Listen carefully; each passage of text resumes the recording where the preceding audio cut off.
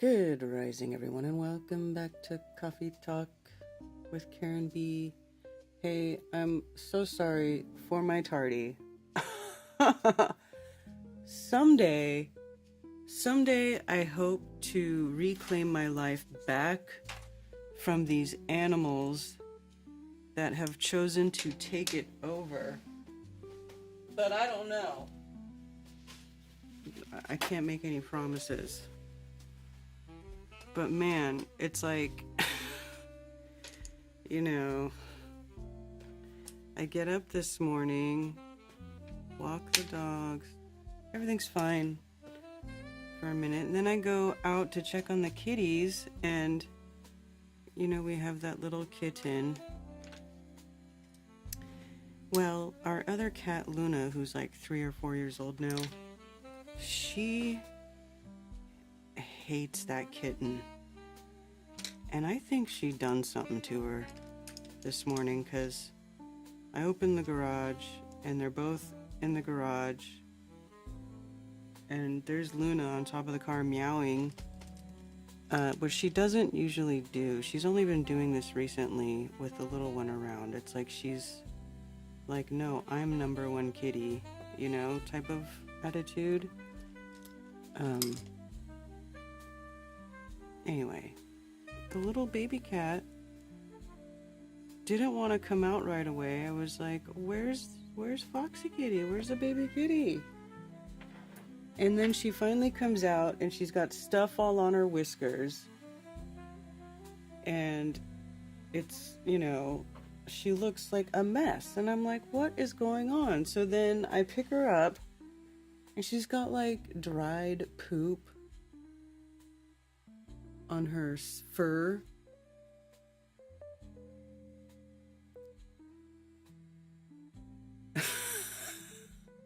Jealous kitty, yeah.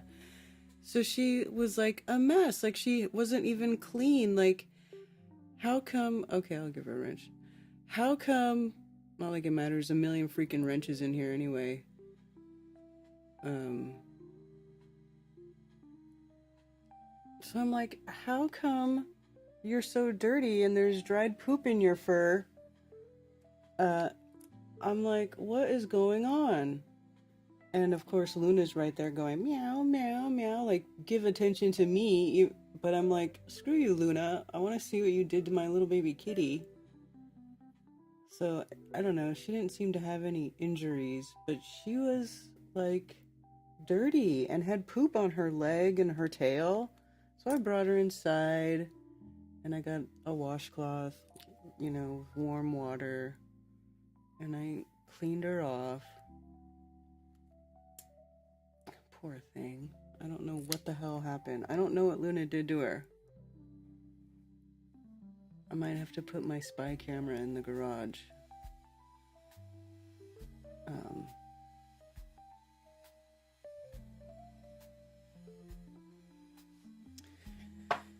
So anyway, I was like, Luna, what are you doing? And she wouldn't stop meowing and like looking at Foxy Kitty. And now here's what really bothered me too, is like the little baby kitten, she like wants to be friends with everybody, right? She's just a kitten. She doesn't know any better. She's trying to be friends with everybody. So she used to look at Luna and be like, want to be friends, want to be friends. And she would like run around. Well, today when I was in there, after I pulled her out and I saw her, how dirty she was, I cleaned her off. Well, I brought her back out to the garage after I fed her so she could go, go potty or whatever. And now she looks at Luna with these big eyes like, and I'm like, oh boy. So, I don't know. Luna did something to my baby kitty. And I don't know what to do about it. I don't, I want them all to be happy, but I don't know if that's going to happen. Do the cats ever get over their bullshit?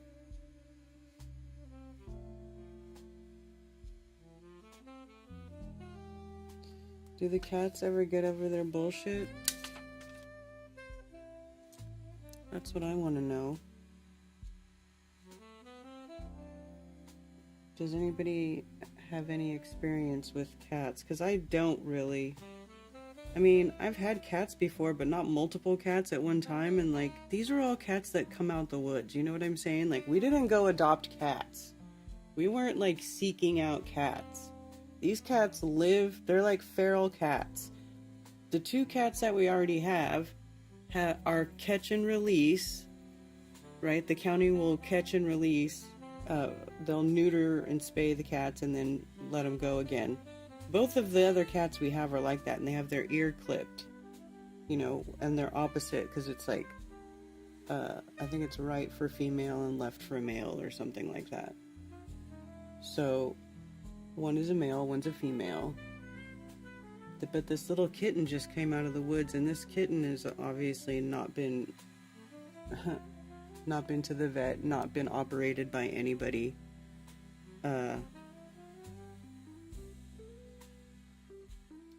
So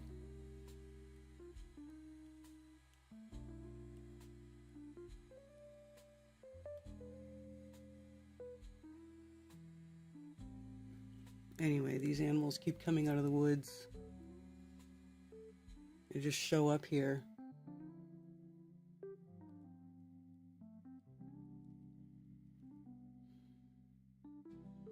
Universe, if you're listening, I've got enough animals. Thank you for all the animals. That's enough, please. Don't send me any more animals. It doesn't get better. Great. Cats adopt you. Cats thrive on bullshit. Maybe this is why I always like dogs. It's maybe why I was more of a dog person.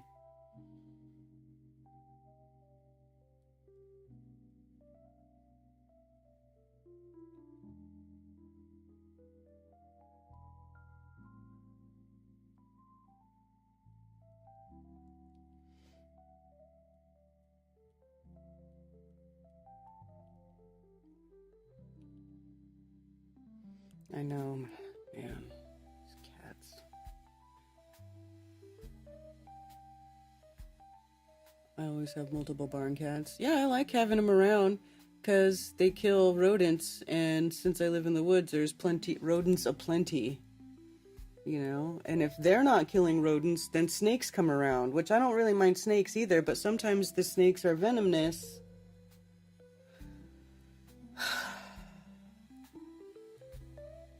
Like that one I had to kill one time. Oh god, that sucked. That day sucked. Not a cottonmouth, the other one.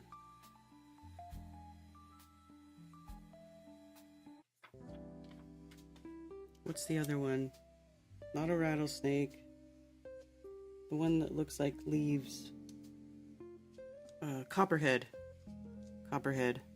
I had to kill a copperhead. That sucked. I didn't like it. I don't like having to kill things. I had a jealous male cat. He was jealous of the new female. They were best buds after a couple of weeks. Well, this one, it's like, she's a baby kitten. She's like just a few months old. Maybe, I don't know. Not an adult. Barely a teenager. You know.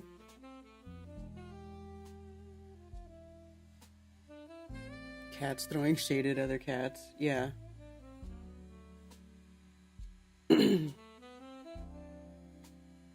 Hello, if anybody's watching on Rockfin, Rumble, X, Trovo, wherever else I'm streaming, Odyssey. Odyssey, you have to go back and like tell it to save your live streams, and I've not done that for a couple weeks. I'm so bad about it. It's very difficult to keep up with all these different platforms. But it's like, you know, if you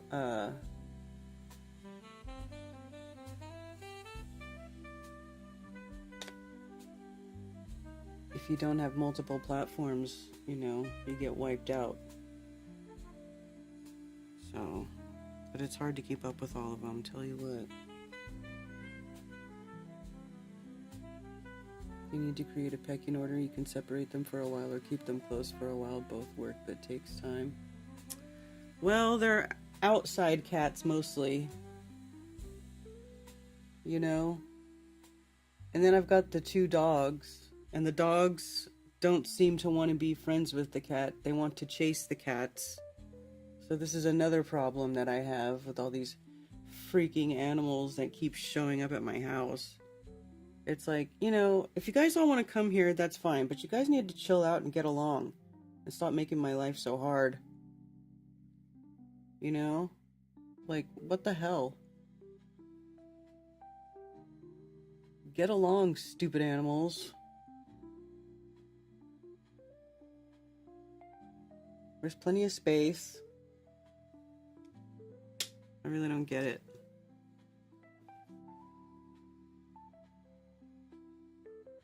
Hey, Scientist Mustard. I haven't even said hi to everybody yet. Orez is first. Good to see you, friend. Jeff Rust, Boston Ray Mudflood, I Am Mayan's Cat, Tony Coriolis, I Can Still See the Moon, Earth First, Space Later, Artiseer, Chi-Chi, Southern Belle, Redondo Rocket, Don't Be Tardy to the Party, says RT. Yeah, I'm always tardy. Free Ball and Bear, Accidental Alchemist, Billingtano, Fathead's Adventures in Homesteading. Hey, Fathead.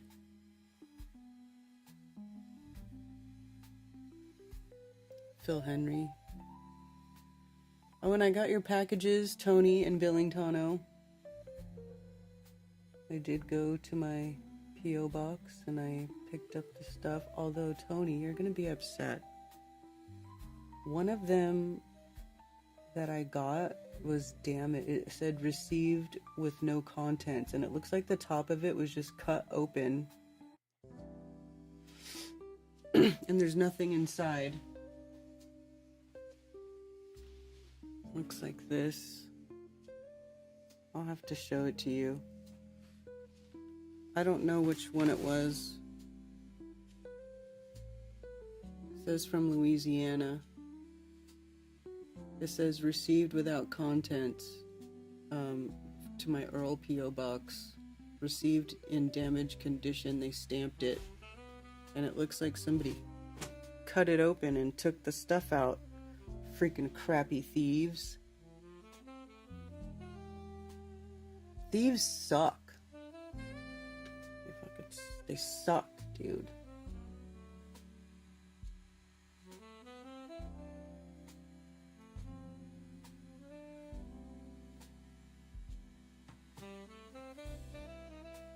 I did get some of your stuff though. It was really cool. I'll show it when I'm done fucking with my face.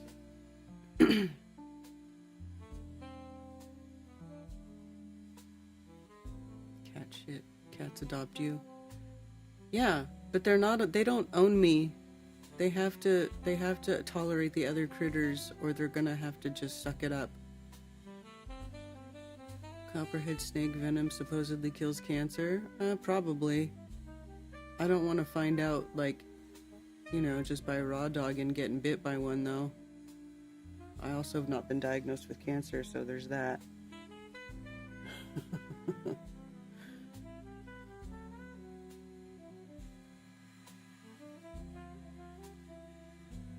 Coral snake. I don't know if we have those here. Can't we all just hit a bong? Coyote, keep the rabbits down. I don't want coyotes around here. I got chickens and stuff. Like, I don't want my animals dead. I just want them to get along. We got little bunnies. I saw a bunny this morning taking my son to school.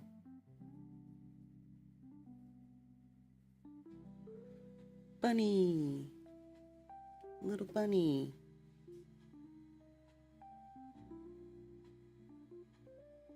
Too bad there isn't a vaccine available to take the place of traditional neutering. Ugh. Dude, they do that. Why do you think so many women are becoming fertile? Prayers for Kitty, yeah. Oh no, so what did you get? I sent 3 things and the last thing is getting there today. Oh. I got the $2 bill.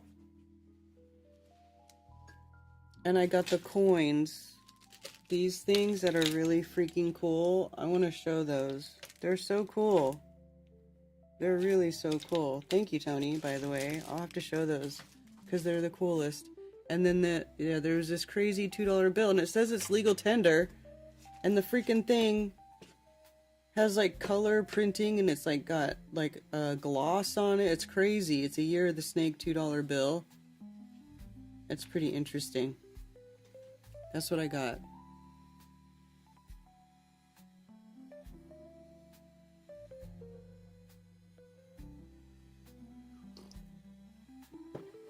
Yeah, so anyway, I turned the blower onto my black cat today because she wouldn't stop looking around in the garage. Like, I could tell she was looking for Foxy Kitty, and I went and I got the blower and I blew on her.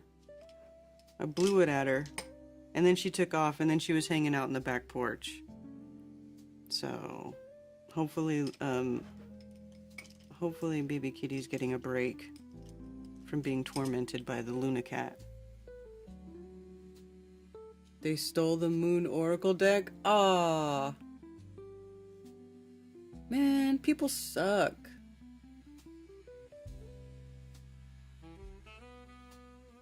Tried to pay with a $2 bill at a restaurant and they wouldn't take it. That's weird. Well, they don't exactly keep a spot for $2 bills in the register, you know what I'm saying? Like the drawer. If you've ever been a cashier, there's no $2 bill. It's ones, 5, 10s, and 20s. And then you gotta put the 50s and 100s under the thing usually. Or in another drawer.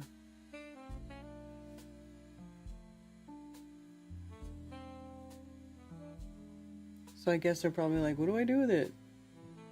You'd have to put it under the drawer. I would have took it.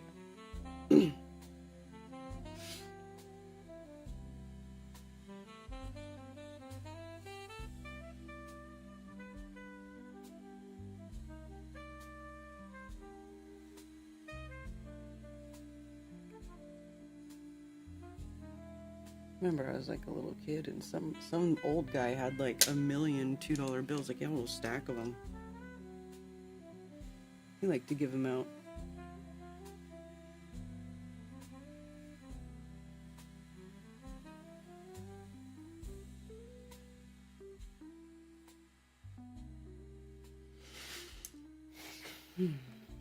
Got a crystal tarot deck. Yes, I did.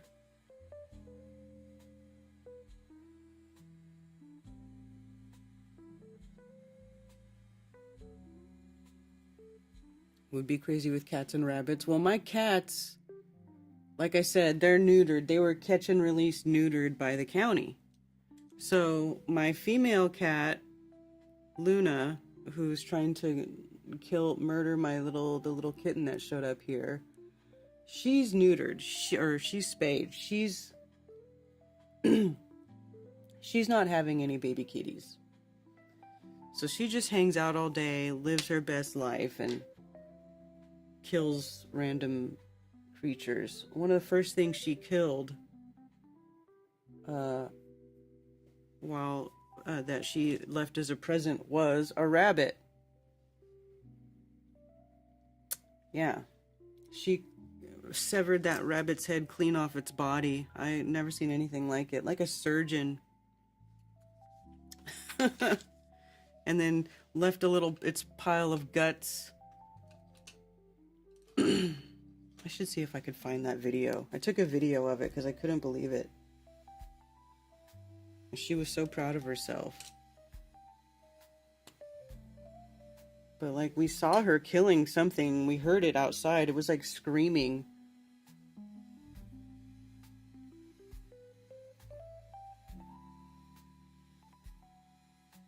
Anyway, I know she can kill stuff. That's why I worry about the baby kitty.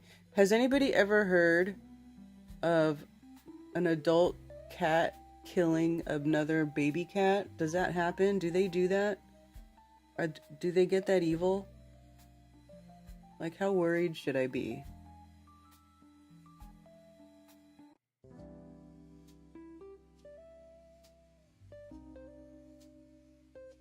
because poor little baby kitty was freaked out today.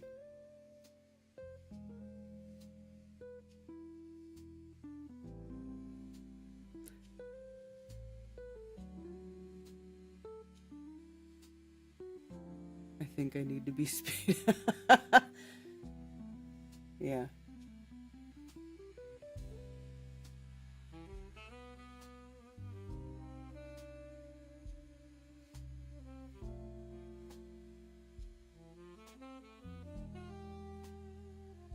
I'm just saying, Luna Cat is murderous.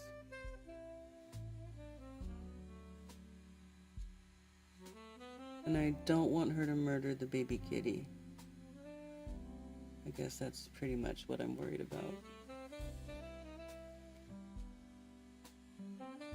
20 cats I've never seen or heard of that. Oh, thank you, Conspiracy Music Guru, because I was worried. I was like, she's not gonna kill the kitten, is she?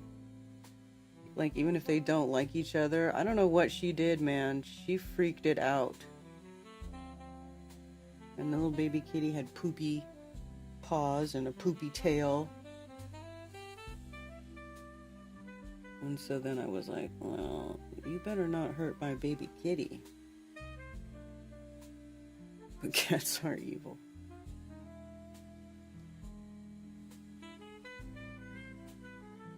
I've heard of dogs killing puppies, and I know chickens will kill other birds' chicks. Yeah.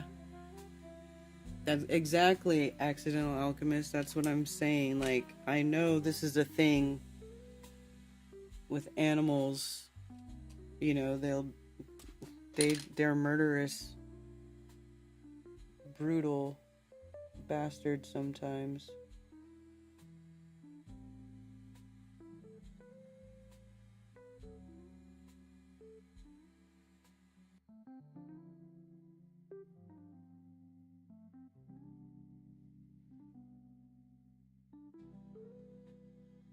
Scared the shit out of her.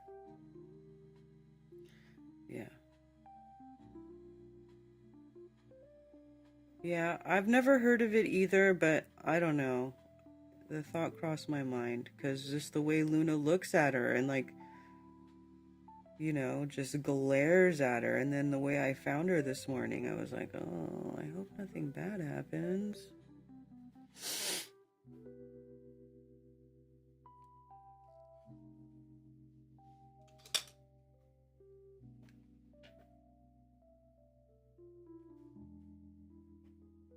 Humans are murderous sometimes too. Oh yeah, that's a fact.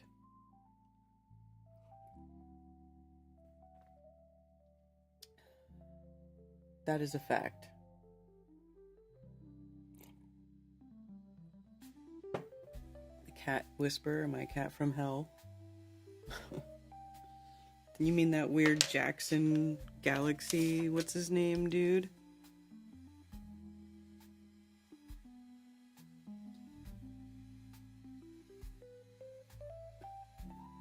There's no way that guy would come out here to mess with barn cats. No.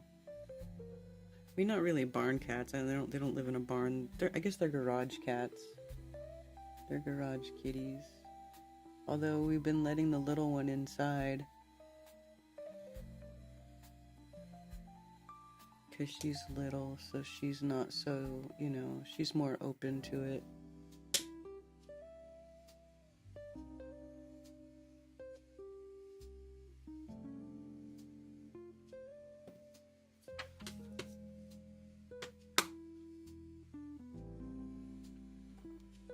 Hey, Brandon C.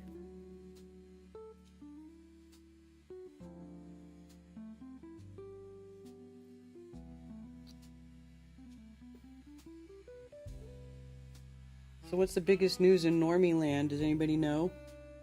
What's the biggest news in Normie Land?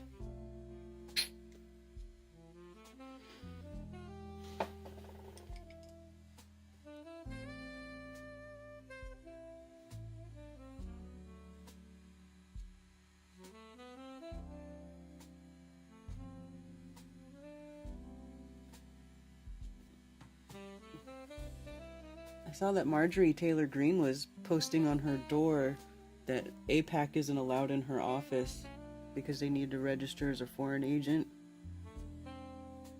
And, you know, I don't really like politicians or politics, but good for her on that, you know? Good for her for publicly putting her foot down.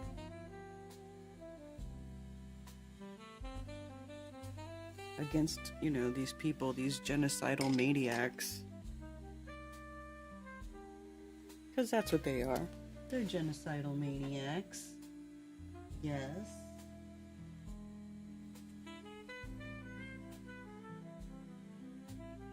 Donald is taking over DC. Bibi is taking over Gaza. We had a big orange blood moon rising last night here in Las Vegas. Did you see the moon last night on the East Coast? I did not, because it's been raining here. It's been raining here for like I don't know, a while. It's been rainy. It's raining right now. It's supposed to rain all day. So, no. I never hardly ever see stars. I hardly ever see the moon. These days, I swear, my sky views are crap. I'm like nestled in the trees, and I just don't ever see anything anymore, I feel like.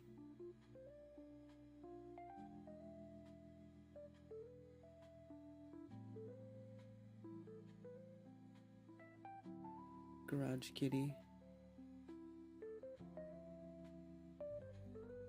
Trump is taking over DC with federal powers. He also has a ceasefire talk with Putin in Alaska soon, maybe. AZ to Cali Bridge in Yuma burned down.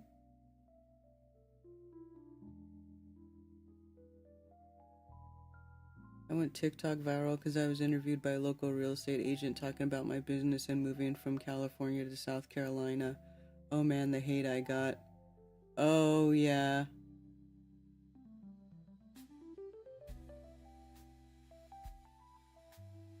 Yeah.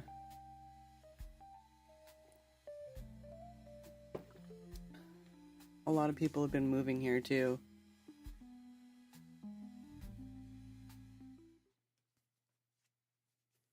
Oops. Why does my, there we go. Look at this cool, it says, U.S. banknote year of the snake. Look at how cool that is. It's all colorful. It says year of the snake. Anyway, that's really cool. And then these coins. These are freaking cool. Are they all just different year of the snake coins? Because they all seem like they all have a snake on them.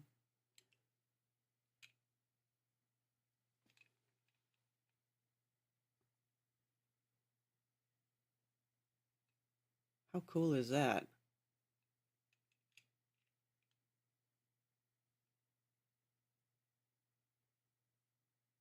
It's got a character on there. I don't know what it means. Hey, Musicians for Truth. Thanks for the conversation the other day. Well, you're welcome, KJV. I still don't think we live on the moon. I think the moon is the moon. And that's that. The vid that you put on TG with old newspaper articles about 6 million was eye-bugging. San Diego International Airport has recorded 4.242 inches of rain year to date. Wow. I've heard the South doesn't like Yankees moving down there, but Cali transplants are even worse. I mean, maybe. I've been living here since 2011, so whatever. Come on. Come on. Camera? Work it out. There we go. These are so cool.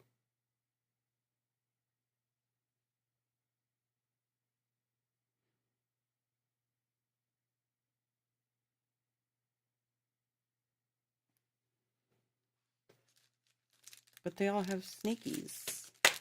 Because 2025 is the year of the snake, and I'm Snake. Hey, let's find a specific snake set. This is awesome.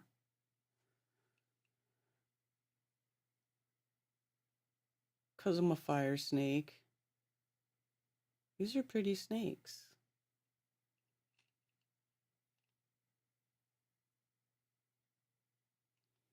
Oh, that one had the zodiac on it, did it? Or I had the Chinese zodiac, like all the animals. Oh yeah, yeah, the rat talks. That's cool.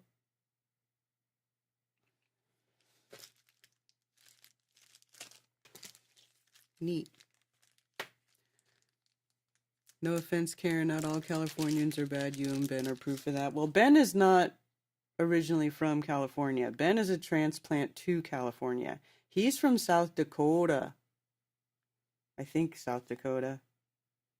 I actually am from California, and I was born in probably like the most liberal city in California, which is San Francisco, and I grew up there. So like I really am.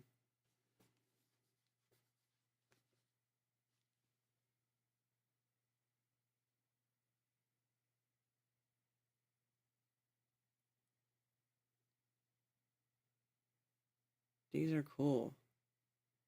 The little lanterns.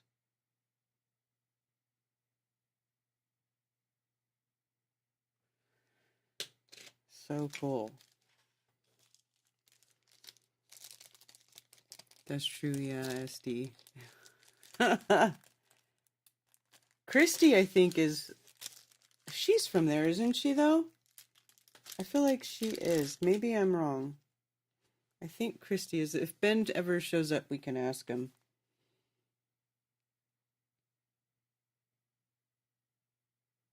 That one's cool. On peonies.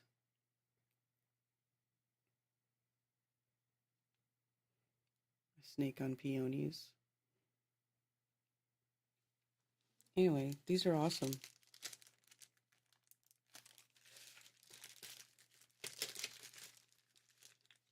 Thank you, Tony. And then I did get the package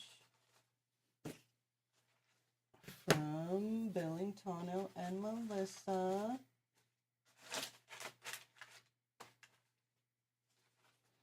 And I got this salve she made. Ooh.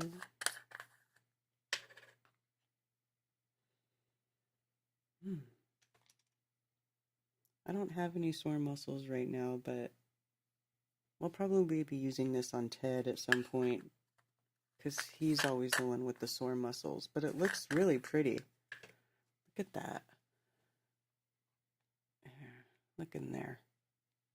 I stuck my finger in it just now.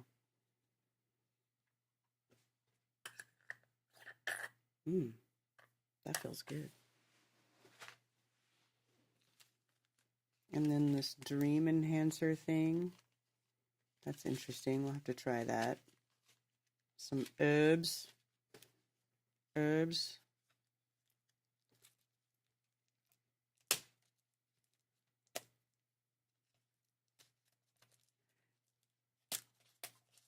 Sucks they won't be down in October. I know. The only thing making California suck is the Democrats. That's what I'm saying. It's the government that makes California suck. There's actually a lot of conservative people in California, but it's all the cities. The cities have all the big population, and then they're all a bunch of liberals.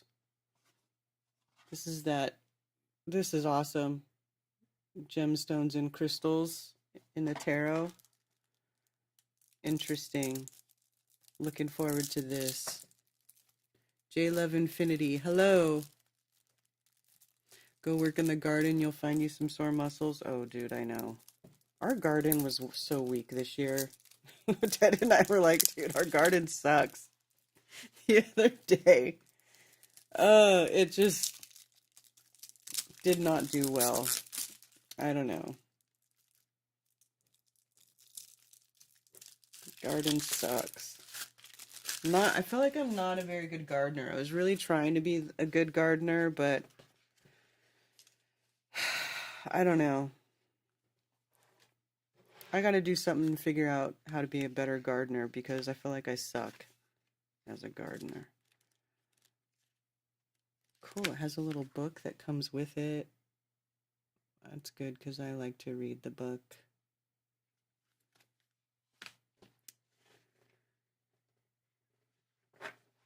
Esoteric bookstore, yeah.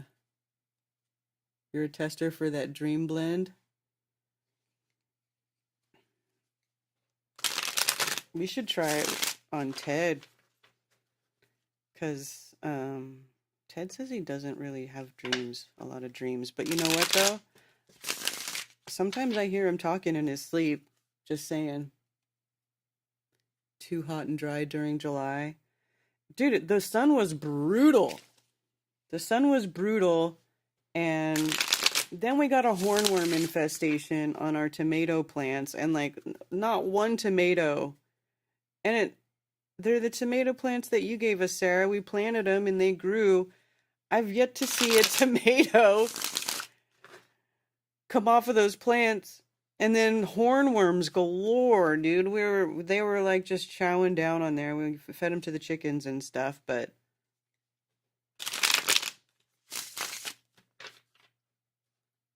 ugh. Start your fall garden. It's fun through cooler temps. Yeah, well, are we still okay to do fall garden? Because, is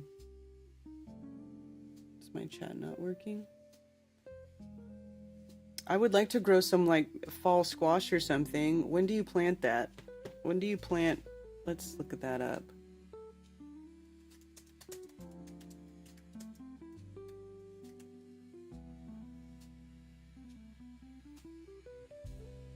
Gardener Bible.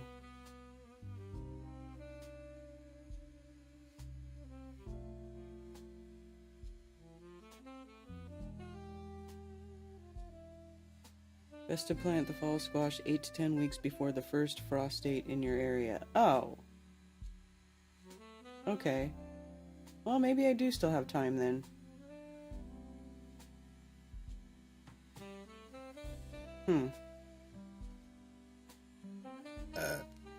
My garden was great till mid-July.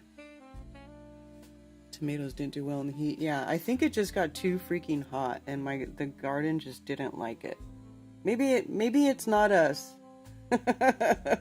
Maybe we don't suck at gardening. Maybe it was horrible weather this year.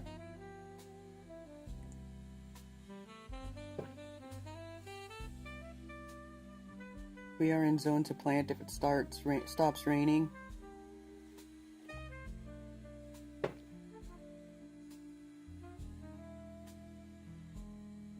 Now's the time.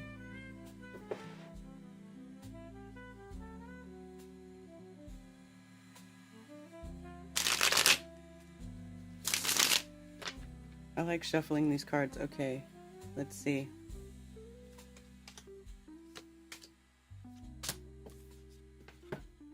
Oh, neat.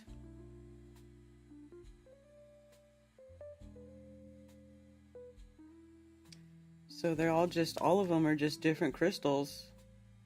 Chalcedony, 9 of Cups, 9 of Swords, and 5 of Cups. Let's see. Want to see what they look like?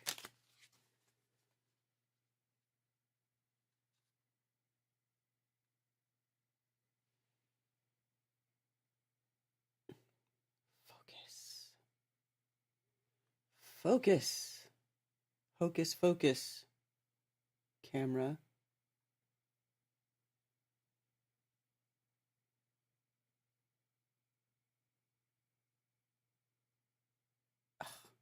Oh, there we go.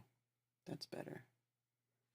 Fluorite, chalcedony, and what's this one? Quarite, caroite, caroite. How do you say that?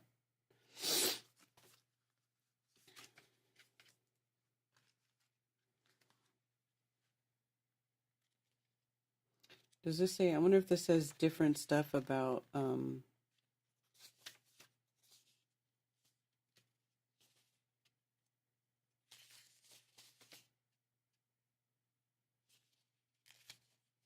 about the signs or the cards. Nine of Swords. Fluorite brings mental and spiritual perceptions to the physical level. It teaches us to take responsibility for our actions. As a result, it helps us in our mental and spiritual development, bringing calm and order to the thoughts and aiding meditation. Tarot interpretation, reservations, strain, desperation, nightmares, misfortune, worries, trapped by fear.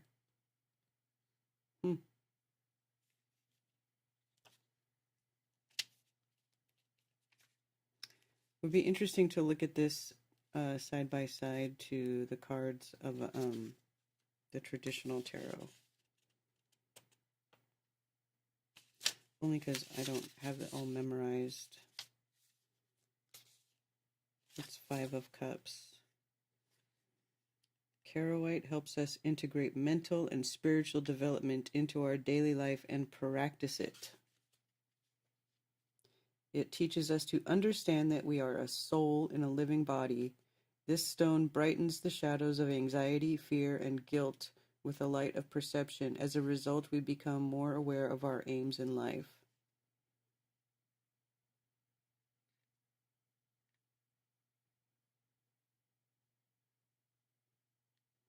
Then it has tarot interpretation and then shadow aspect. What does that mean?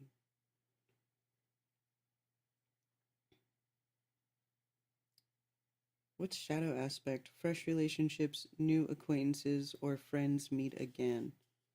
It's not, shadow is not even necessarily a bad thing. That doesn't sound like a bad thing, so, but they all have shadow aspects.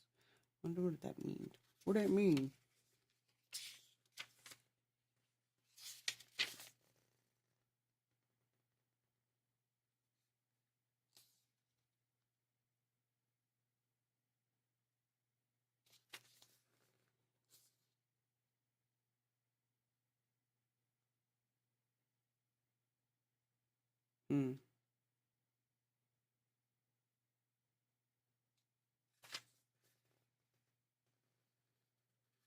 Anyway, this is boring streaming. Me sitting here looking at the book.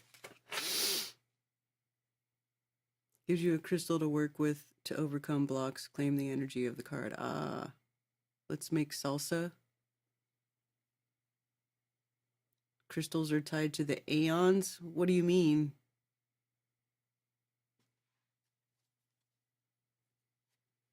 Jalapenos are popping too, but not bell peppers? Yeah, I tried to plant some peppers and they didn't even sprout. They didn't even freaking sprout.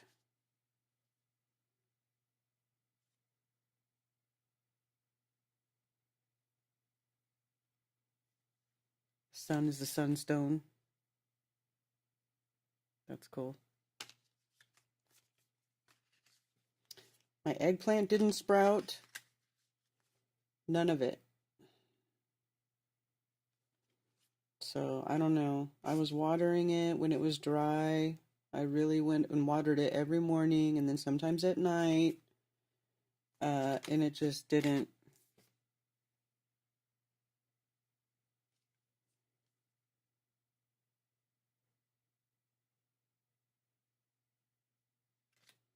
Nothing worked for me.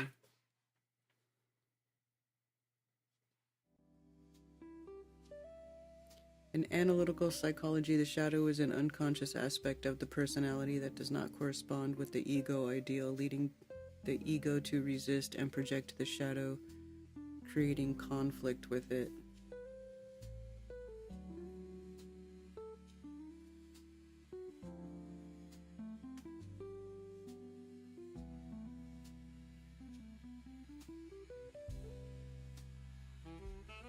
Ooh,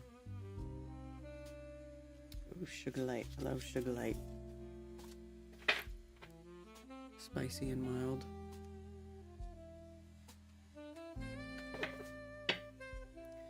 Look up aeons. How do you spell it? A-E-O-N.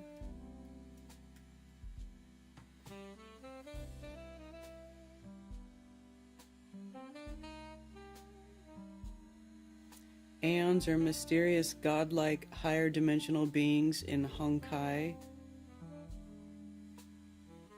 Star Rail Wiki. It sounds like a game.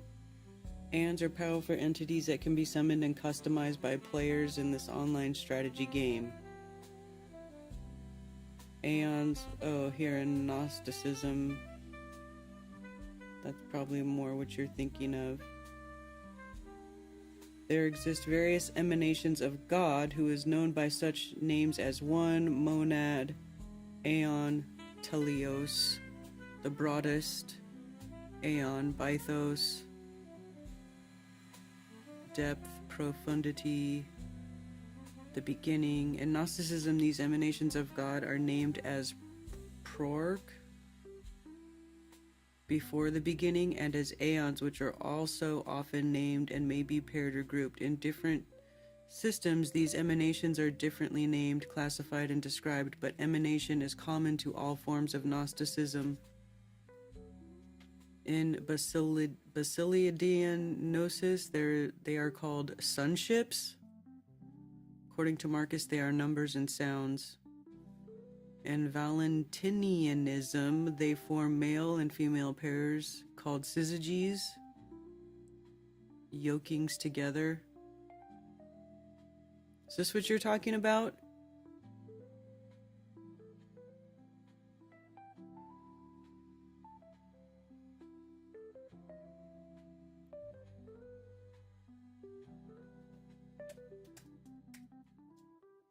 And why did I start looking this up?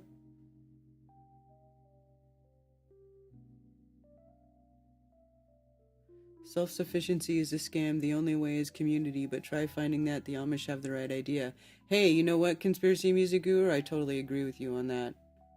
Nobody can do everything. You can't do everything. Like, you can, but you're still gonna need to, like, you would have to go without a lot of stuff, but you could survive. But if you want to have any sort of, like, variety, or, you know, you gotta have people around you doing stuff that you can at least go barter with. Because you really can't do everything. Like, you know, you're right. It's crazy. It is better to have a good group of people and form a community that you guys can depend on each other and trade with each other, and everybody sort of pitches in their own way. Plant basil near your tomatoes helps ward off pests.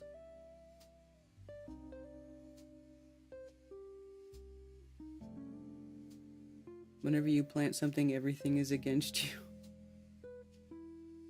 Chemtrails are messing with their crops. Plant sweet potatoes. Oh, I love sweet potatoes. Yeah, well, we're in a flight path. My house is in a flight path because Charlotte Airport is, like, you know, it's west of us. So anytime they're flying east, they're east of us, and anytime they're flying west, which is most of the time, the planes go over my house, and the sky gets disgusting. Now, I don't know if they're purposefully doing stuff, or if they just have a bunch of additives in jet fuel that make the air disgusting. I don't know what's going on. But yeah, I wonder about that too. Because I actually found some old video. I was going through old video where I was, like, trying that vinegar thing out. And it was like, the sky was disgusting. You know? It looked terrible.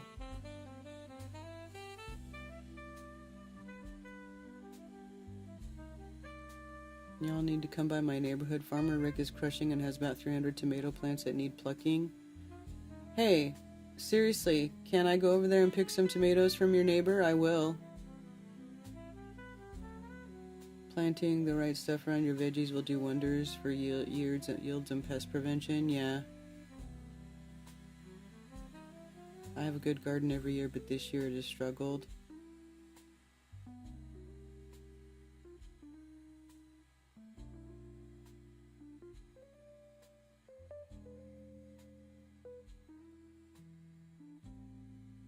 Crystals are tied to the aeons. That's why I was looking it up. Yeah, I don't know how crystals are tied to whatever this is. Crystals grow in the dirt. They grow under the ground in a supersaturated slurry. And then we dig them up and use them for stuff. Or wear them for jewelry.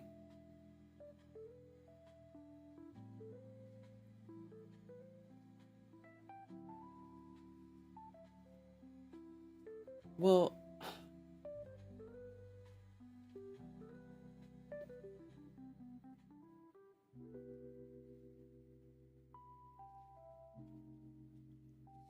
the transition from immaterial to material, from noumenal to sensible, is created by a flaw, passion, or sin in an aeon.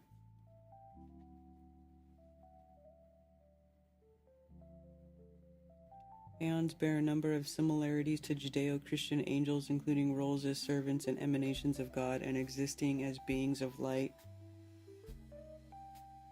I mean, I don't know. Whatever.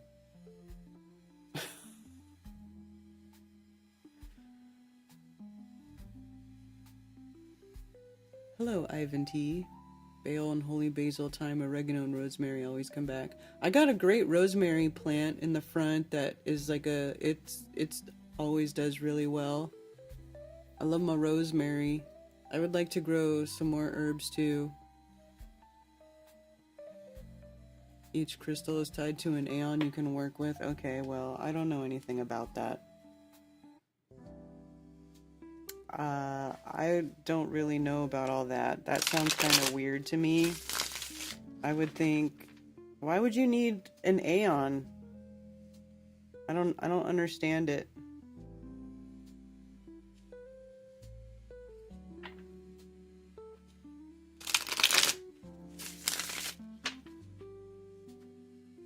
It smells so good when I mow over it. Yeah, I have a also some mint. I have a little mint plant. Planter full of mint.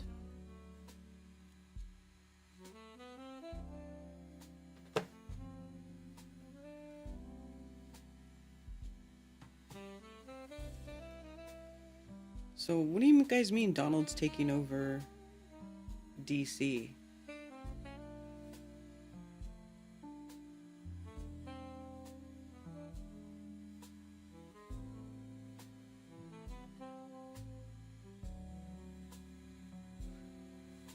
See, this is me. I've been checking out of stuff here lately. I really haven't been online very much.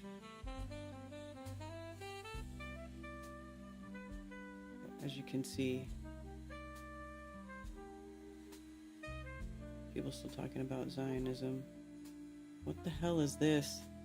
Red Dress Day in New Orleans? Is this really a thing?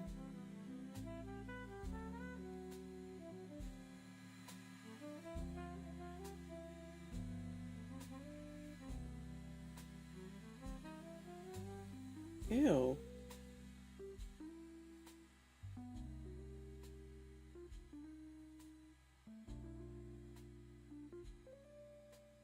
There's like a bunch of dudes wearing red dresses.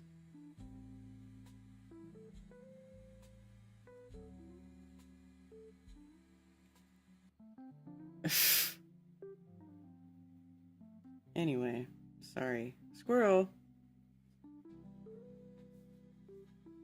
Going to be sending a National Guard. Oh, for the crime?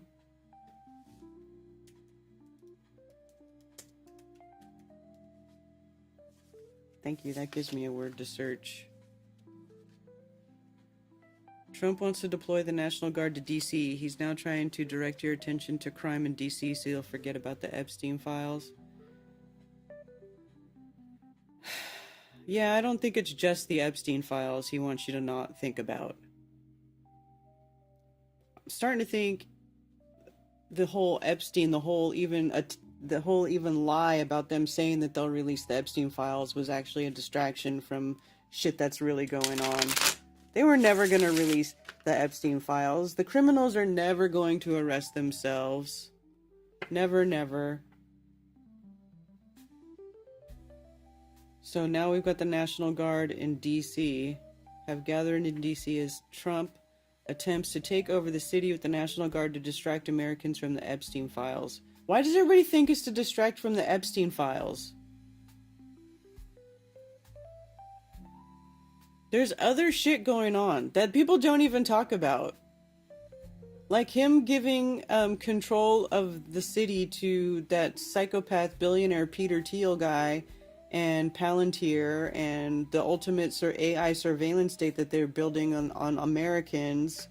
Like the Epstein files at this point was a distraction from some even more permanent totalitarian heinous shit that they want to do to the rest of the country. I mean, not that the whole Epstein thing isn't bad. Clearly it is. But they were never going to arrest themselves. So now they're like, oh, it's to distract from the Epstein files. No, it's not even just the Epstein files. Like, all the people that we already know are involved in all that heinous shit are taking over this country. And they're screwing it up big time. So, you know.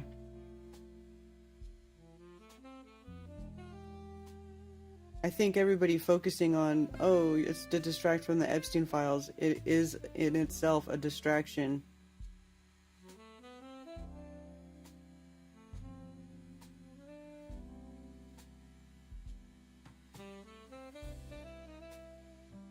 Violates the Posse Comitatus Act. When the fuck will this authority... It's true, though. I thought that was... Does National Guard count as United States military?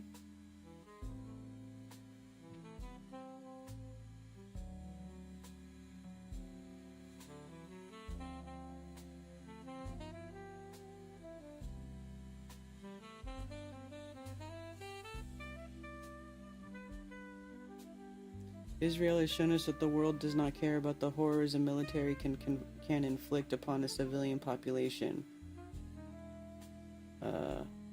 Yeah.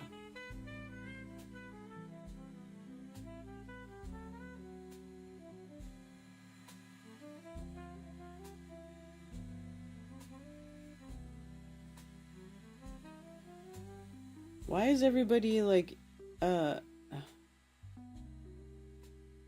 I don't understand how they couldn't, the regular police can't do their job, so they have to call the National Guard in to do this? And how come all these people are going for it? They're like, yeah, buddy, it's go time. Why are people happy about what's going on here?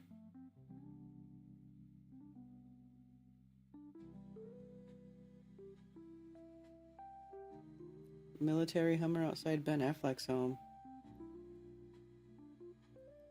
Who are now in control? Warp speeding on the spinner water rock.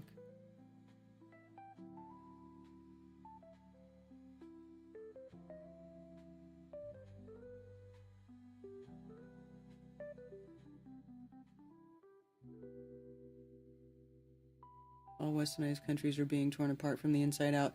Hey, Musicians for Truth, what's up with Canada putting everybody on climate lockdowns these days?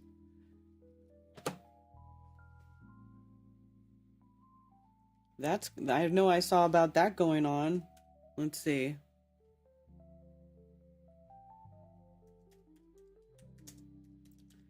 They're telling everybody to get out of the woods and stay out of the woods.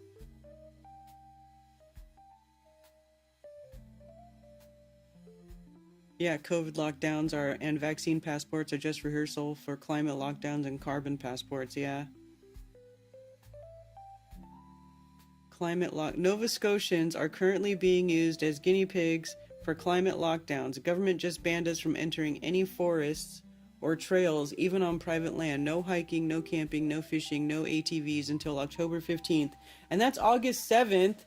So it's like basically right when they're having the best weather, they're not allowed to go out and enjoy the outdoors.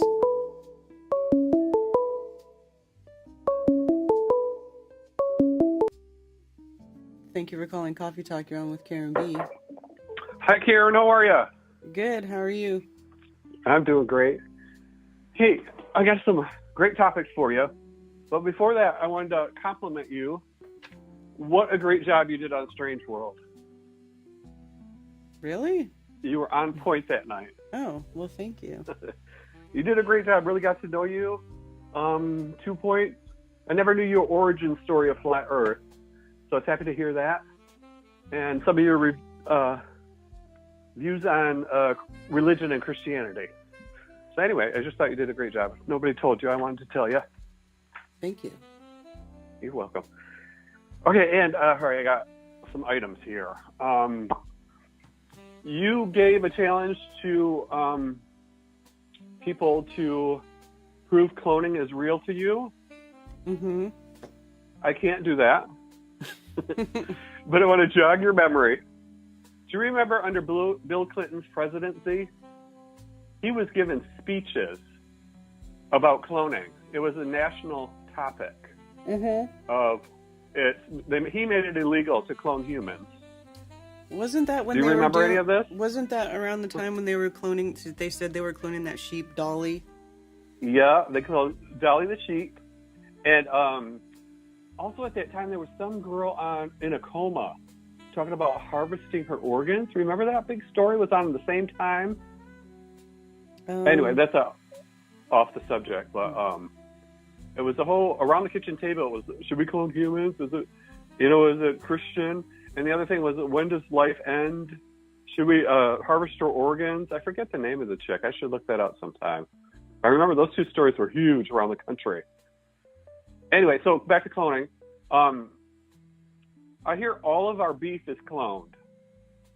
From one perfect steer or whatever you call it, bovine, like down in Texas, all of our beef is cloned. So anyway, I guess my thought process is they stopped talking about cloning humans. To me, that means they're doing it. You know what I'm saying? They didn't stop pursuing the technology, if not here, but in other countries. So I can't prove it, but I liked your point that the clone would have to be the same age.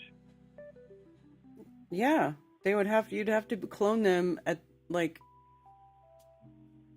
for body parts, at right? or around birth for it to even work, because you can't. I mean, how do you end up with just a full-grown human? Yeah, they have to age, right? Unless they could speed up the aging process on the clone. Yeah. But how the hell would you do that? I don't know. Because the crystal slurry and the and the bones need to grow, right? The crystal. Yeah. And then, have you seen they cloned Tyrone on Netflix? I think I did. I do remember hearing about that, but I did not watch it. I haven't watched it. I really want to watch it with Jamie Foxx, and that was the whole time when he was in having pneumonia in the hospital. We thought it was the COVID shot. Yeah. People thought he was being cloned. Mm-hmm. And he was in that movie. So anyway, that was show. I can't prove that clones are real, but they shut up about it. That makes me suspicious. You know what I'm saying? Does that? I don't know. Does that make you suspicious? No, because I don't think they can do it. I just think maybe they've got plenty of other stuff to put out into the consciousness to distract people with. True. Okay. And all right. So air quality in Canada. I want to know your thoughts on the wildfires. I live here in Michigan, and every day, every weather weather forecast is about air quality now. Mm-hmm. Are the wildfires going to be a permanent thing now for the rest of our lives? What do you think? Yeah, it's the new normal. That's what they told the folks in California. It's a new normal. Crazy. So on purpose? I mean, possibly. Starting the fires, keeping us smoked out? Well, I mean, and then they say that, and then there's cloud seeding, right? So how come they don't ever make it rain when the fires are out of control and threatening people's homes? See the clouds put out the fires. What's going on? Anyway. It's annoying. It smells like a campfire here all the time. Yeah. And you can feel it in your lungs. You feel like you're smoking. And then, big news. You're talking about the nuclear reactor on the moon. 2 thoughts on that. Have you seen? Oh, yeah, that's what's right. his name? Sean Duffy's speech on it. He seems like a little giddy schoolgirl of the space thing. His speech, he was just so giddy about going to the moon and putting a nuclear reactor out in there. If you have time, show that speech. It was ridiculous. How brainwashed. You know, Sean Duffy, he's a congressman. He used to be on like The Real World with his wife. He was on The Real World? He was on The Real World with his wife, who also is a broadcaster on Fox. She's a personality on Fox. I think she's Mexican. She's Latin. Sean Duffy, and I can't remember his wife's name. But anyway, that speech about the moon and and they're putting their nuclear reactor out there so they can take off from Mars to go. I'm sorry, the moon to go to Mars. Mm-hmm. Anyway, so stupid. And so on the same subject, someone was saying how to survive a nuclear blast. I had a thought: jump in water, get in a lake, get in a bathtub, because nuclear reactors in water. Mm-hmm. It creates a good enough barrier from the radiation. But anyway, I'm just getting into nuclear bombs. So that was just a thought. Get into water. Sargent says that too. Water, lead, gold. I think those are 3 things that stops radiation. Too many topics. And one last thing. I heard that Venus, every 8 years, follows a sacred geometric path until it creates the perfect sacred geometry, the flower of life. Every 8 years in the sky, it follows a path that creates a perfect sacred geometric thing. What does? Venus. Oh, Venus, yeah. Yeah. Mm-hmm. I thought that was really cool.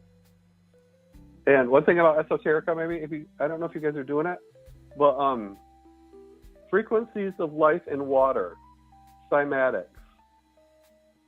Mm-hmm. Any of your cymatic experiments in water? It'd be hard to do, probably. What do you mean? Like? Oh, what do I mean? I've heard it. You always ask good questions. I always have the answers. Frequencies into the water. I don't know. Using light. It's not the right way of putting it. Well, kind of like this. Sorry. Well, the cymatics it's formed with sound frequencies. So, like sand or salt on a speaker, and it vibrates into like sand on the plate. Shapes. Yeah, we have the sand on the plate, which is called a Chladni plate, and then also a Rubens tube, where you fill it up with propane, and it's got the little holes in the top, and there's like little flames, and then you can put the frequency in one side of the tube, and it shows it through the flames. The flames react. Cool. Yeah. I'd love to see that. Will you take a video? Oh yeah. After? Yeah, well, we already have video of it, but yeah, we'll take more video at the event. Okay, I'm sure. Yeah, I'll watch it. Yeah, because I'd like to see that. I'm not going, but yeah, I don't know why they're saying doing it in water though. I'll have to get back to you on that. I forget what context it was in. I can't come up with it quickly enough on the phone right now. I mean, I've seen where you can take tuning forks and put it on the surface of water, and it'll make ripples in the water and stuff. I mean, I've done that stuff with my tuning forks, but cool. I don't know as far as experiencing it in the water. You mean like somebody get in the water, like a tub of water? Well, I think they were kind of like our star in the jar when they were doing frequency into water, and they could create a star in the water. I think it was more like that, but I don't know why I can't remember why they used the word cymatics with it. Well, how did I write it? Frequencies of light and water, cymatics. I forget what. Well, they are putting a frequency through that point, right? And then that sound bubble is what's Yeah. creating the cymatic, like the light inside the bubble. It's a crazy thing that happens. Yeah, what I think stars are in the waters above and the planets, what I think they are as frequency in water. I can't prove it. The stars maybe, but the planets, I don't know, because they look different. They look different when Yeah. you look at them. They don't look the same as the stars. They don't. Well, like a high power camera, though, they do look like they're underwater to me. All of them, the planets too. Possibly. I know you've seen those videos, right? Where they look like they're shimmering underwater. Mm-hmm. Yeah. But anyway, that's all I had. Yeah, the cloning, I can't convince you. I'll keep looking. All right, cool. But I just think they shut up about it, and that usually makes it seem like they're doing it behind the scenes. They don't just stop at technology. Well, you think they can't do it, so they stop. All right. I'll keep trying to prove it. All right. I said I don't know 100%. I just don't. I've never seen anything definitive. It's always, True. And you would think our creator would stop that, if we can create people. I don't think he'd take too kindly to that. Yeah. Maybe it'd piss him off. So, all right. Great talking to you, Karen. All right. Thanks. You too. You have a great day. Okay. Bye. If Venus is closer to the sun, then it would be 40 million miles behind us at night as we face away from the sun. It should never be visible late at night. Yeah. Hey, Bill Will. 9 probes have said to be sent for science.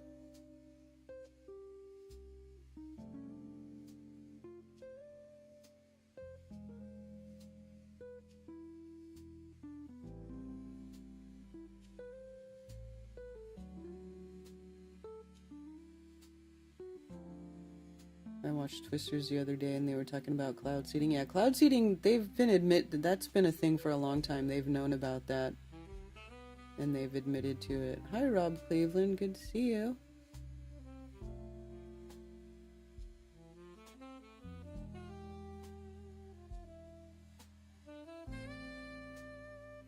Hey, Angela. Yeah, so, I don't know. Let's see what this knucklehead says about his nuclear power plant on the moon. This should be good. Moon, in a race with China to the moon. And to have a base on the moon, we need energy. And some of the key locations on the moon, we're going to get solar power. But this fission technology is critically important. And so we've spent hundreds of $millions studying, can we do it? We are now going to move beyond studying, and we have given direction to go, let's start to deploy our technology to move to actually make this a reality. And I think the stat we have is it's a 100 kilowatt output.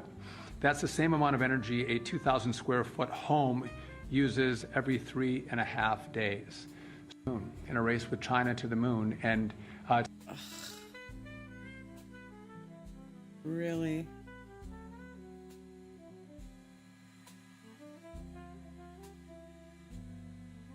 Here's a longer one. Moon, we need energy. And some of the key locations on the moon, we're going to get solar power. But this fission technology is critically important. And so we've spent hundreds of $millions studying, can we do it? We are now going to move beyond studying, and we have given direction to go, let's start to deploy our technology to move to actually make this a reality. And I think the stat we have is it's a 100 kilowatt output. That's the same amount of energy a 2,000 square foot home uses every 3.5 days. So we're not talking about massive technology. We're not launching this live. That's obviously, if you have any questions about that, no, we're not launching it live. But again, energy is important. And if we're going to be able to sustain life on the moon to then go to Mars, this technology is critically important. And I would just note that we're behind, right? If we're going to engage in the race to the moon and the race to Mars, we have to get our act together. We have to marshal all of our resources, all of our focus on going to the moon, which is what we're going to do. And again, there's a lot of things that NASA does. And a lot of people love a lot of the things that NASA does. But this is about space exploration. And this is about this next phase. A lot of people don't know even what Artemis is. Everyone knew what Apollo was. We all knew, the whole world knew what Apollo was. We were going to the moon. Artemis is we're going back. So in the first part of next year, we are going to send Artemis 2 out.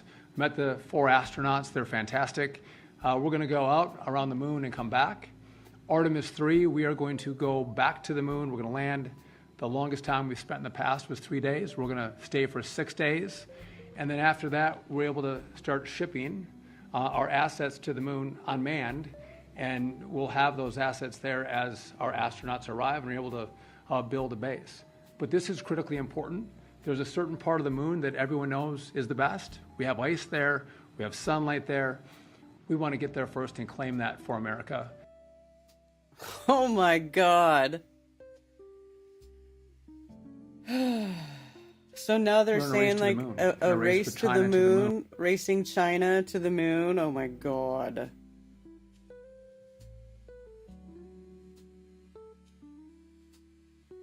Can anybody explain to me, like I'm a 5-year-old, why the fuck we need a nuclear reactor on the moon, which by the way we don't own? Exactly. Yeah, it's crazy. It's crazy. Dark journalist joins Alex Jones to break revolutionary intel on the secret UFO file, Project Bluebeam, NASA wanting to put a nuclear reactor on the moon, and more. Yes. Oh God. See,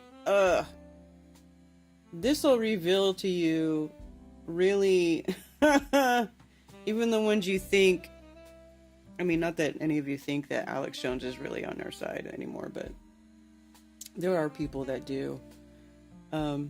This is why I'm glad that I woke up to the truth that the Earth is not a globe, and that all of this stupid bullshit is exactly that. Stupid bullshit.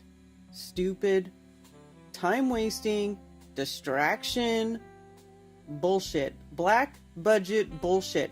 Like, when this guy's up here earlier and he's talking about how, oh, we spent hundreds of millions of dollars just researching if we can do it. Hundreds of millions of dollars just researching if you can? Hundreds of millions of dollars. Just posing the question, can we do this? Sweet Jesus.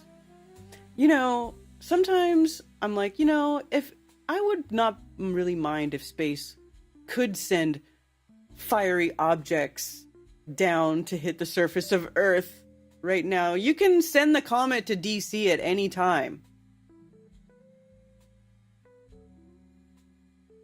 Just saying. Oh, creator. Anytime you can send a comet to Washington, DC. I'd be okay with it.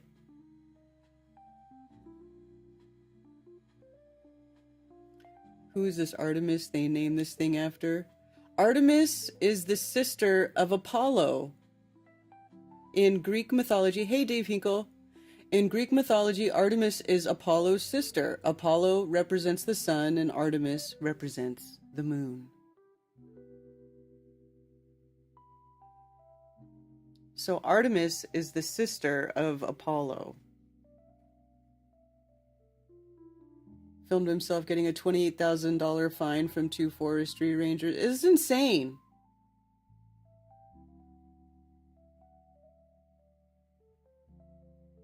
They're going to film this fake moon station. Yeah.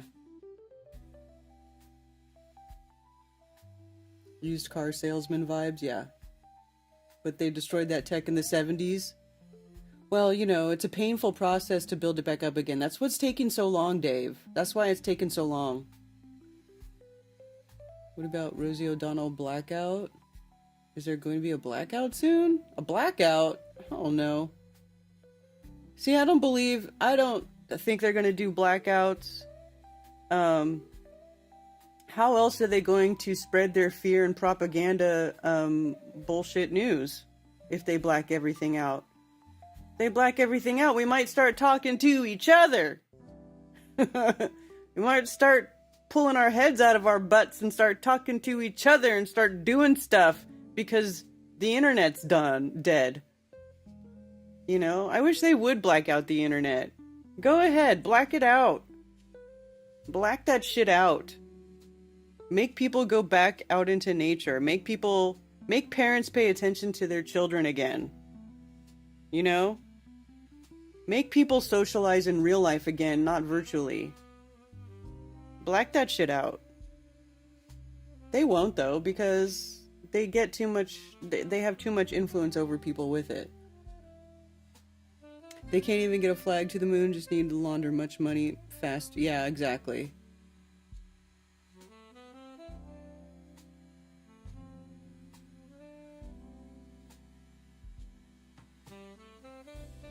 I always wake up to a flat, unmoving plane with 4 fixed pillars every single day. Hey, Aaron!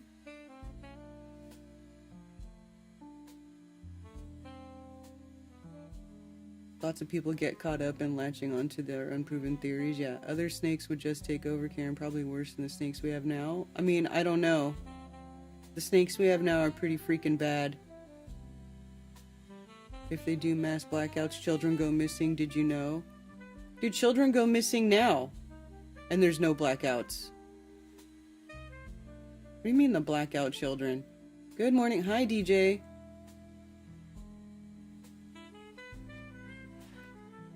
How many children have gone missing in the United States in 2025?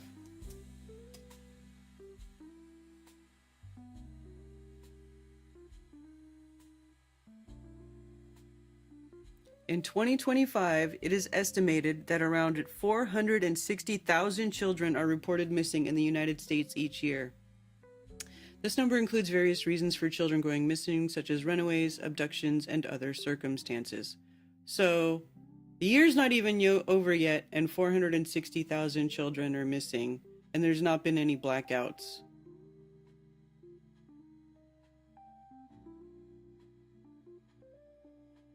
What's this say? Claims that more than 300,000 migrant children are missing lack context.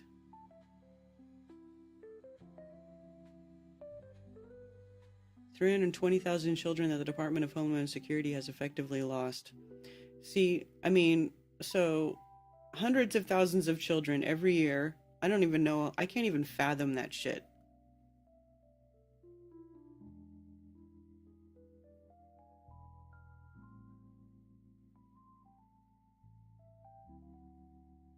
Over 30,000 children are still missing in the U.S. What is being done to find them?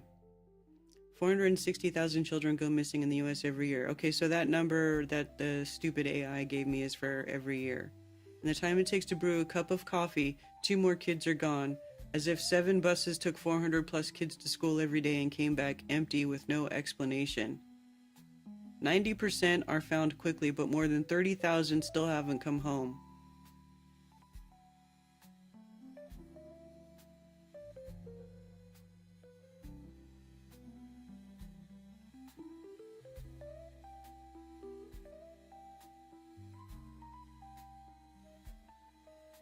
Anyway.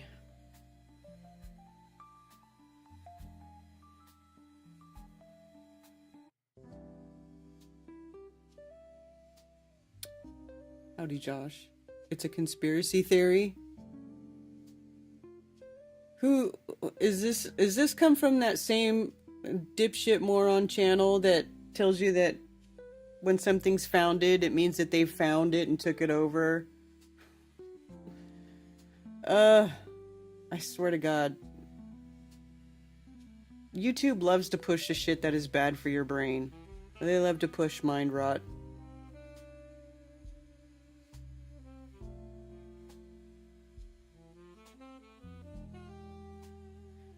Maybe Google the blackout children.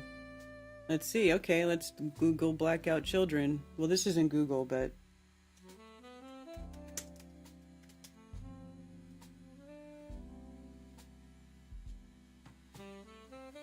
blackout kids curtains.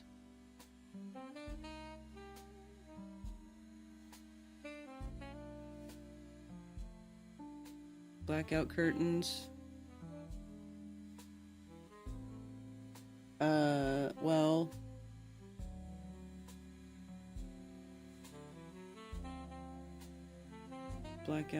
blackout children. Let's type in missing blackout children.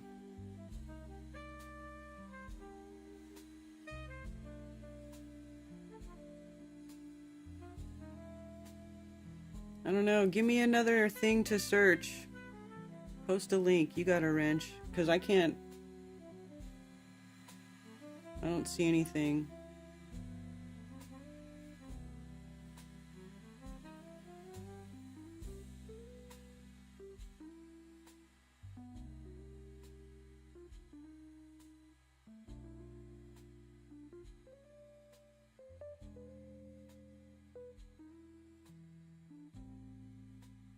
I don't know. Hey, Benjamin. 1111. 1111. Woo! Woo! Yeah, I don't know. Ben, we were talking about you guys earlier, and we were wondering if Christy is a California native.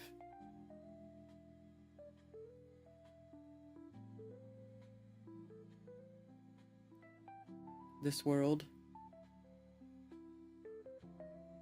thing you dug up a long time ago. Yeah, I can't find anything about it, so you're gonna have to help me out. The black-eyed children? No.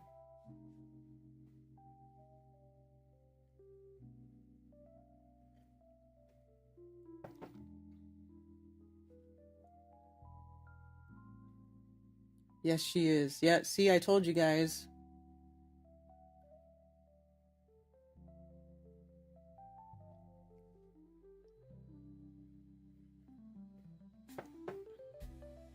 So there you go. There's another native Californian who's really cool. I won't say not bad. She's beyond not bad. She's awesome. DJ might be native Californian. He's pretty cool too. DJ, are you native Californian?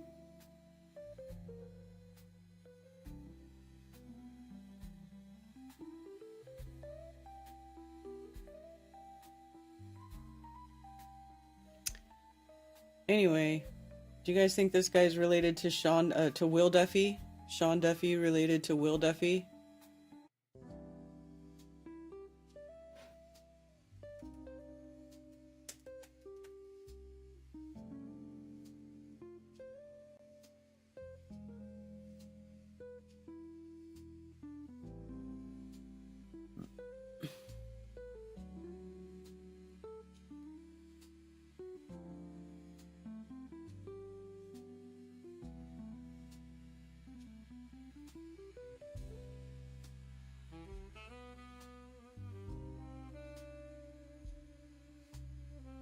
Sean Duffy, Will Duffy's older brother.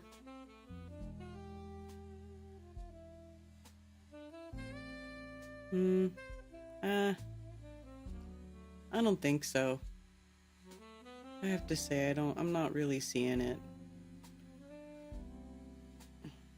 But people were asking the question, so why not at least look? Both pinheads, yeah. And Redondo Rocket's native Californian too. See, we got some good ones. South Dakota, see? Needed me a Cali girl. Born and raised in SoCal, see? Don't surf. Me either.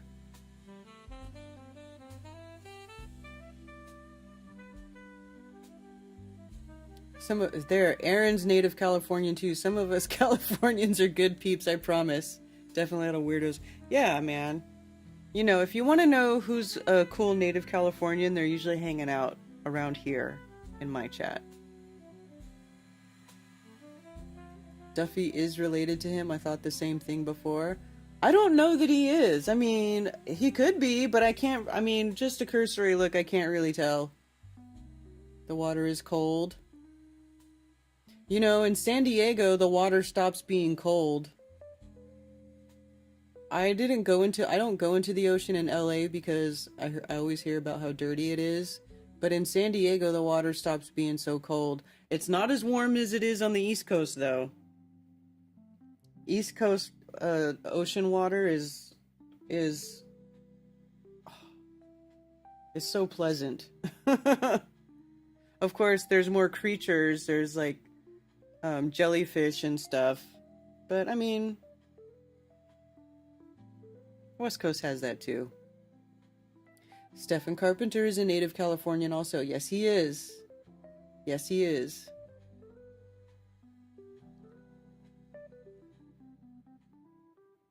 Stop moving to Oregon, all you Californians, even though my family did 50 years ago.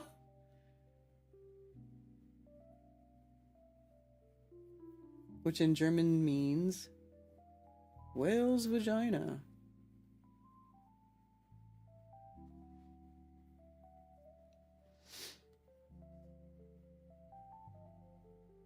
There's been a great white hanging out. Yep. See, those sharks hang out on both sides. It doesn't really matter. You just gotta be aware.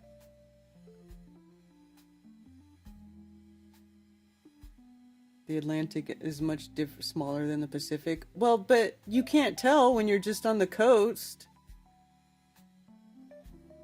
It's not like you can see the other side of the Atlantic when you're standing there. Water rights suck in Oregon.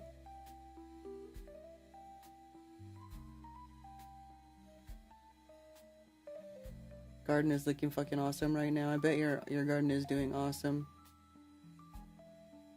Karen would melt. What you talking about?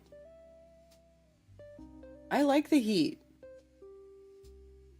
I actually prefer heat over cold.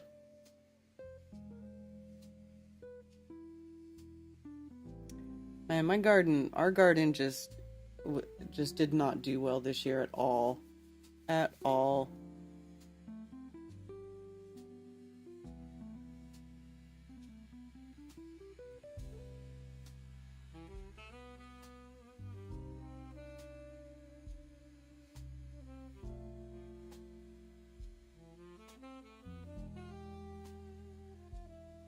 Did you send? Oh, here we go. Covered the blackout children story in your video is the first clip. Okay, I'm gonna play your video. Let's see.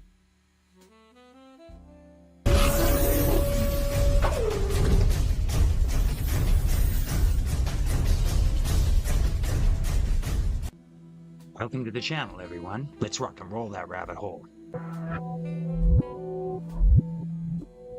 Imagine this. A city plunges into darkness during a sudden, unexplained blackout. Streets grow silent, shadows stretch, and somewhere in that eerie calm, children begin to vanish, never to be seen again.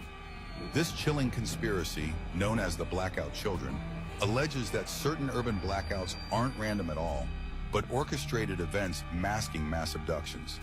The theory first surfaced in the late 1990s after a string of citywide outages coincided with reports of missing children, their last known locations eerily close to the blackout's epicenter. Eyewitnesses whisper of shadowy figures lurking in alleys and of strange, low-frequency hums vibrating through the night air. Some claim government agencies scrub records, silencing families and burying evidence deep within classified files. Others blame secret societies or even entities not of this world, exploiting the chaos of darkness to snatch their victims. Authorities dismiss these tales as urban myth, pointing to data gaps, coincidence, and unreliable witnesses. Yet the pattern persists, each blackout leaving unanswered questions and a growing list of disappearances. How many children truly vanish when the lights go out? And who or what is behind the darkness that swallows them whole? So this is a new conspiracy I haven't heard before. Have any of you heard of it? I tried to dig up more information on this, but there isn't much to find. It's a frightening prospect. I know I can't be alone when I say this, but I don't want to do anything. I don't want to work. I don't want to play.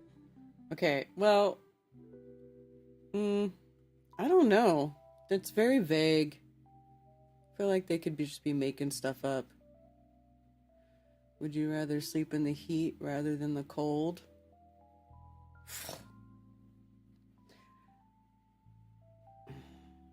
Probably, yeah. Probably rather sleep in the heat than the cold. Someone said if you went in the water. Oh.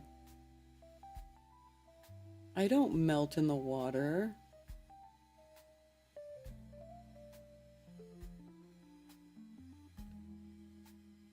Every alley is dark in a blackout, right? Every figure would be shadowy in a blackout.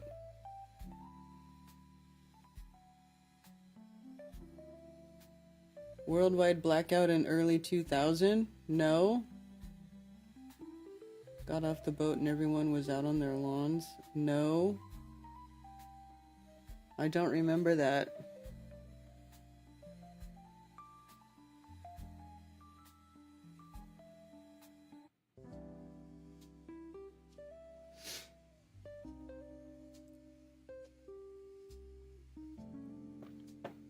Are you going on the FE debate with Duffy? $500 for charity? No.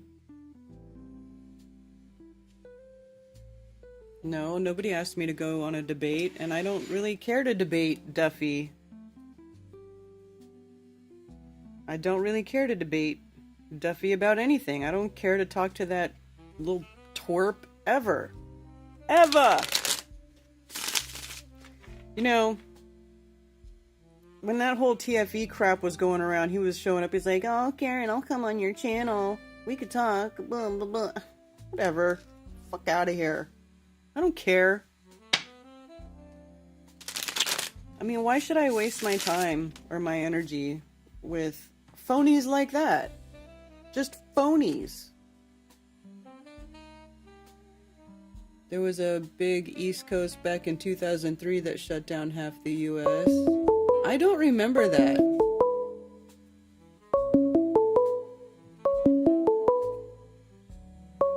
(2007) Thank you for calling Coffee Talk. You're on with Karen B. Karen! What's up?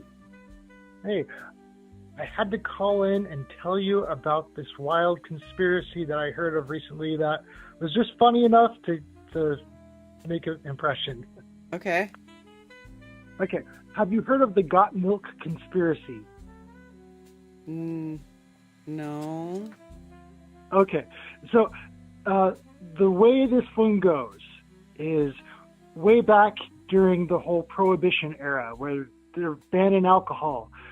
The government decides, you know what, we got to do something to replace all these bars. And so in throwing out all the bars and putting them out of business, they end up subsidizing the farmers to produce a bunch of cows and milk. And so they get a whole bunch of milk so they can replace all those bars with milkshake stands, kind of a thing. All of the dairy things, Arctic Circles and Dairy Queens and all this other stuff. You know what I mean? The milkshake bars, that's their new replacement for it. And so they start producing a ton of milk, and then Prohibition is over, and they have a huge abundance of milk. All this stuff. We're like, okay, well, what do we do with it all? And so they actually had to store it in caves or bunkers. And so they've actually got like, this is the part that is true, is that the government did have a whole bunch of dairy bunkers for a really long time, and then they sold them off just, I don't know exactly how long ago, but I was like, what? And then part of taking care of the farmers that they had an excess of is one of the reasons why they had to put milk and cheese on the food guide pyramid, and then do all the got milk things to try and take care of the farmers that they don't need anymore. So I was like, what? I just heard that one while I was out in Sweden, of all places, and I thought it was just hilarious. But, yeah, there might be something to it. I don't know, but I just had to share it. Interesting. There's just enough elements in it that just make it sound plausible. Like, it wouldn't surprise me if they did that. So this was happening around Prohibition time, or what? That's when they got all of the ice cream parlors all over the place, and that's when the government really subsidized all that. That's the big claim. Huh. Interesting. Yeah, and then all of the Got Milk commercials was part of the fallout. They got to do something about all of the cows and beef and cheese and milk, all that other stuff. Got to do something about it, because now we just have created this humongous problem of having too much of that thing. Huh. Interesting.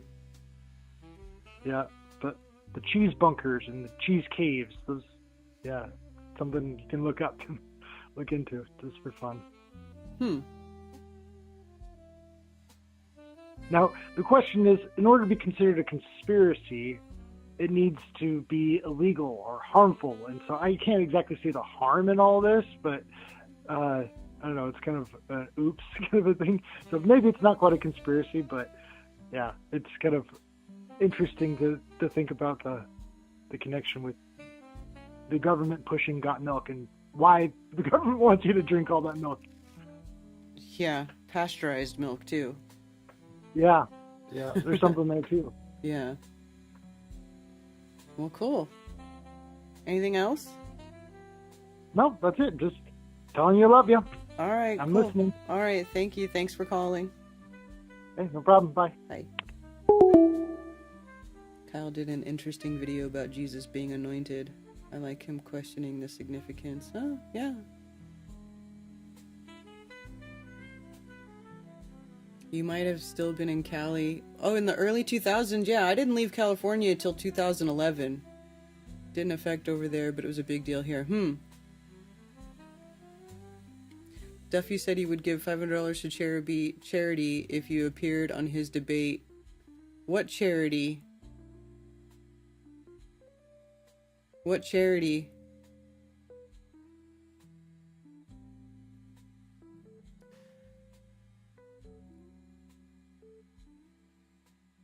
And he mentioned me specifically.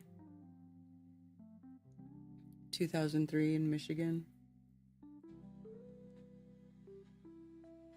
Yeah, there's a lot of Michigan people actually. There are a lot of Michigan flat earthers. And they're not even all here in chat. There's some that aren't even here in chat that I can think of right now.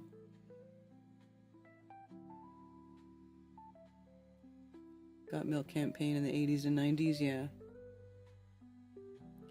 Duffy is giving $250 per flat earther who steps up to the debate and $500 for you in the original 24 TFE role. Charity for human trafficking. What charity for human trafficking?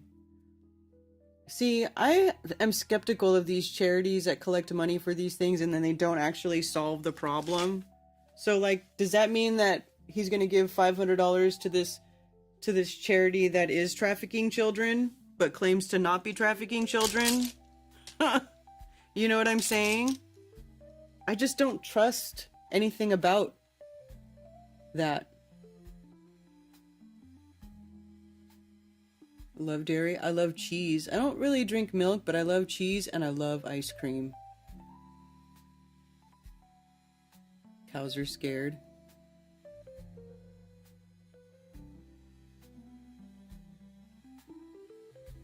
There was a big storage facility in Madison, Wisconsin that caught on fire with tons and tons of cheese and butter melted all over the city. Had a flood of grease from the melted butter flooding the streets. Oh my gosh. Oh, that must have been a disgusting, slippery mess.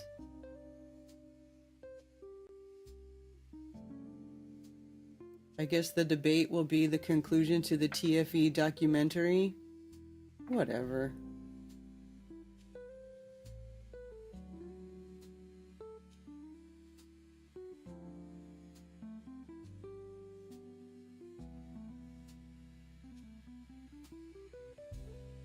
It's getting pretty sparse out here in the flat world. They have given up the measurement since my argument was heard. What do you mean?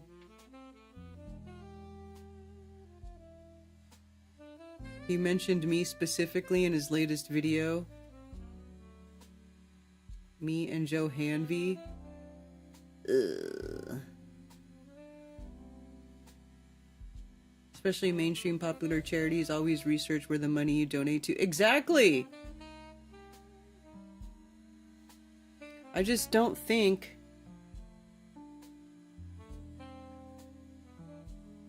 I just don't trust these charities. I just don't. I mean, I would it would have to be a vetted charity. I wouldn't just do it to like whatever charity he wants. The city smelled like burnt butter for years. I actually love butter. I love the smell of butter.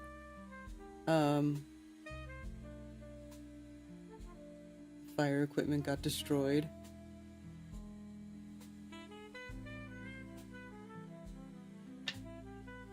Yeah, like giving to, yeah, the children's hospital, yeah.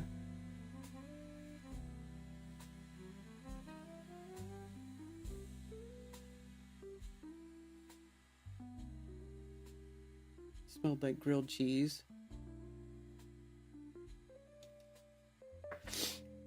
Hey man, I agree with you, MFT. My first son was premature and he had to be in the intensive care, the neonatal intensive care unit for 23 days. So I agree. The baby, the NICU unit is the bomb.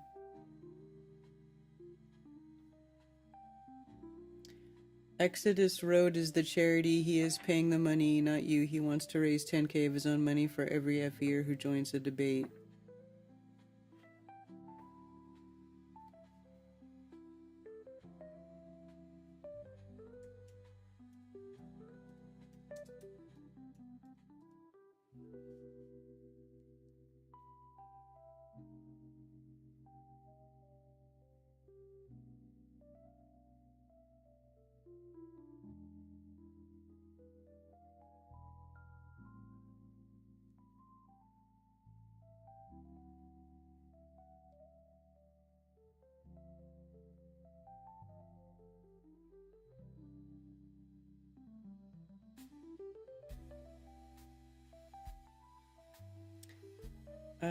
Is this numbers that they're claiming to have helped with?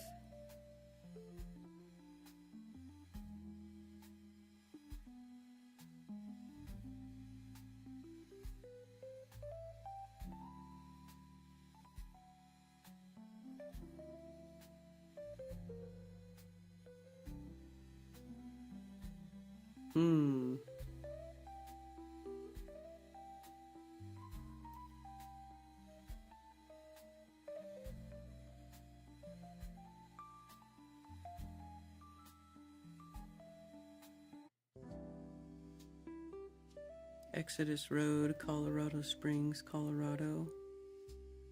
Platinum Transparency.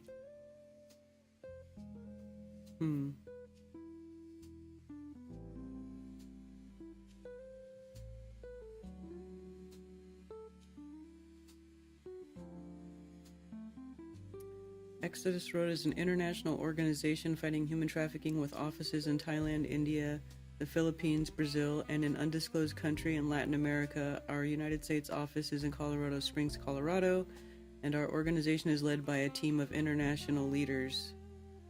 Oh, they don't show their identities, huh? Our programs around the world are led by International Advisory Board experts, national leaders in the anti-human trafficking field.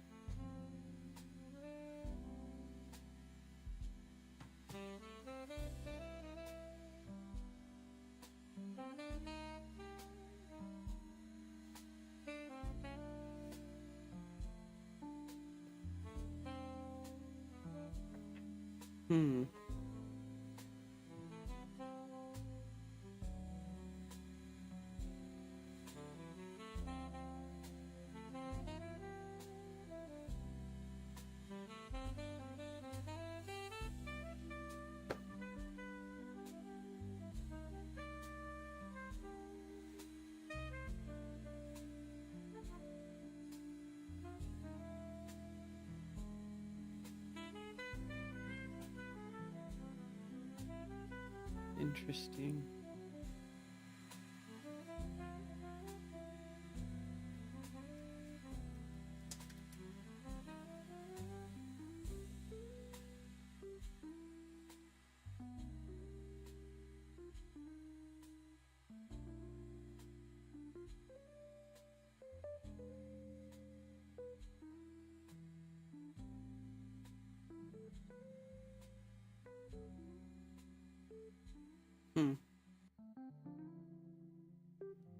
never heard of them before, so I was just taking a look. Gotta take a look. I would have to do a deep dive into that at another time, offline. Cheese sticks? You guys still talking about cheese?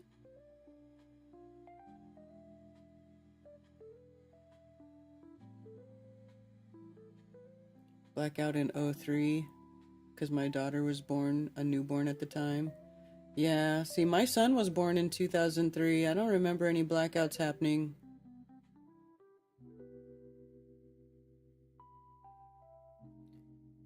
Does he not have any flat earthers who want to represent in the debate?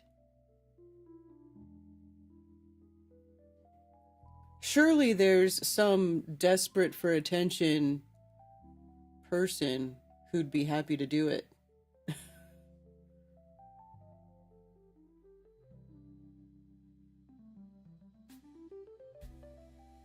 I don't think I'm coming back. It's too expensive and overpopulated there. Where?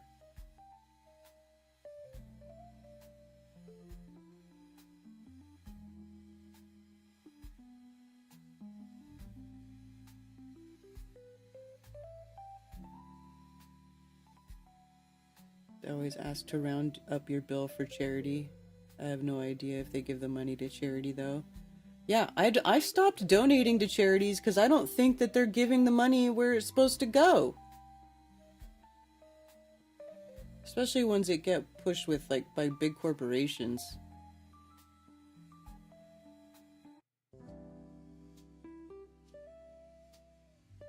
Oh, in BC.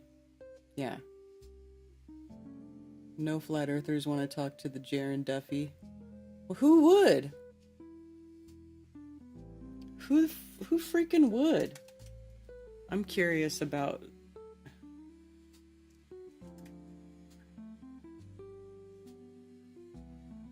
TFE, the fat electrician, hilarious.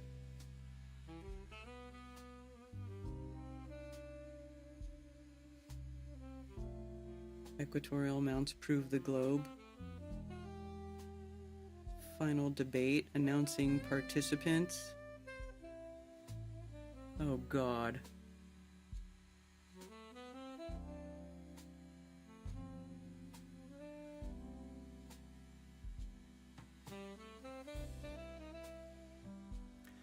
The final debate is in just 2 weeks, and I'm excited to announce that it will be more than just a debate. It will be a fundraiser to help fight human trafficking. And here's the best part. For every flat earther that participates in the final debate, I will donate $250 to the Exodus Road. My name is Story at a time. 501c3 that has been combating human trafficking since 2011. It's hard to believe that modern day slavery is very real. Experiment to the public, I made it known that one of my main purposes in creating TFE was to help make the world a better place. The flat earth community has a reputation of being so obsessed with the shape of the earth that it consumes a majority of their time and even their thought life. And when I personally went down into the rabbit hole of flat earth, I found myself quickly sucked into this world that was not doing me any good personally, and it certainly wasn't giving me the time I needed for my friends and family or the time needed to help others. And so I am creating this opportunity for the flat earth community to do something for a cause other than flat earth. And the best part is that it's my money, not yours, that will go to fight human trafficking. I told the staff at the Exodus Road that my goal is to raise at least $10,000 for them during the final debate.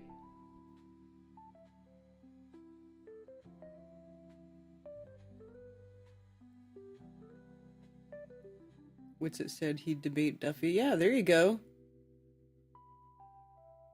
The Tomb of Illumination guy? Oh, Jesus. Sweet Jesus. I don't want that guy representing me. I know that. I don't really care if either one of them represents me.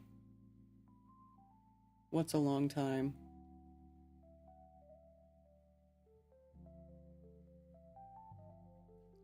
Oh, for for 65. So oh, okay. Yeah. Yeah, man, it was rough. It sucks to go home without your baby after you have a baby. Let me just tell you that. That's one of the hardest things I ever had to do. Thank you for calling Coffee Talk. You're on with Karen B. Hey, Karen. So regarding that butter disaster they were talking about in chat, did you know there was also a molasses disaster in Boston? I did. You've heard of that? Yeah, the giant Isn't that vat of wild? molasses that burst and then flooded the city with molasses, and like it killed a bunch of people. Yeah, it killed 21 people and injured 150.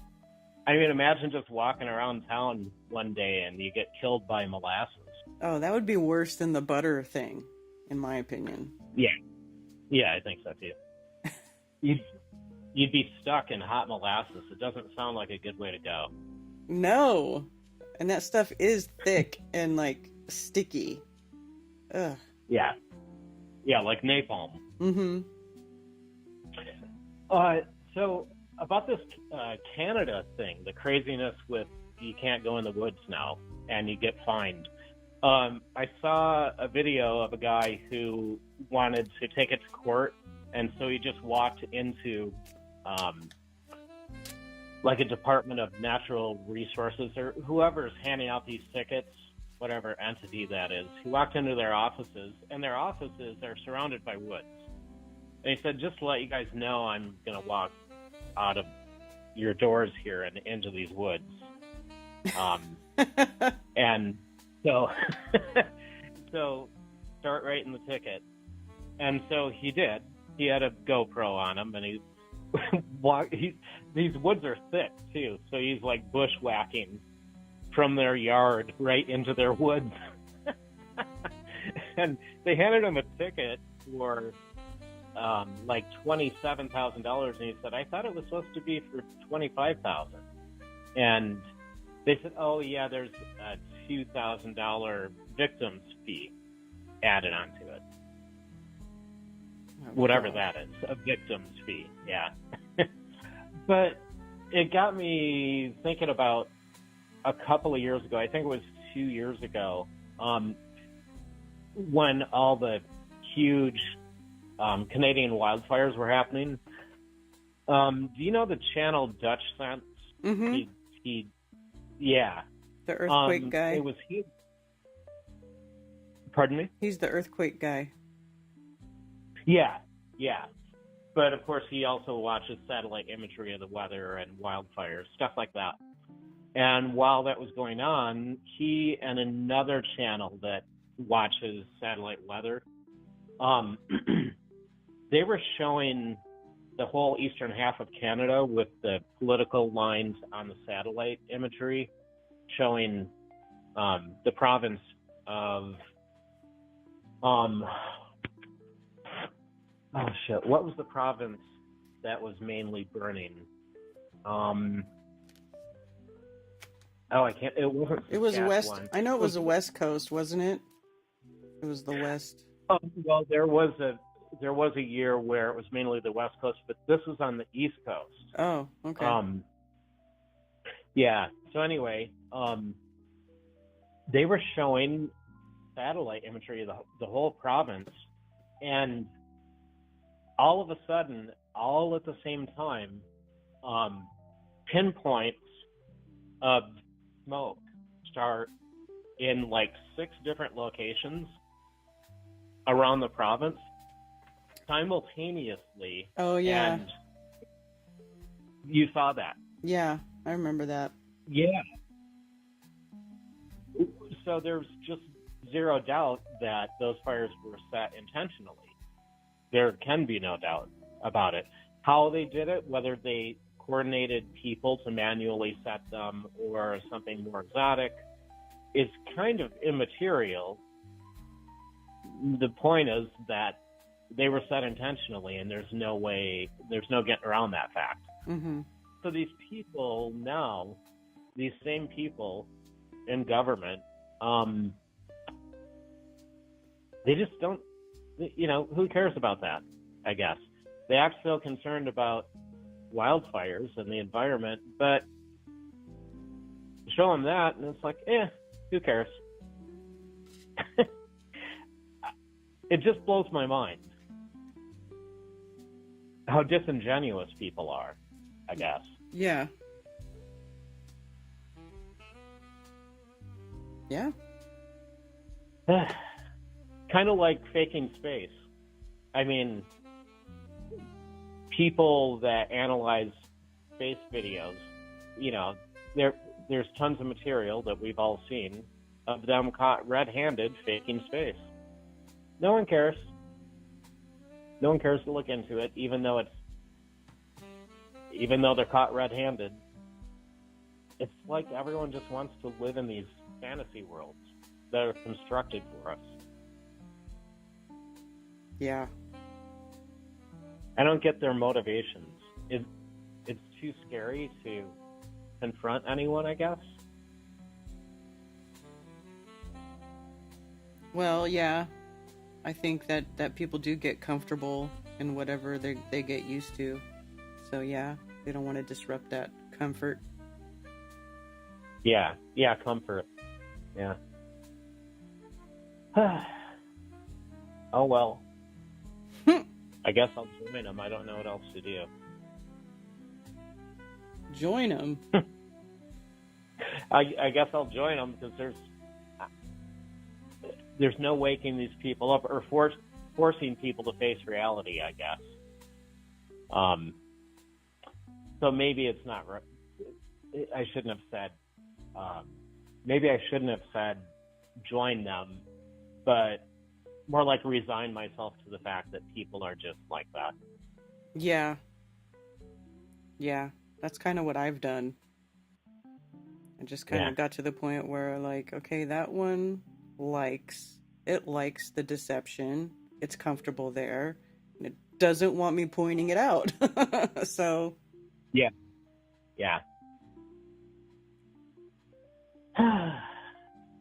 Well, just think about fun things like the molasses disaster. Yeah, that's funny. All right, that's all I got. All right, talk to you later. Okay, bye. Bye.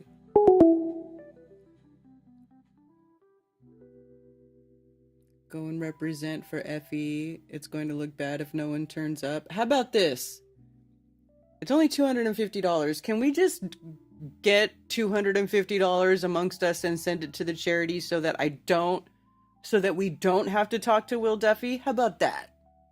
I'd rather do that. I'd rather raise $250 and send it to the charity so that we don't have to talk to Will Duffy.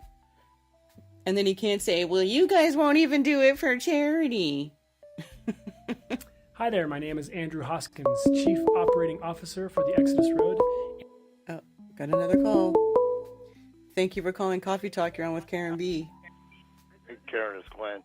I just, on the debate thing, my opinion is top echelon of Flat Earth representing have been shutting them down in debates for months. But it always turns into either a case of the perverts' denial or intellectual dishonesty. They just won't admit it when they're wrong. When it could be laid out right in front of them, and they won't admit it. Right. And then if, you already got top echelon. If Man of Stone ever turned his attention to a debate, they would just totally turn to dust. They would be obliterated. There's a number of people that could obliterate them in debates. So at the same time, Man of Stone has an observation of late, as does Dr. Heffron, that Shane and Alan are destroying. That's something to move forward with. Just my opinion is let the clowns go back to the circus, and flat earthers can just continue with the work and make their presentations, which are excellent of late. And also along the way, just my opinion, I like to give a shout out to Boston Bear. It might not seem like it, but he and I are very similar. I just want to give a shout out to him. I like him, and Yeah, Rum Boston Bear, he's a good guy. I respect his contributions, and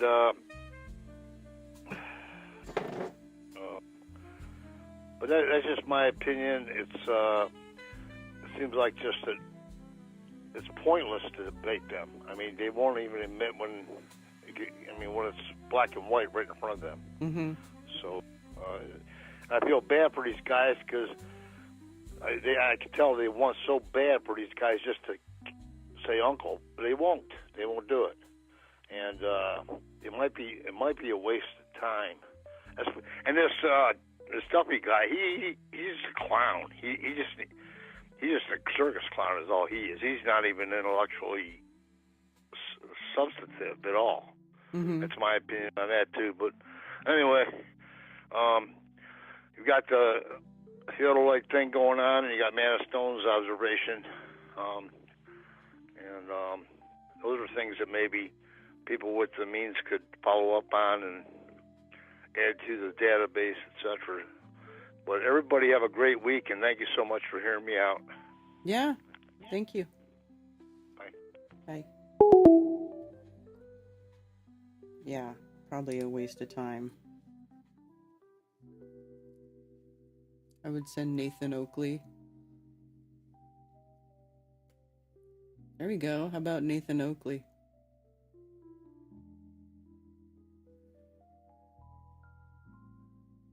And today I just wanted to give a special shout out to Will. Thank you for all the support you have been doing for the cause of fighting human trafficking together with the Exodus Road. You're making a big impact. Better scenario, giving flat earthers a platform to do what they love to do most, talk about and debate flat earth, while at the same time raising money to help free women and children from modern day slavery. Flat earthers, please don't let them down. As I did with the final experiment originally, I have created a scenario where you get to do what you love to do, and in return, my own funds will go toward obtaining freedom for these beautiful human beings.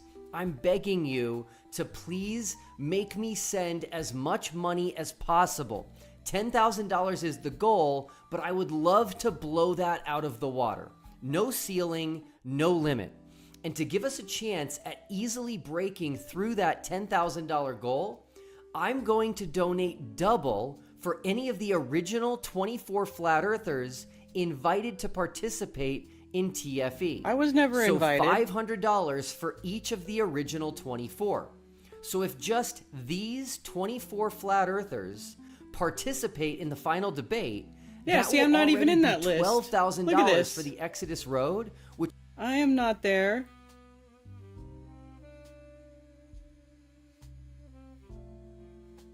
Tanner Stewart. Who's that? Dean Odell. Globebusters. It just says Globebusters.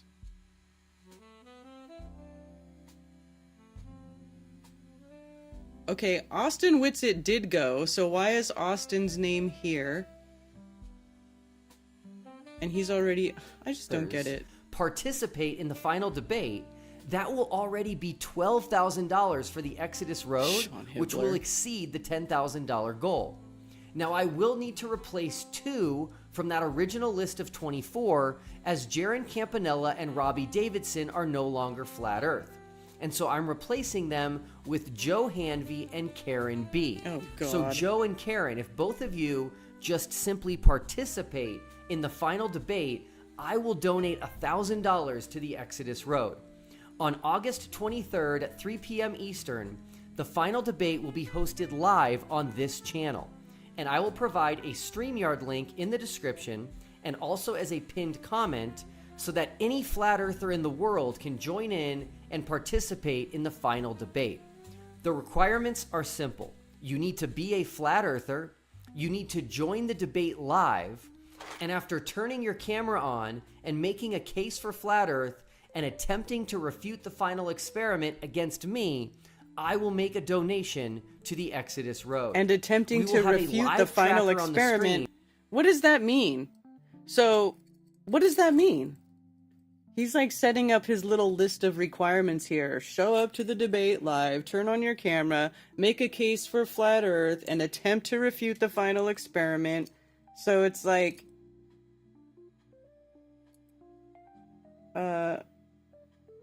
whatever. For the duration of the debate to keep track of our progress toward hitting the $10,000 goal.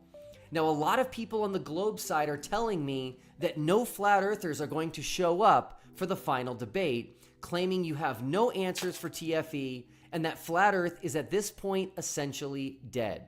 Now that you know we will be raising money for charity, I sincerely hope that flat earthers are going to show up in mass. I don't think you will want to confirm the impression people have about you that all you care about is flat earth and nothing else. So flat earthers, please make me give so much money to the Exodus Road and share this video far and wide with all the other... So, is this just like, oh, you need to come debate me, and if you don't, well then you don't care about anything else. You don't care about child trafficking. You don't care about this, so he can just say that nobody cares if nobody wants to show up to talk to this fucking twerp and debate his stupid shit. Ugh, I'm just so... I couldn't even... It makes me nauseous even thinking about it. I'd rather go beg on the street for money and donate to the charity than have to sit and talk to that fucking guy for 30 seconds, let alone for the duration. And then he's calling it the final debate. I don't want to be a part of his final anything. How about you finally just fuck off forever? Huh? How about that? How about that? You know, and if you really want to donate to charity, then just donate to charity. How about this? If you don't give the money regardless of whether people show up to your debate or not, then you don't care about child trafficking, Will Duffy. If you don't just donate the money just because flat earthers are selfish bastards, well, you're no better. Just donate the money if you want to donate the money. Why do you have to gaslight everybody over it? I mean, you're such a freaking... It's always about attention and just gaslighting and just bullshit. Like, utter bullshit. You know, I've already said to you multiple times, oh, well, we're gonna do... You guys, when you did your stupid bullshit final experiment, which wasn't an experiment, it was just an observation that proves absolutely nothing. Then you said where you were gonna go do a whole bunch of experiments to prove that the earth is flat. Right? Multiple experiments. Where's the other experiments, Will Duffy? Where's your direct measurement of Earth's surface for measurable curvature? Because we've all gone over the math. We all know how much curvature should be at a certain distance. It should be there. You should be able to see it. You should see the effects of it. But we don't see it. Why is that? Why is that? Why don't you go do some direct measurements of Earth's surface, Duffy? How about that? Maybe if you would actually go out and do some Earth measurements instead of looking at the lights in the sky, then maybe I would even consider taking you seriously. But I can't. Until then, I just can't, because that's the grift. That is the globe grift. Oh, look at the lights in the sky. Oh, the Earth is locally flat. Suck it. Suck it.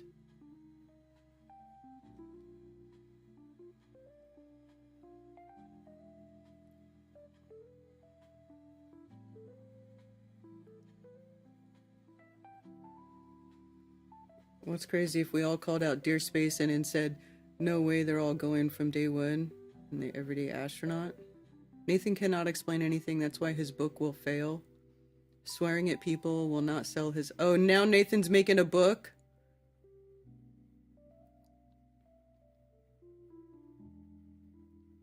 $5 on it? What charity? What gets me is they keep trying to challenge us to get dunked and yet get dunked on every time they accept. They sure are gluttons for punishment.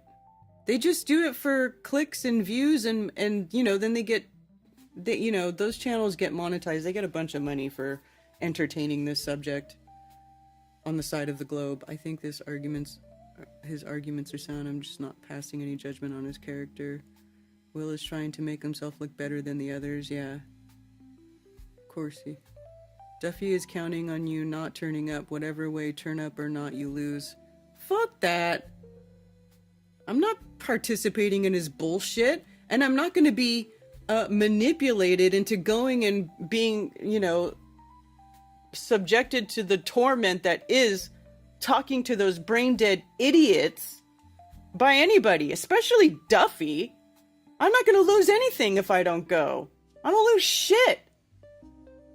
I don't care what people say. Oh, Karen doesn't care about child trafficking. Listen, let's all raise money and we'll do. I'm happy to actually. I'm doing an event, Esoterica. We can take a collection at Esoterica, and whatever cash we collect, we will send it to the charity. I'd happily do that, but I am not participating in any of that guy's shenanigans. No way. And I'm not going to be manipulated into it by, oh, we're going to give money to the child trafficking charity. Whatever. You guys can say whatever you want. I don't care. I'd much rather take the time to make a collection and we'll donate to the charity. I'm happy to do that.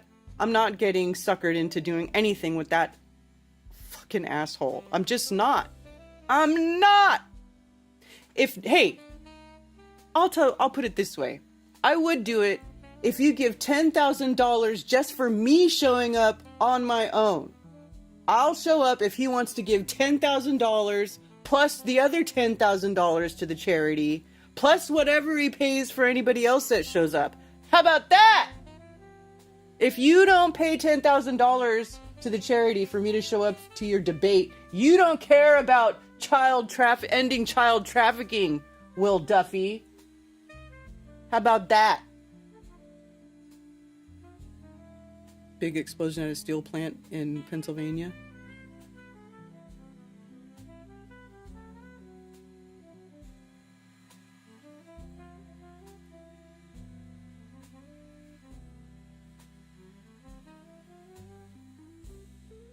Getting a copy.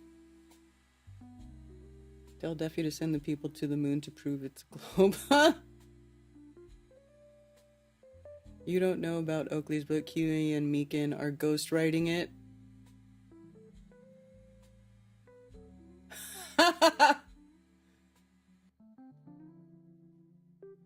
I like the idea of sending Oakley to debate Duffy. Yeah, man.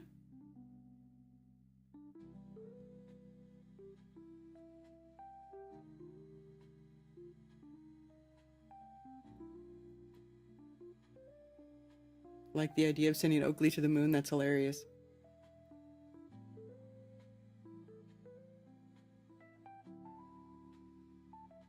Should I post like an actual video response to Will Duffy? Or is what I said good enough? I could just clip it out of this video. Somebody, you could send it to him. Karen Duffy is definition of pot calling kettle black. He's the one wanting to debate. Yeah, he wants to debate, and he thinks that he can sucker us in there to say, oh, if you guys don't come debate me and you know, come on my channel and entertain my obsession, well, then you just don't care about child trafficking. You don't care about saving the women and the children. Please. Please. You know, it's just like, Duffy is like the dude who wants to go do something for charity, but then he records himself doing it so he can have all these people kissing his ass and saying, oh, you're such a wonderful person. God bless your giving soul for giving that homeless man $20. You know, here, make $1,000 million off your YouTube video of you giving a homeless man $20. You, God bless your soul. You're such a giving person. That's Will Duffy exploiting other people for his gain. Fuck you, Will Duffy. Fuck you. If he didn't know we're good people, he wouldn't use a charity as bait. Exactly!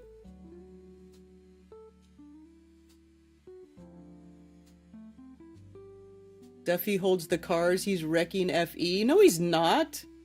He's got a documentary. Don't forget, Will Duffy's got a documentary. He's just scrubbing the floor with the FE'ers. His documentary. It's going to show the sun going around in a circle in the sky. And that's the end of it, man. Whatever, dude. Whatever. Listen. You guys have no idea. You have no freaking idea. You don't get it. Your small mind can't comprehend that there's possibilities of this world working ways that you don't understand. And you can't stand saying that you don't understand it. So that's why you continue to cuck for the globe and for mainstream science. And the only reason you're over here arguing is so that you don't have to contemplate something that is outside of your feeble little brain's comprehension. No, but the Earth is a globe, I know, because the lights go around in the sky. Don't make me consider something else. Oh my God, no, don't.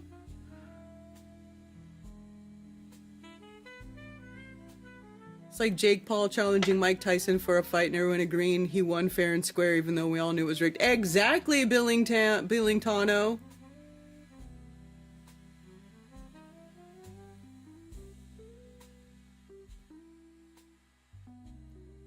I mean, this guy, he just... This is why I never had anything to do with that guy and his bullshit. Because it's all... dumb. It's just dumb. It's manipulative. It's showboating. It has brought actually nothing... Well, I won't say nothing. It did expose a lot of people for who they are. It exposed a lot of the culty people that are in Flat Earth. I will say that. There's a lot of cultiness. There's a lot of ridiculousness. I mean, all these people saying something's fake just because it doesn't fit their idea of what the Earth should be. Oh, it's a fake sun. It's fake holographic sun, fake sun. Oh, look, they faked the sun, blah, blah, blah. Like, it did expose a lot of stupidity. I will say that. But I already knew that was the case before TFE, which was part of my ongoing frustration is the gullibility, the ridiculousness of the sub groups or whatever you want to call them that is in Flat Earth. I mean, no tree, no forests on Flat Earth. Everything's all mountains are melted brick buildings. Just. Oh, the sun was fake. There's no way that the sun is real in Antarctica. Like, you guys just don't understand how things work. Can you just admit that you just don't know? I mean, we would all get a lot more done and things would go a lot better if people would just admit that you don't freaking know. You don't know. You just don't know.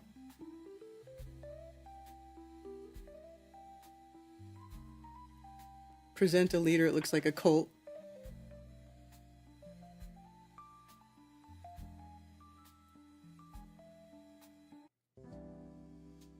Elder Bear is a sophist.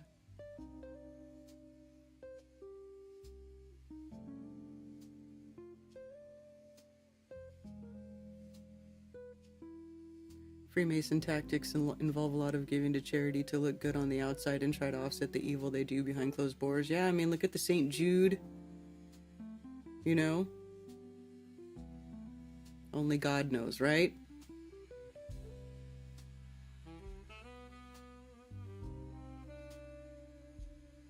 What is the GP of the sun?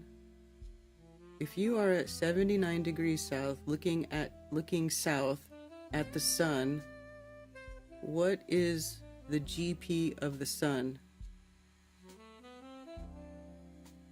What do you mean by GP? What does that mean in this context? Geographic position? Is that what you're saying?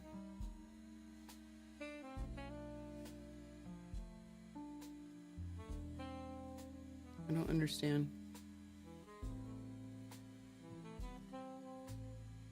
Hearing folks admit they don't know is a rare occurrence, yeah. First experiment fail. Dude, it wasn't even it wasn't an experiment. You know, I'm actually glad they went, because now there's no more nonsense about, is there a real 24-hour sun in Antarctica, blah, blah, blah, blah, blah. Like, this is not something this isn't new information. That's the other thing that cracks me up, is like the people that flipped who said, I flipped because of new information. There was no new information. Like, there was nothing new gleaned by that trip. It was a verification of information already known.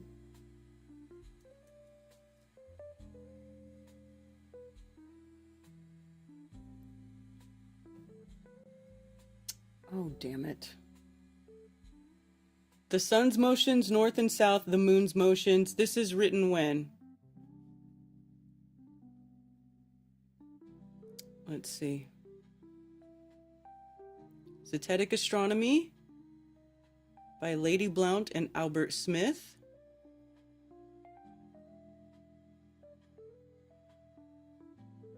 Is there, this is a stamp that says 1956, but this book was written before that.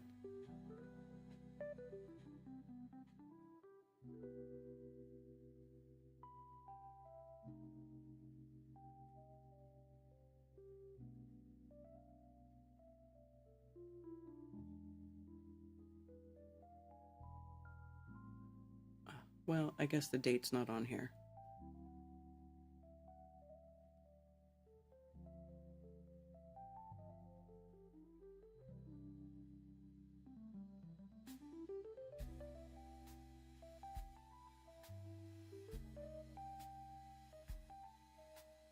Sun moves daily around us.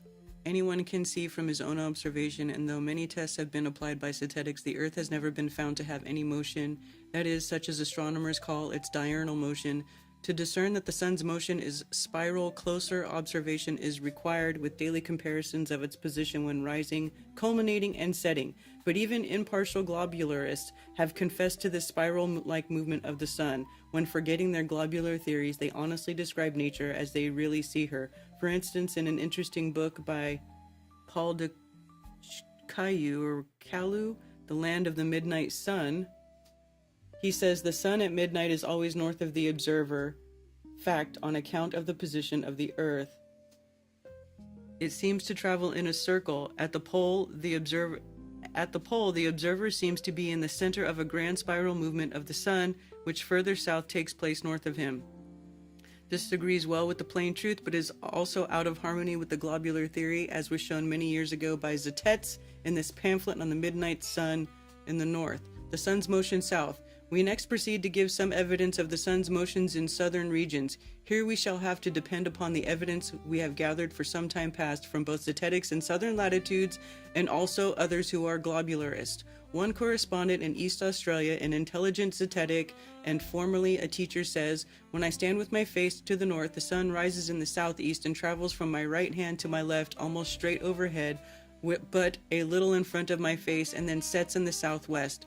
This is in the height of our summer, Christmas time. The south side of buildings get the sun in the mornings and evenings in the summer, but not in winter, as the sun rises more northeast and sets more northwest, and it does not rise nearly so high overhead.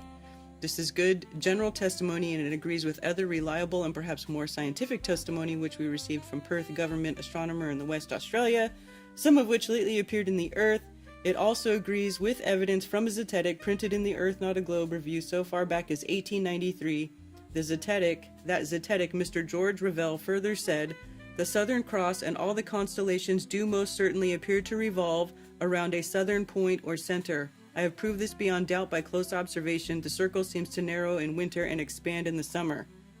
It is important this testimony we quote from the Zetetics in the South because we believe it will appeal more forcibly to Zetetics in the North than would the testimony of those opposed to the plain truth. These Southern Zetetics know that the earth and sea are horizontal and stationary, yet they are candid enough to testify as celestial motions, which some illogically think are opposed to this great fact. But one fact can never contradict another fact. Both must be true. Zetetics, therefore, in the north, must be candid enough to accept the facts on the celestial motions in the south, just as we wish globularists to be candid and reasonable enough to accept the well-known fact that water is level, and the earth therefore a plane. Only those who are candid and sincere will arrive at all truth. Only those who are candid and sincere will arrive at all truth. Though they may not obtain it all, they certainly will obtain much more than those who are not candid. We shall give some further evidence respecting southern celestial phenomena in our next article and attempt to illustrate the same by further diagrams. As we write chiefly for Zetetics, we shall close this chapter with a quotation from one who, according to our Lord, was inspired by the Spirit of God when he wrote, "The heavens declare the glory of God, and the firmament show it his handiwork. Day unto day uttereth speech, and night unto night showeth knowledge. There is no speech nor language where their voice is not heard. Their line is gone out through all the earth, and their words to the end of the world. In them hath he set a tabernacle for the sun, which as is a bridegroom coming out of his chamber, and rejoiceth as strong as a man to run a race. His going forth is from the end of the heaven, and a circuit unto the ends of it, and there is nothing hid from it of thereof." These valuable words contain some valuable hints which may further explain as we proceed in later chapters. Sun's motion south, chapter 2. Already we have given evidence to this subject and evidence from Zetetics which should appeal to Zetetics. What is a Zetetic? It's somebody that is observing, right? You're basing your beliefs off things that you physically see. Let Zetetics weigh that evidence carefully, for it will prepare them for that which follows, but we have further evidence from honest and skillful opponents. Every fact should be acknowledged by us, whether it come from friend or foe. Reverence for facts should be characteristic of Zetetic investigation. This being so, we shall have to admit that the sun does not enlarge its circles south of the equator. See the following. The sun does not enlarge its circles south of the equator. See the following quotations from a letter lately received from Auckland in New Zealand. It was because I found on my recent visit to England that some of my friends denied the existence of a southern center that I had had photos taken for their benefit. The same circumpolar stars visible from my house I have seen from Sydney, Melbourne, Adelaide, and Cape Town. Looking north, all the stars rise in the east to the right and set in the west to the left. Yes, the length of the day increases in summer and shortens in winter as we go south. We have seen star photos taken by the writer of the above extract with his camera turned towards the south center, and the stars have made traces on the negatives and the photos which are evidently parts of circles, thus proving that they are circumpolar. This word right here, circumpolar, this is the key. Circumpolar. The lights go around the pole, the magnetic pole, whatever that is. It's circumpolar. Now, how many poles are there on Earth? Ha ha ha ha ha, that's the trick question. There are therefore circumpolar constellations south as well as north of the equator. The following constellations may be mentioned as being entirely circumpolar. Octans, which is situated in the north, pole star Sigmontantis, also the whole of Mensa, Musca, Chameleon, Triangulum. There are also portions of the southern constellations Argo, Crux, Centaurus, Paro, Indus Tucana, which never set. These may be seen in their relative positions in any good star atlas, which gives the southern constellations. For instance, the Midnight Sky Looking South by E. Duncan, though there may be later and better atlases.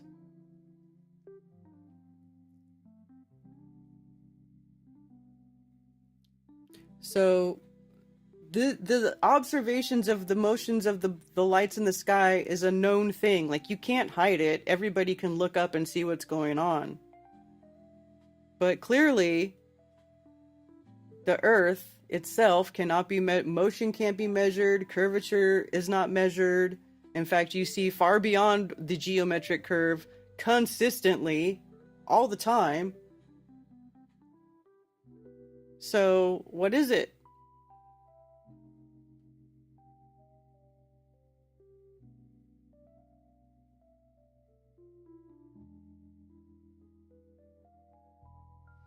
They faked it back when Lady and Albert wrote that book. I don't think so. Antarctica wasn't faked. Exactly. My friend told me he saw the Antarctic 24-hour sun 30 years ago when he was stationed there. There you go. Exactly. It's impossible to explain the counter-rotating sun circles. Yeah, I don't think so. I don't think it's impossible. Patricia flipped because she got a new face, so whatever. Geographical position. Okay, well, you mean in relationship to the Earth?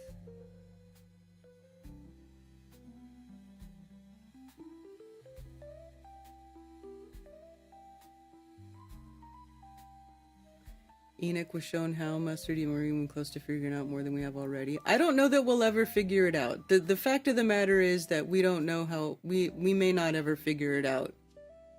And I'm okay with that. I'm okay not knowing how the sky works.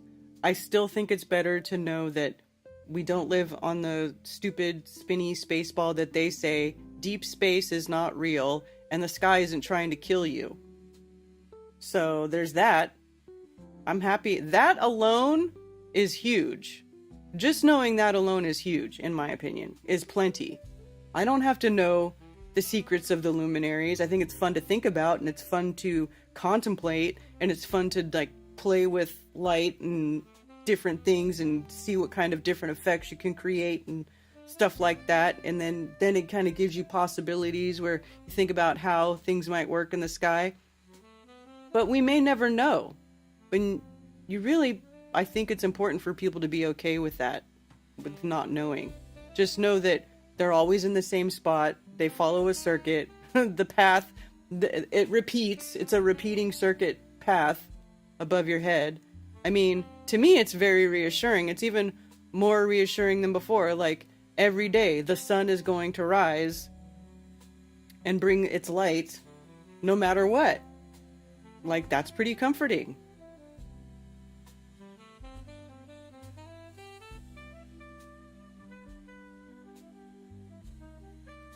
Then look at the toroidal fields, how it affects the paths of the luminaries. Yeah.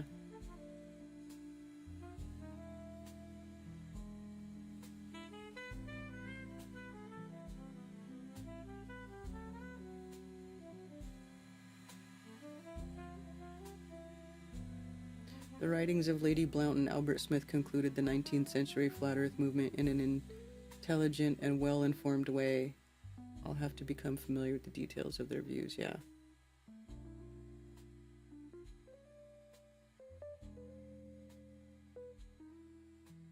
Lady Blount mentioned at 4:20. Just kicking back, waiting for the mothership to get here.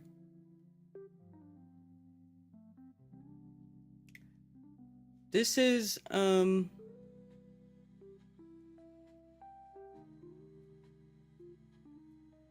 Zetetic astronomy, or the sun's motions north and south, with the moon's motions, fancied and real, showing the uselessness of the gravitational theory.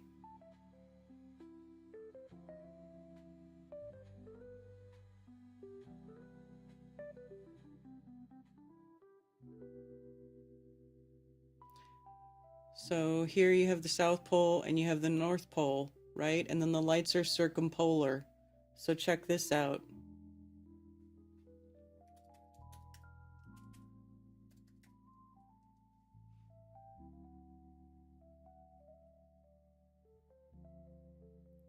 Kind of like that, right? So, come on, come on. That's exactly the picture I want.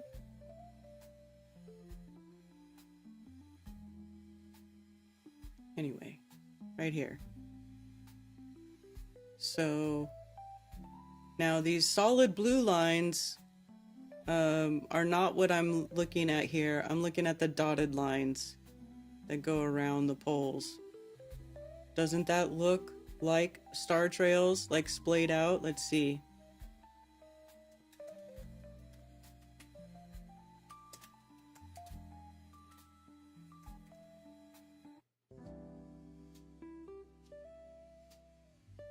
Where's the one with the both poles? Where you can see both sides.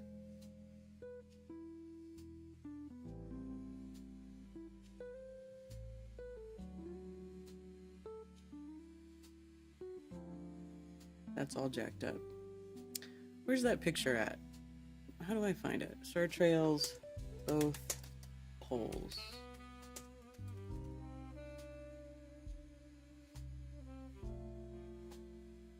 Here we go.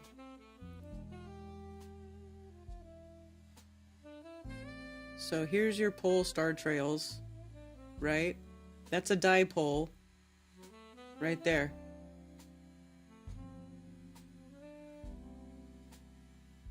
Oh, I don't want that up.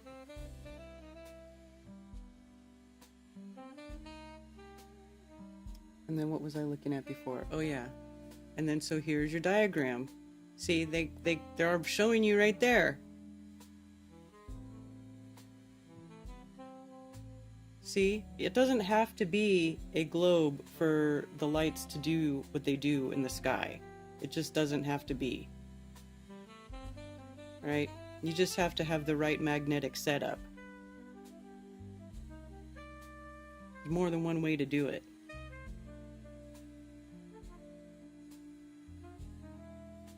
Two great currents.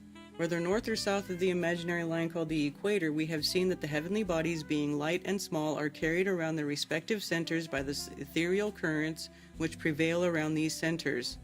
We may speak of these more fully later on and attempt to show what is the natural physical cause of the direction of these currents as secondary causes under the first great cause of all things, the fiat of the ever-living and ever-blessed Creator. Our study of these currents will give us further reasons for disbelieving the commonly accepted theory of gravitation as being not only absurd in itself but utterly inadequate to produce the results which are in evidence everywhere. But this we must omit for the present, our object now being to imitate partly how the sun passes from one current into another when to use popular expression it crosses the equator. This could be where the polarization of different, the light polarizing, where the sun will phase out of view if you're on one side of the field and then it would be in view in another side, just depending on where you are in relationship to that equator, which is dividing those fields. Or poles, I should say. Electricity and magnetism.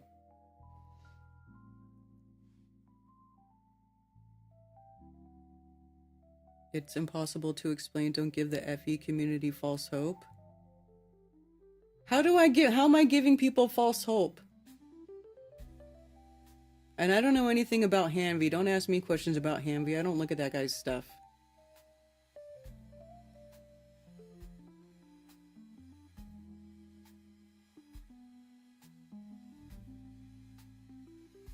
Who's the author of the book Land of the Midnight Sun? Let's see.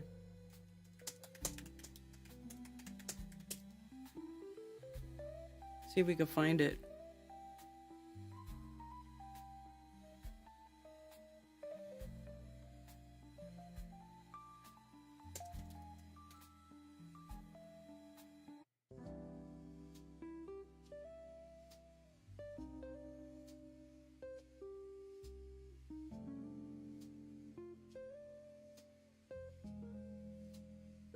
Oh, here we go. This is the one. Land of the Midnight Sun by Paul B. Du Chaillu. I don't know how to say his name. Land of the Midnight Sun. Summer and winter journeys through Sweden, Norway, Lapland, and northern Finland. Okay, so this guy's talking about the north. And that is from 1881. Published in 1881. Paul B. D-U space C-H-A-I-L-L-U. That's who wrote that.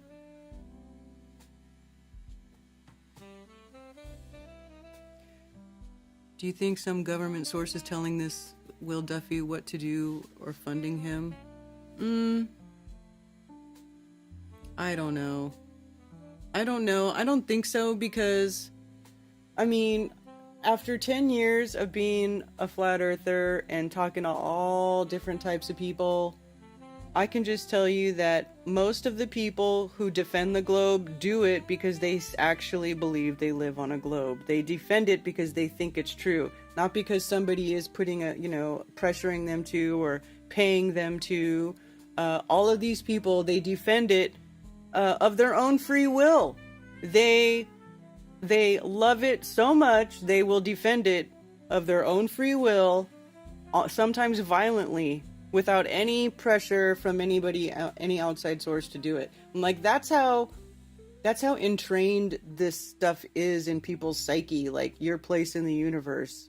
It is paradigm shattering to realize that you don't live on a globe, and I think most people will fight that tooth and nail, because they love the comfort of what they think they know. I mean, so be it. Who are we to take that from them? Let these people live in their ignorance. Just make sure you teach your children well.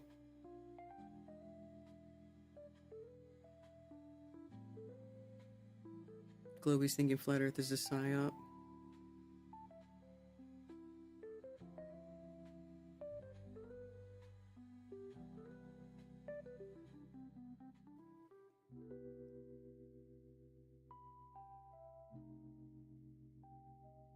Beyond your comprehension. Well, isn't that what I said? Didn't I say that? Didn't I say we might never know? I always say that. We might never know what's going on. That doesn't mean we can't think about it or talk about it or try to learn something as a result of these things.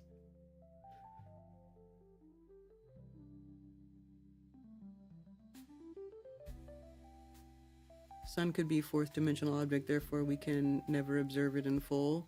Right? I'm sure there's more unseen forces than there are seen forces. So there's plenty of stuff going on that we can't see. If we could see everything that was going on, it would be a disaster. Planet has meant many different things over the millennia, and even still its definition is evolving. The word is typically traced back to ancient Greeks who believed the Earth was stationary, right? Planet, when it was like a piece of a plane.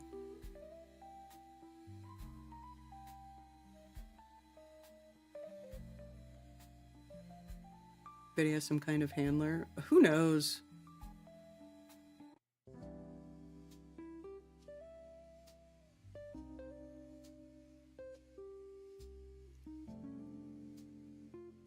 Raised by gypsies, hello. That guy gives me the creeps, as Duffy does. Earth Not a Globe was written by Samuel Rowbotham, 1865. Is that the same as this book? Let me see.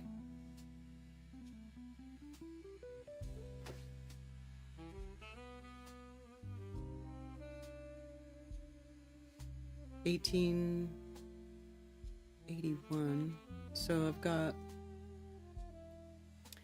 this one, Zetetic Astronomy, Earth Not a Globe, an experimental inquiry into the true figure of the Earth, proving it a plane without orbital or axial motion and the only known material world, its true position in the universe, comparatively recent formation, present chemical condition, and approaching destruction by fire.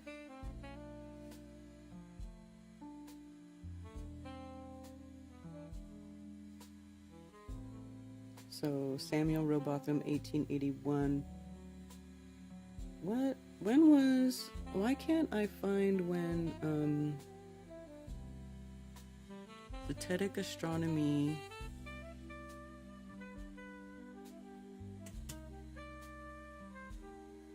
I didn't type 0, I typed 1.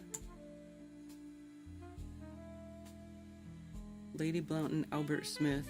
So this is different than this Zetetic Astronomy.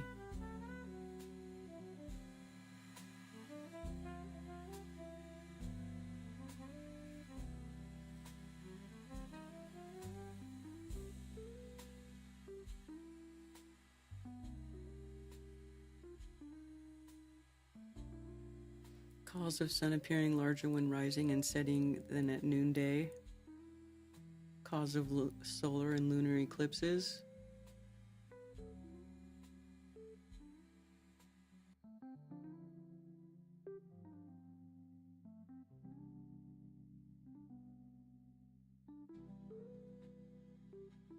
Curious what it says about causing eclipses.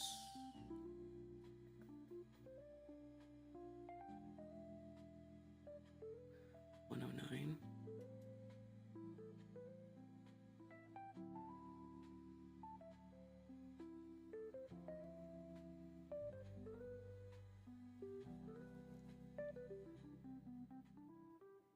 True distance of the sun.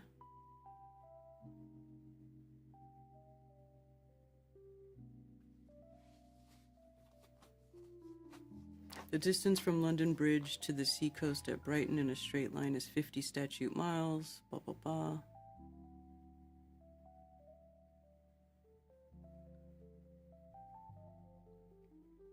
Also, this goes by like their little method of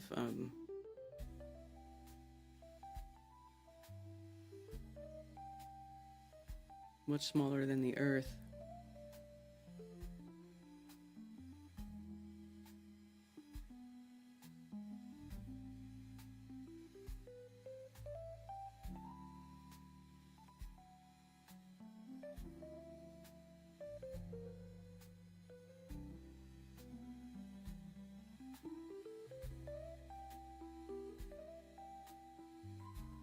Cause of sunrise and sunset. Do you guys want to see what this says? How many people have read this book? Have you guys read this book? Hey, Lowry. All this circular motion in the underheaven is a solid indication that the firmament is not flat, at least not on its underside. No, it is. It is flat. The dome is from your vision. The dome is from your 360-degree point of view, your vision and how you see stuff. If the sky was a dome, it would be way more distorted. I don't think people... You guys, if the sky was a dome, it would be... everything would look way crazier. It would look crazy.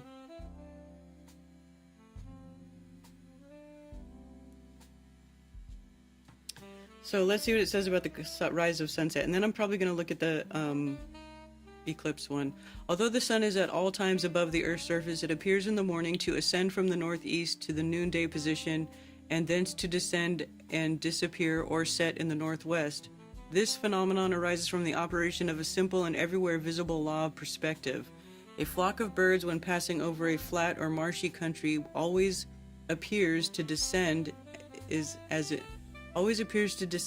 it recedes, and if the flock is extensive, the first bird appears lower or nearer to the horizon than the last, although they are all at the same actual latitude above the earth immediately beneath them.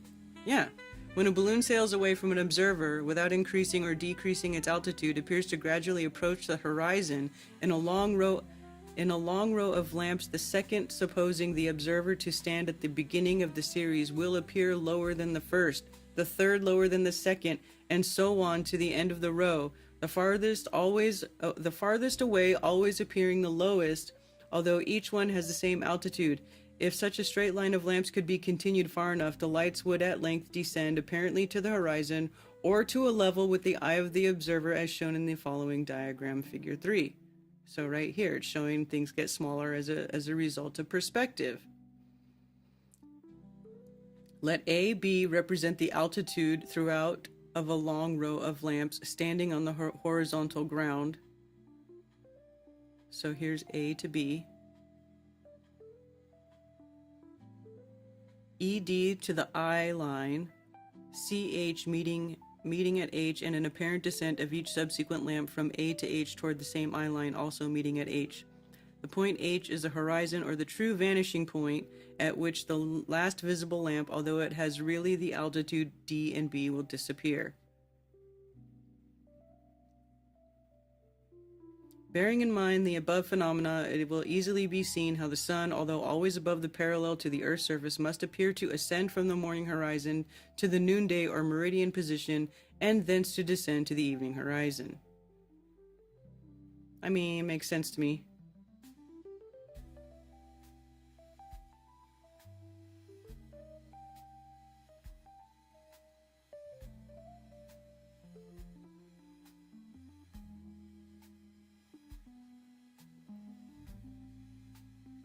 We have seen that sunrise and sunset are phenomena dependent entirely upon the fact that the horizontal lines parallel to each other appear to approach or converge in the distance, the surface of the earth being horizontal and the line of the sight of the observer and the sun's path being over and parallel with it, and rising and setting of the sun over the immovable earth are simply phenomena arising necessarily from the laws of perspective.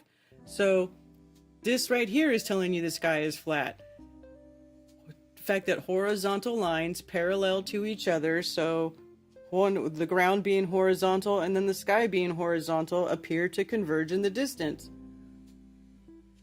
So anyway, that's how I see it. I know it upsets a lot of people. It upsets a lot of Christian people when you say the sky is flat because they think there's a dome. But the word for dome, rakia, the definition of that word uses the word flat like 3 times. So anyway, whatever.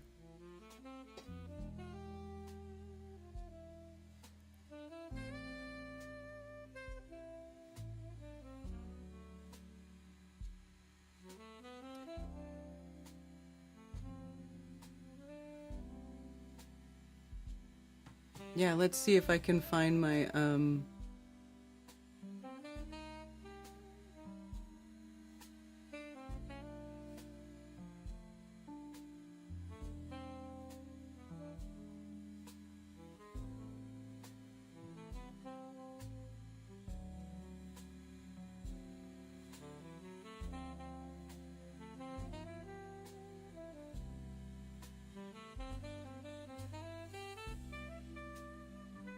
Anyway, I just opened this. Are there going to be any FE to challenge Will Duffy on TFE? I have some info that might help you. Why are we entertaining that a-hole? Like, seriously, who cares? Who cares? Who cares? Who cares? Who cares about Will Duffy? I don't.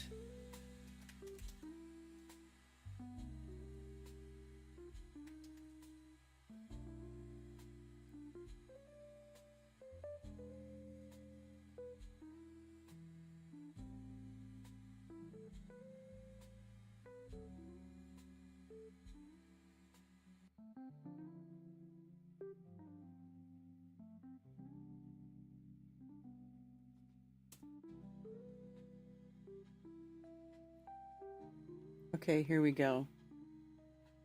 Firmament. Hammer, sheet, the pounding of metal such as a gold hammer to flatten it out for a metal sheet. Rakia, hammer, to beat with a hammer to flatten out. Spread, stamp, stretch, beat, broad.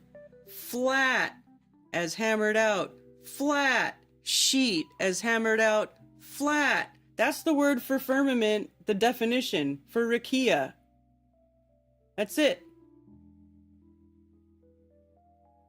So, you know, that's why I think it's flat. But whatever. This guy is a troll? Who? Try thinking is a troll? Okay.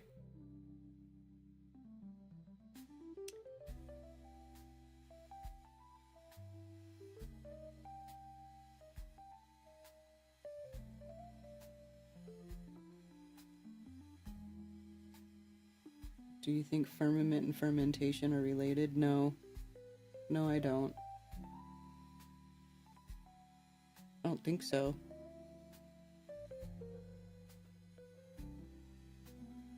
Magic as depicted in movies and shows is real.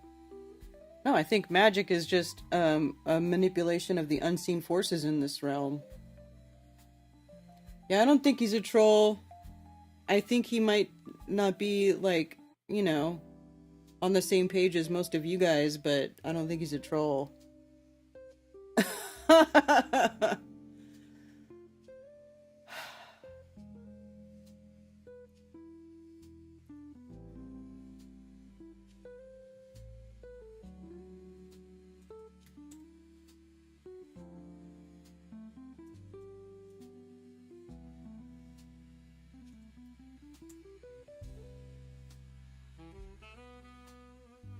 A solar eclipse is the result simply of the moon passing between the sun and the observer on Earth, but that an eclipse of the moon arises from a shadow of the Earth is a statement in every respect because unproved, unsatisfactory. The Earth has been proved to be without orbital or axial motion, and therefore it could never come between the sun and the moon. What am I hearing?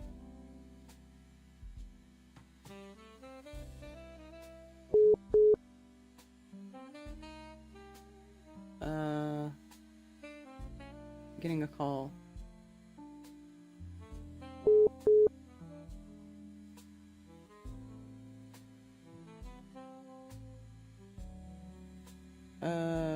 That's weird. It said I was on a call, but I don't recall being on a call. And then, of course, my sound wasn't working, so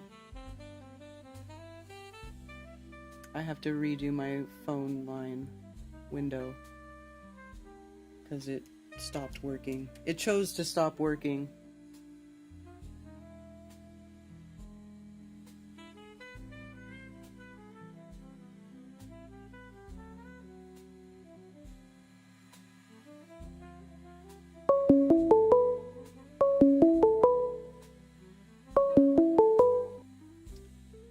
Thank you for calling Coffee Talk. You're on with Karen B. Karen Glenn, real quick, this flat sky thing you mentioned a few minutes ago. Mm-hmm. You said that Christians tend to get upset when you say it's you think it's flat. Well, if you look at in the Bible itself, Revelation 6:14, it says that the heavens will roll up like a scroll. So, at least in most occasions, it's hard to imagine something that's not flat being rolled up like a scroll. Right. So my personal opinion is I just, because of the scripture, I think it's likely flat. So just so you know, not all Christians, maybe others, but for me, I suspect it's flat. Yeah. I got that idea from scripture. Yeah. Anyway, thank you. All right, thanks. Bye. Bye. Okay, here we go. Now another one call. Oh. Thank you for calling Coffee Talk. You're on with Karen B. Hey, you know what else is flat? What's that? My chest. No, I'm just kidding. Thought you were going to say my chest. I was like, well, maybe. You know, you can see from Hatteras, you can see Nag's Head clear as a bell. Without it.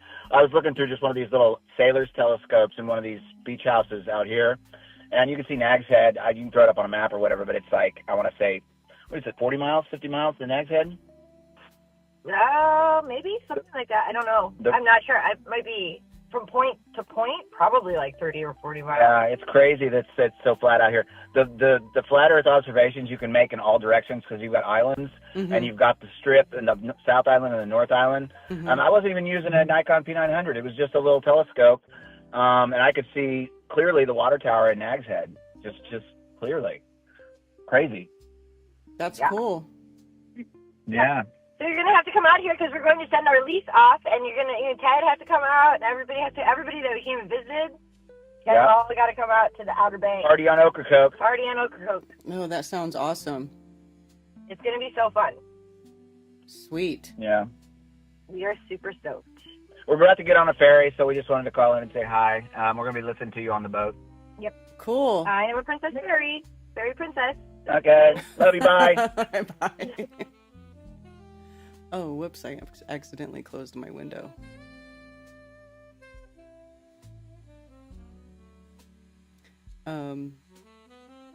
Yeah.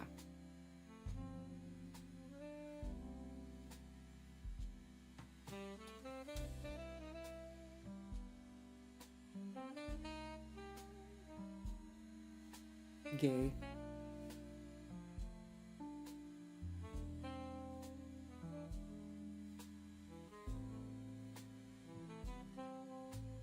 All right, so let's see. Earth is also proved to be a plane. So let's see. The Earth has been proved to be without orbital or axial motion. Therefore, it could never come between the sun and the moon. The Earth is also proved to be a plane, always underneath the sun and moon, and therefore to speak of it intercepting the light of the sun and thus casting its own shadow on the moon is to say that which is physically impossible. Besides the above difficulties or incompatibilities, many cases are on record of the sun and moon being eclipsed when both were above the horizon. The sun, the earth, and the moon not in a straight line, but the earth below the sun and moon out of the reach or direction of both, and yet a lunar eclipse has occurred. Well, see, I kind of debunked this with my AutoCAD modeling of a lunar eclipse, but I still don't think it's a globe, obviously. It is possible that a shadow of the earth could be thrown upon the moon when the sun, earth, and moon were not in the same line. The difficulty has been met by assuming the influence of refraction, as in the following quotations. On some occasions, the horizontal refraction amounts to 36 or 37 minutes, and generally to about 33 minutes, 33, which is equal to the diameter of the sun or moon, and therefore the whole disk of the sun or moon will appear above the horizon, both at rising and setting, although actually below. This is the reason that the full moon has sometimes been seen above the horizon before the sun was set. A remarkable instance of this kind was observed at Paris on the 19th of July, 1750, when the moon appeared visibly eclipsed, while the sun was distinctly to be seen above the horizon. On the 20th of April, 1837, the moon appeared to rise eclipsed before the sun had set. The same phenomenon is observed the 20th of September, 1717. In the lunar eclipses of July 17, 1590, November 3, 1648, and June 16 of 1666, May 26 of 1668, the moon rose eclipsed while the sun was still apparently above the horizon. The horizontal eclipses were noted as early as the time of Pliny. On the 17th of January, 1870, a similar phenomenon occurred, and again in July of the same year. The only explanation which has been given of this phenomena is the refraction caused by the Earth's atmosphere. This, at first sight, is a plausible and fairly satisfactory solution, but on carefully examining the subject, it is found to be utterly inadequate, and those who have recourse to it cannot be aware that the refraction of an object and that of a shadow are in opposite directions. An object by refraction is bent upwards, but the shadow of any object is bent downwards, as will be seen by the following very simple experiment. Take a plain white shallow basin and place it 10 or 12 inches from a light in such a position that the shadow of the edge of the basin touches the center of the bottom. Hold a rod vertically over and on the edge of the shadow to denote its true position. Now let water be gradually poured into the basin, and the shadow will be seen to recede or shorten inwards and downwards. But if a rod or spoon is allowed to rest with its upper end towards the light and the lower end in the bottom of the vessel, it will be seen, as the water is poured in, to bend upwards, thus proving that if refraction operated at all, it would do so by elevating the moon above its true position and throwing the Earth's shadow downwards or directly away from the moon's surface. Hence, it is clear that the lunar eclipse by shadow of the Earth is an utter impossibility. Well, I kind of disagree with some of the stuff being written here in this one. I'm going to look at the other book and see what it says about eclipses. The moon's entire surface, or that portion of it which is presented to the Earth, has also been distinctly seen during the whole time of a lunar eclipse. The appearances were, as usual, till 20 minutes past 9 at the period for the space of the next hour. Instead of an eclipse or the shadow of the Earth being the cause of the total obscurity of the moon, the whole phase of that body became quickly and most beautifully illuminated and assumed the appearance of a glowing heat of fire from a furnace, rather tinged with a deep red, the whole disk of the moon being as perfect with light as if there had been no eclipse whatsoever. The moon positively gave good light from a disk during the total eclipse. The following case, although not exactly similar to the last, is worth reading here, as showing that some other cause existed than the Earth's shadow to produce a lunar eclipse. Extraordinary phenomena attending the eclipse. On Saturday evening, February 27, 1858, at Brussels, the eclipse was seen by several English philosophers who had happened to be present. It was attended by a very remarkable appearance, which Dr. Forster said was wholly inexplicable on any laws of natural philosophy with which he was acquainted. The moment before contact, a small dusky spot appeared on the moon's surface, and during the whole of the eclipse, a reddish-brown fringe or penumbra projected above the shadow of the earth. Another thing still more remarkable was the apparent irregularity of the edge of the shadow. 3 persons, one of them an astronomer, were witnesses of these curious phenomena which no law of refraction can in any way explain. Lunar eclipse of February 6, 1860. The only remarkable feature of this eclipse was the visibility. It might almost be termed the brilliancy of Aristarchus. Kepler and other spots were comparatively lost or at most barely discernible as soon as they became enveloped in the shadow, but not so Aristarchus, which eventually shone either by intrinsic or retained illumination. Intrinsic or retained illumination. So, phosphorescence? Fluorescence, perhaps? Imagined her body to be transparent and to be enlightened from behind, and on March 19, 1848, it is stated that so bright was the moon's surface during its total immersion that many persons could not be persuaded that it was eclipsed. For Mr. Forster of Bruges states in an account of that eclipse that the light and dark places on the moon's surface could almost be as well made out as an ordinary dull moonlight night. Yeah, because I say that about the penumbra, that when you do like a penumbral eclipse, you can't even tell that the moon's being eclipsed. I don't know if that's what they were talking about, though. The moon is sometimes during a total eclipse with an almost unaccountable distinctness. Yeah, no.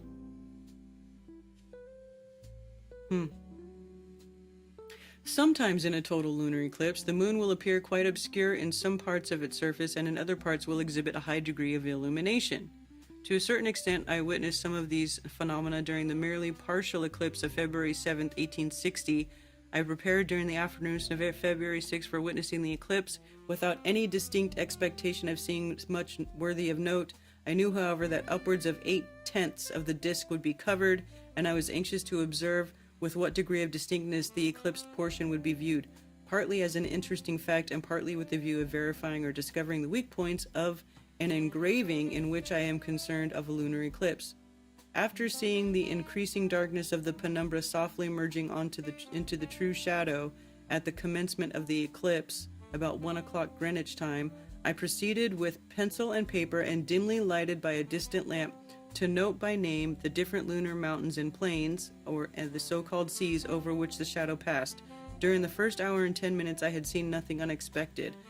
I had repeatedly written down my observations of the remarkable clearness with which the moon's eclipsed outline could be seen, both with the naked eye and with the telescope. At 1 hour 58 minutes, however, I suddenly noted the ruddy color of a portion of the moon. I may as well give my notes in the original words as copied next day in a more connected form. In 1 hour 58 minutes Greenwich time, I am suddenly struck by the fact that the whole of the western seas of the moon are showing through the shadow with singular sharpness, and that the whole region where they lie has assumed a decidedly reddish tinge, attaining its greatest brightness at a sort of temporary polar region having endymion about the position of its imaginary pole. I particularly notice that the lake of sleep has disappeared in this brightness, instead of standing out in darker shade, and I notice that this so-called polar region is not parallel with the rim of the shadow, but rather west of it.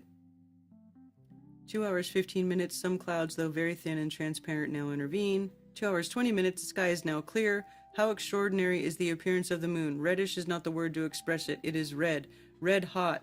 I endeavor to think of various red objects with which to compare it, and nothing seems so like as a red-hot penny. A red-hot penny with a little white-hot piece at its lower edge, standing out against a dark blue background, only it's evidently not a mere disc, but beautifully rounded by shading.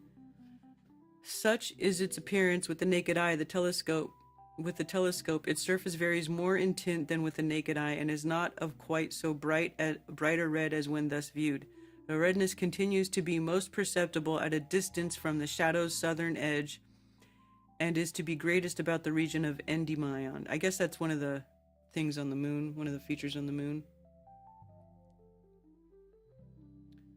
Mare Crisium and the western seas are wonderfully distinct, not a trace to be seen of Aristarchus or Plato. So he goes on to discover what he's seeing on the eclipse. At the time of totality, the moon presented a soft, woolly appearance, apparently more globular in form than when fully illuminated. Traces of the larger and brighter mountains were visible at the time of totality, and particularly the bright rays proceeding from Tycho, Kepler, and Aristarchus. At first, when the obscured part was of small dimensions, it was an iron-gray tint, but was approached totality. The reddish light became so apparent that it was remarked that the moon seemed to be on fire. When the totality had commenced, it certainly looked like a fire smoldering in its ashes and almost going out. So then it says, the several cases above advanced are logically destructive of the notion that an eclipse of the moon arises from the shadow of Earth. As before stated, the Earth is proved to be a plane without motion and always several hundred miles below the sun and moon, and cannot by any known possibility come between them. But do you have an explanation, or are you just debunking the globe version of the lunar eclipse? Let's see.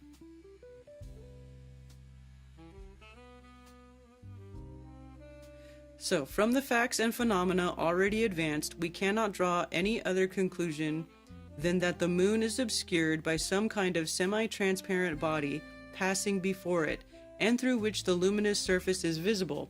The luminosity changed in color by the density of the intervening object. This conclusion is forced upon us by the evidence, but it involves the admission that the moon shines with light of its own, that it is not a reflector of the sun's light, but absolutely self-luminous. Although this admission is logically compulsory, it will be useful and strictly zetetic to collect all the evidence possible which bears upon it. So, another way it could be self-luminous is if it is fluorescence or photoluminescence. In other words, it gets charged just like something that glows in the dark. It gets charged by the UV light of the sun, and then it emits the light in the dark when it is away from the sun. So, the moon is just a helium balloon.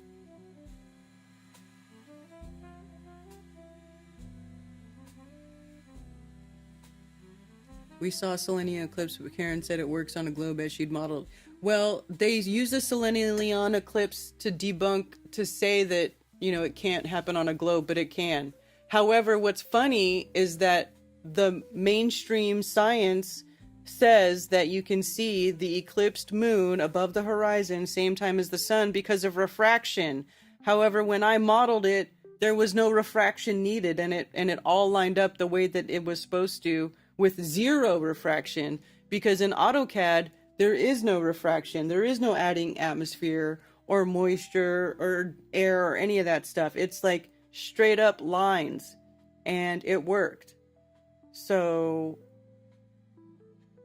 I don't know, but then also, I've talked about this before. Even though I used AutoCAD to debunk that the selenium eclipse debunks the globe, no globie is going to start picking up AutoCAD to start using it to debunk flat Earth, because they'll just prove that the Earth is flat. Like if you use it for measuring curvature and like that sort of thing, other things fall completely apart. When you start measuring things to scale, they fall completely apart, like Earth's curvature, and seeing certain distances, like AutoCAD debunks that. So when you take out refraction, it's like you're just talking about straight geometry. And so there you go. The geometry of the globe is debunked in AutoCAD. Just because I lined up their little balls in the sky doesn't mean that that's what Earth is. That would be reification, wouldn't it?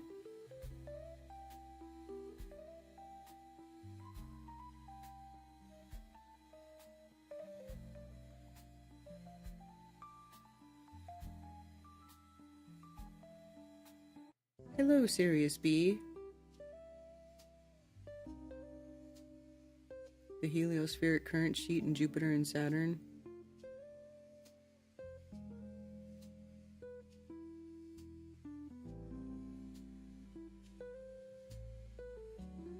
Are you aware of the dogmatic globe's new position of the globe being a non-geometric shape?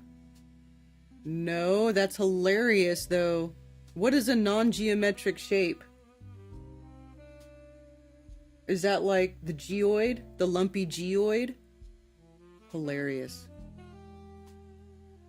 I disagree with Rowbotham's claim that some object passes in front of the moon. The change in the moon comes from the moon itself. Well, the eclipse, I think, does involve a third object. I think this is actually probably true. There could be a third object that is not visible to the naked eye, which is above the pole, or something. Something there is interfering. It's causing interference between the light of the moon and the sun. And so a third object could possibly be the answer.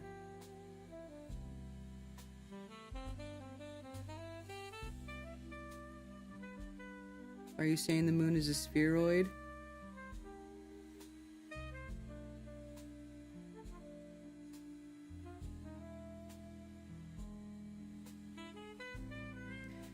Billingtano, did they not give you your license back?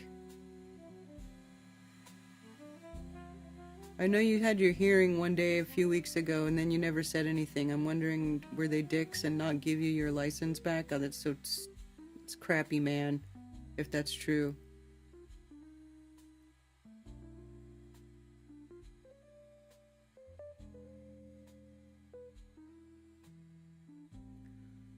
A globe is a non-geometric shape. Is a sphere not a geometric shape? Owner of the Globe Gangsters.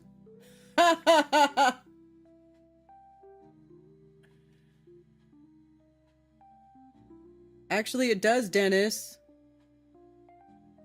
It does. In fact, that third color, it turning red, is what makes us think there is a third object.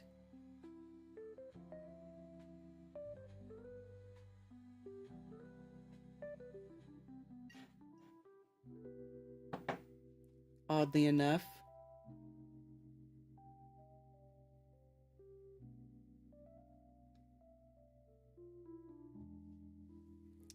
Oh.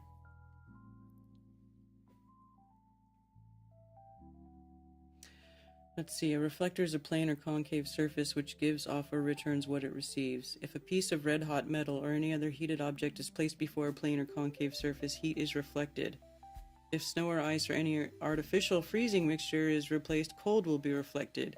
If light off any given color is placed in the same way, the color of light will be reflected.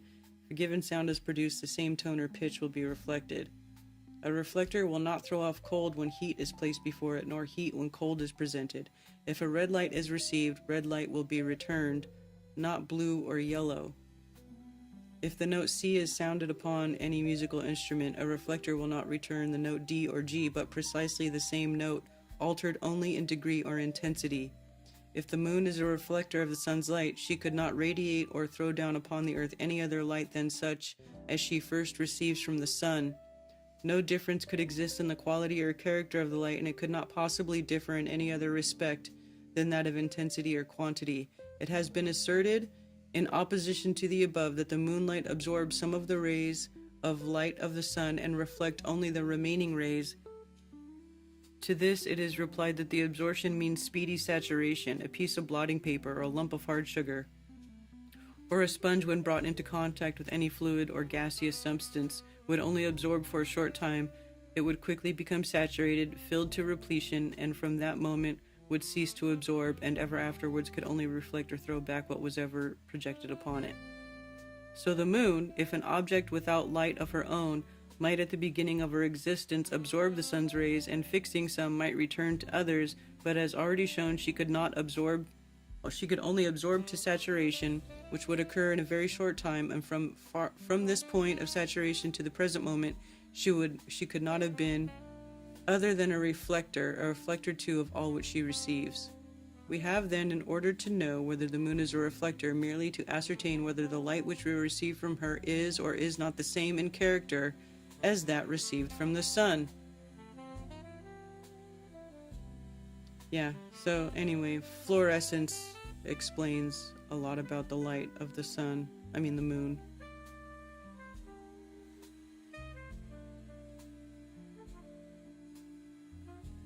I think there could be a third object that causes the lunar eclipses. Could be.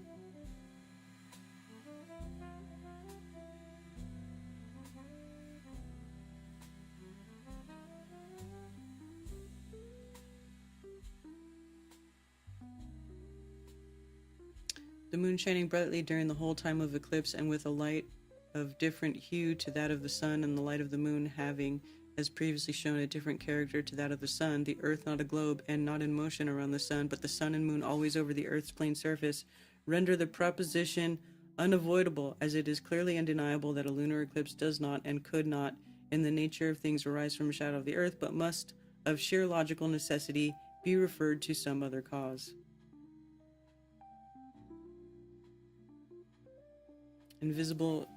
Sir John Herschel admits that invisible moons exist in the firmament, huh?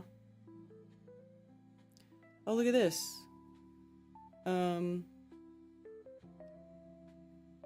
That a solar eclipse occurs from the moon passing before the sun, so from the evidence above collected, it is evident that a lunar eclipse arises from a similar cause of a body semi-transparent and well-defined, passing before the moon or between the moon's surface and the observer on the surface of the earth. That many such bodies exist in the firmament is almost a matter of certainty, and that one such as that which eclipses the moon exists at no great distance above the earth's surface is a matter admitted by many of the leading astronomers of the day in the report of the Council of the Royal Astronomical Society for June 1850. That's interesting. So the Royal Astronomical Society says, we may well doubt whether that body which we will call the moon is the only satellite of the earth. In the report of the Academy of Sciences for October 12, 1846, and again for August 1847, the director of one of the French observatories gives a number of observations and calculations which have led him to conclude that there is at least one non-luminous body of considerable magnitude which is attached as a satellite to this earth. John Herschel admits that invisible moons exist in the firmament. Sir John Lubbock is of the same opinion and gives rules and formulae for calculating their distances, periods, etc. And the meeting of the British Association for the Advancements of Science in 1850, the president stated that the opinion was gaining ground that many of the fixed stars were accompanied by companions emitting no light. That's interesting. The fixed stars were accompanied by companions emitting no light, so almost like they're all have two parts, an unseen part and a seen part. That's interesting.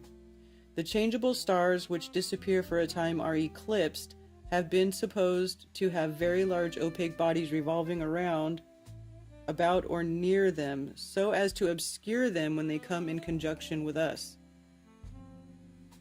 Bessel, the greatest astronomer of our time, in a letter to myself in July 1844 said, I do indeed continue in the belief that Procyon and Sirius are both true double stars, each consisting of one visible and one invisible star, a laborious inquiry that completed by Peters at Königsberg and a similar one by Schubert, the calculator employed on the North American Nautical Almanac support Bessel. The belief in the existence of non-luminous stars was prevalent in Grecian antiquity and especially in the early times of Christianity. It was assumed that among the fiery stars which are nourished by vapors there move other earthy bodies which remain visible to us. Stars that are invisible and consequently have no name move in space together with those that are visible. Diogenes of Apollonica. Huh. Lambert, in his cosmological letters, admits the existence of dark cosmological bodies of great size. That's interesting.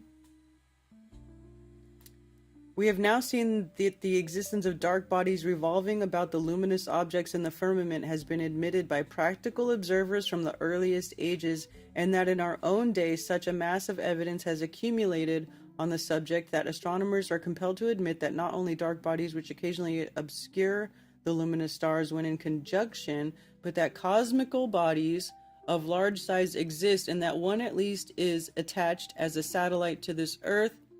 It is a dark or non-luminous satellite, which when in conjunction or in line with the moon and an observer on Earth is the immediate cause of a lunar eclipse. That's interesting. Those who are unacquainted with the methods of calculating eclipses and other phenomena are prone to look upon the correctness of such calculations as powerful arguments in favor of the doctrine of the Earth's rotundity and the Newtonian philosophy generally. One of the most pitiful manifestations of ignorance of the true nature of theoretical astronomy is the ardent inquiry so often made, how is it possible for that system to be false, which enables its professors to calculate to a second of time both solar and lunar eclipses for hundreds of years to come? The supposition that such calculations are an essential part of the Newtonian or any other theory is entirely gratuitous and exceedingly fallacious and misleading. Whatever theory is adopted, or if all theories are discarded, the same calculations can be made. The tables of the moon's relative positions for any fraction of time are purely practical, the result of long-continued observations or ephemerides, and may or may not be connected with hypothesis. The necessary data being tabulated may be mixed up with any, even the most opposite doctrines, or kept distinct from every theory or system, just as the operator may determine. So the calculations don't prove Earth is a globe.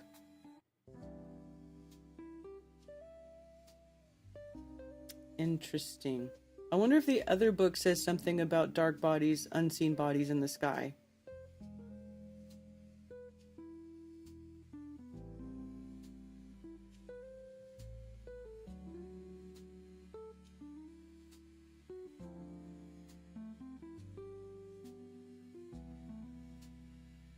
Look, hey, look, a dipole. Oh my gosh, they put a dipole in their book. Just what I was showing you guys earlier. What do you know? What do you know?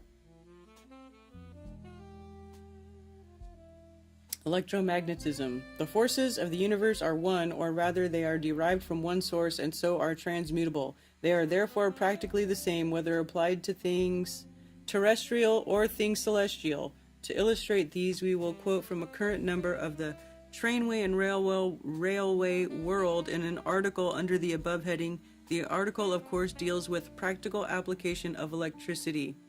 When a current flows through a straight wire, AB, a magnetic field is produced around it. The character of this field is shown in the figure over the case when the current is flowing upwards through a vertical wire. When the current is flowing downwards, the field is of exactly the same character, except that the lines of force run in the opposite direction around the wire.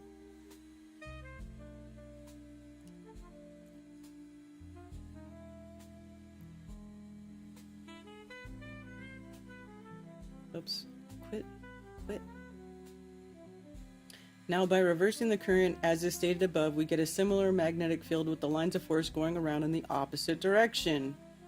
We may take diagram 4 to represent the magnetic field in the northern circle and C as the north center, but instead of reversing the current and so altering the direction of the circular lines of force, we may take a second field to represent the southern circle with the lines of force going around ABC and so from B to C in the opposite direction as represented in diagram 5. This will illustrate the currents flowing around the South Pole.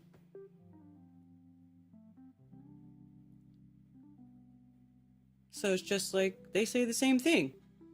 Same thing that I was saying. See, it's not new.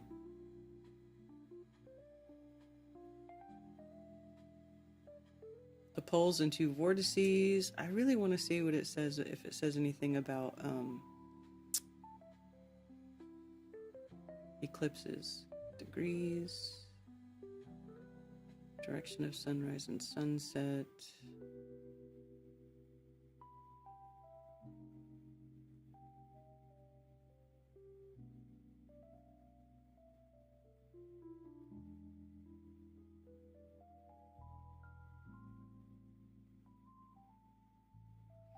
The moon's motions.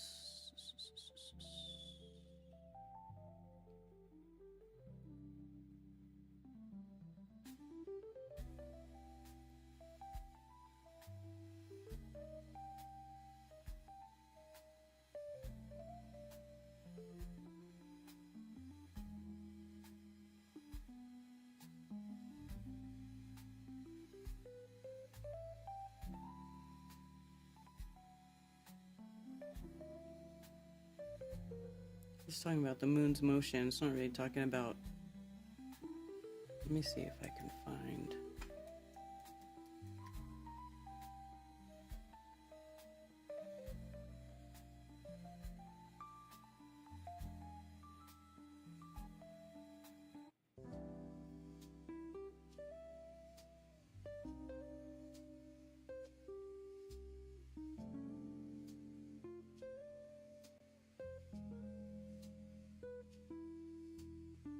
Let's see. It would be utterly impossible on modern scientific theories to calculate eclipses of the sun or the moon. The motions predicted of each factor in the problem would be so very intricate. For instance, the sun is said to be moving forward with her translatory motion through space towards a particular constellation millions and millions of miles away. Is the sun moving in a straight line towards that constellation or any particular star? Or would it not be moving in another elliptical orbit around that distant star as its center?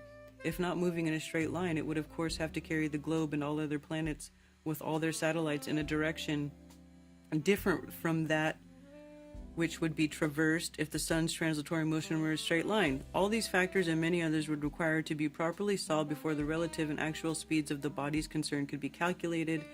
And when these calculations were made on present data, how could the position and time of an eclipse be foretold? It would be impossible. What's the next one? Before dealing with the moon's real pathway in the heavens and her real motion and speed, we must open with an exposition of her supposed path or orbit and her consequent speed or revolutions according to the fallacious tenets of modern science. Professors of the whirling globe hypothesis tell us that the moon revolves around the Earth in nearly a circle with the Earth at the center, called its orbit or path. One professor states the moon has several motions, and regarding that by which she revolves around the Earth whilst the Earth travels around the sun, he says, this is affected by a corkscrew motion. Otherwise, the moon would have to travel on one side of her orbit in a full direction opposite to that of the Earth. When new or full, the moon is on the ecliptic, or has the same level with the sun as the Earth, but when 7 days old, she is above the Earth, so that 7 days after, when being full, she is below the Earth. To understand this, all we have to do is to imagine a straight line which represents the path of the Earth in her orbit. Then imagine that after being new, the moon dives below the Earth, but still keeping about the same distance from the Earth, when she ascends on the other side of the Earth and becomes full when she again reaches our level. She is then outside the Earth. When new, she is inside. This is why the sun can only be eclipsed by the moon when she is new, and also explains the shadow of the Earth can only eclipse the moon when the latter is full. A complete circle like the annex diagram shows 360 degrees motion. Romance of the moon.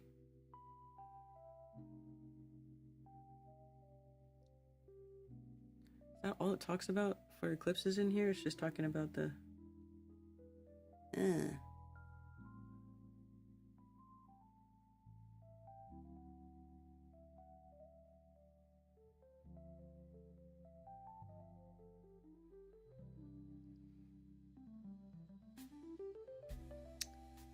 The following diagram from Ether and Gravitation by William George Hooper illustrates the moon's supposed path around the Earth and also the sun's relative position to the Earth and moon.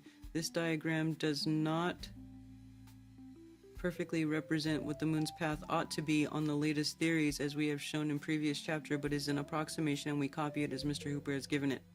Let us, in starting, represent the Earth's orbit by a perfect ellipse, A, B, C, D, with the sun occupying one of the focus of the one of the foci.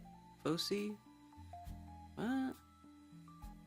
So this is the sun, and this is the Earth around the sun, and then the swirly is the moon going around the Earth.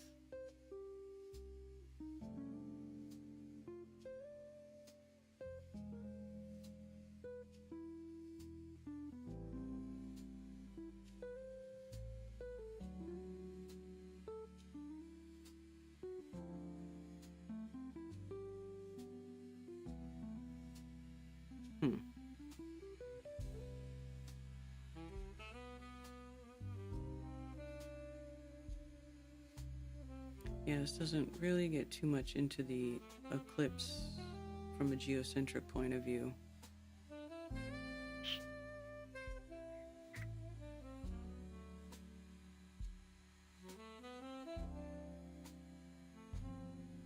Which is true, the globe of land and water, or the level surface of water and land?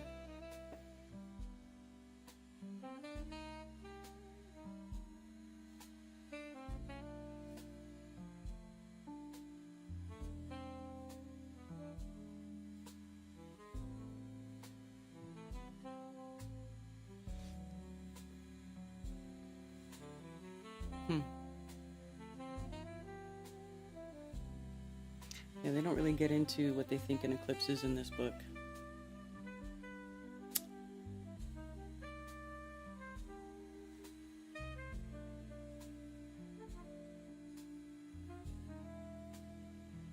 Cause of tides.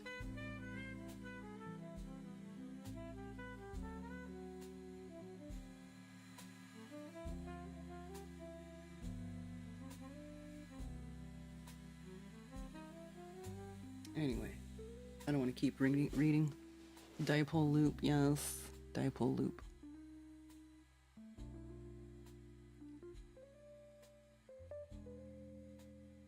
American in Crimea. Say that comment about dark bodies in the sky is retarded. That belief and his lack of understanding about astronomy in Antarctica are two of Rowbotham's flaws. Also, de-emphasis of Arctic elevation. Well, it's not his, he quotes these other Royal Astronomical Society people saying that there's dark bodies in the sky. So, maybe there's something to it.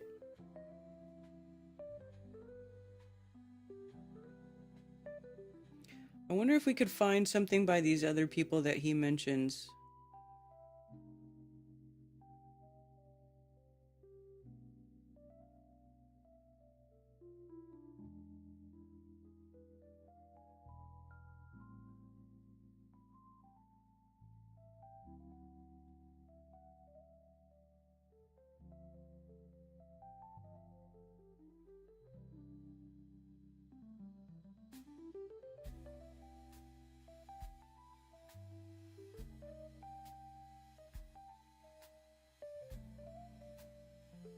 Beyond the 70th degree of latitude, not a tree meets the eye. Wearied with the white waste of snow, forest, woods, and even shrubs have disappeared, and given place to a few lichens and creeping woody plants.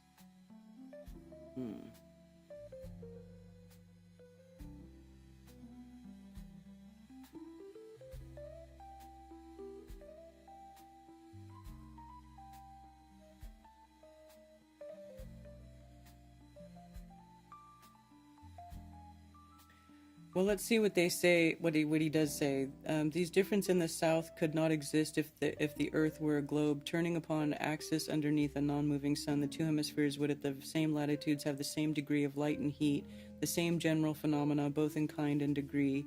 The peculiarities which are found in the south, as compared with the north, are only such as could exist upon a stationary plane, having a northern center, concentric with which is the path of the moving sun. The subject may be placed in the following syllogistic form.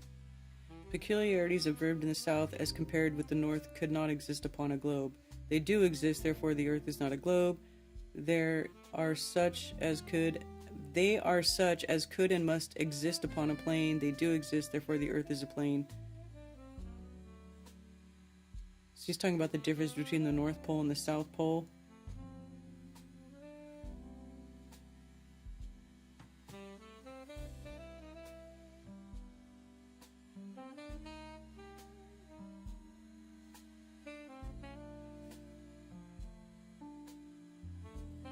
In the Cook Strait Almanac for 1848, it said, at Wellington, New Zealand, December 21st, sun rises 4 hours 31 minutes and sets at 7 hours 29 minutes, the day being 14 hours 58 minutes. June 21st, sun rises at 7 hours 29 minutes and sets at 4 hours 31 minutes, the day being 9 hours and 2 minutes. In England, the longest day is 16 hours and 34 minutes and the shortest day is 7 hours and 45 minutes. Thus, the longest day in New Zealand is 1 hour and 36 minutes shorter than the longest day in England, and the shortest day in New Zealand is 1 hour and 17 minutes longer than the shortest day in England.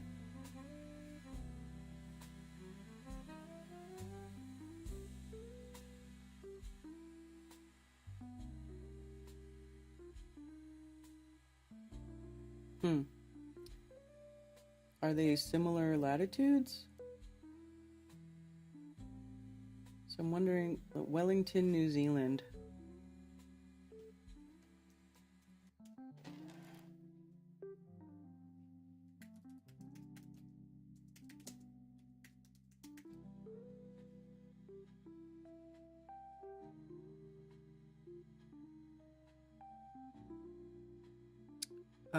So that's 41 south of the equator.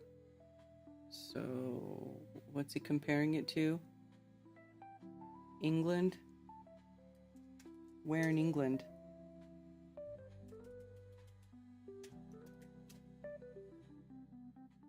I guess we could just go by London or whatever. Let's see. 51. 54. Oh, so even the southern part of England is 51 degrees north. So it's 10 degrees 50. So it's like 10 degrees farther from the sun than New Zealand. So New Zealand, the longest day in New Zealand is 1 hour and 36 minutes shorter than the longest day in England. That would make sense. And the shortest day in New Zealand is 1 hour and 17 minutes longer than the shortest day in England. Well, that would make sense because New Zealand is closer to the ecliptic than England. Yeah, some of these are not the best. I would like to, let's see, it was 109.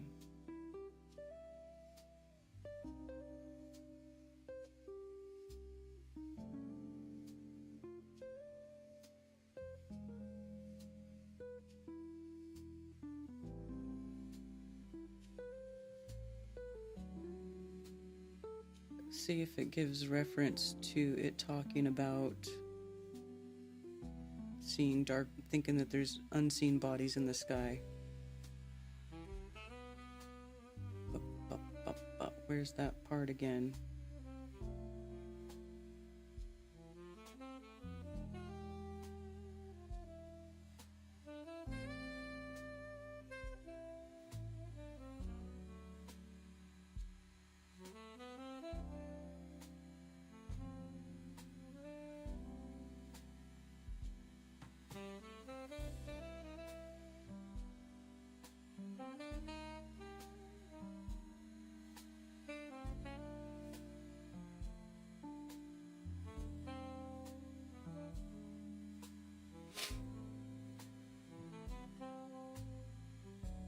Where was that part?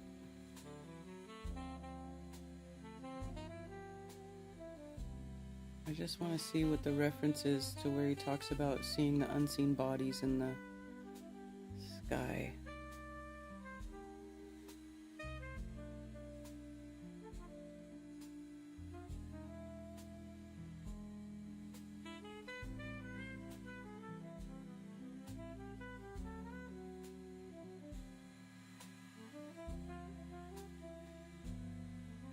Suck.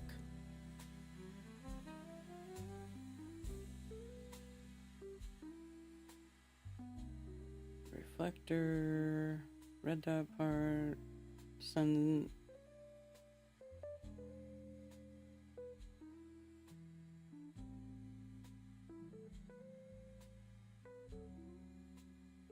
Talking about the difference between sunlight and moonlight.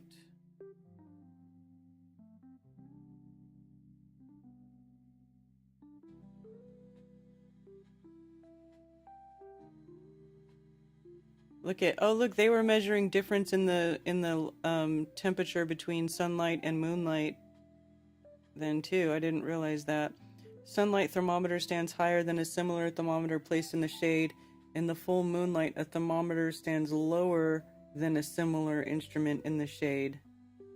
So here it's talking about moonlight making things colder than moon shade. Interesting.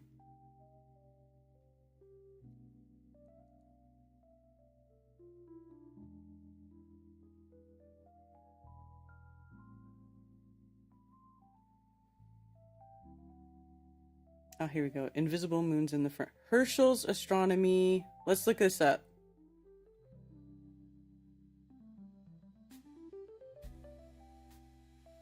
Let's look it up.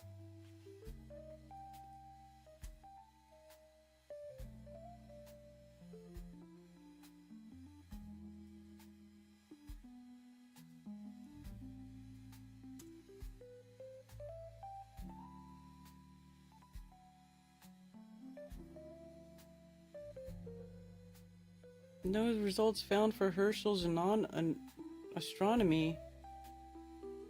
Why is that?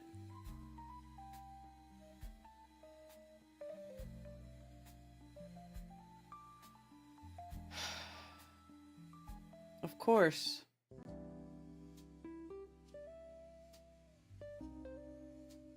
Of course.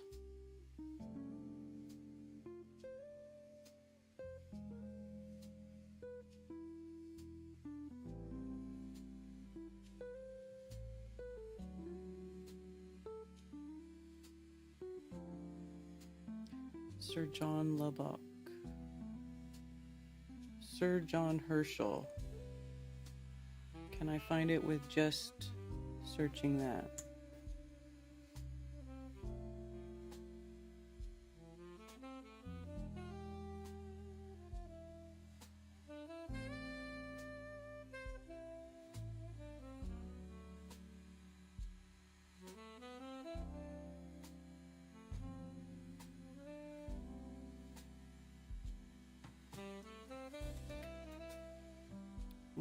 Why isn't Sir John Herschel's books able to be found? Huh?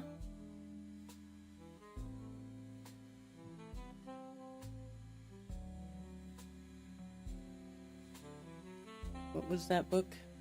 Herschel's Astronomy.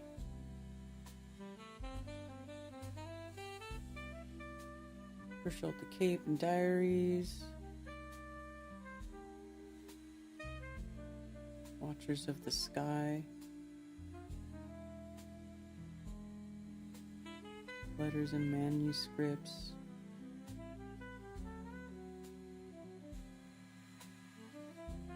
The moon hoax, or a discovery that the moon has a vast population of human beings? What?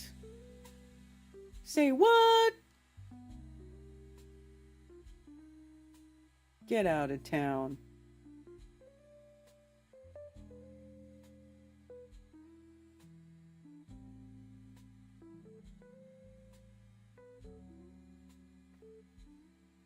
As seen by Lord Ross's telescope. Oh, this is hilarious. The moon as seen by Lord Ross's telescope in 1856.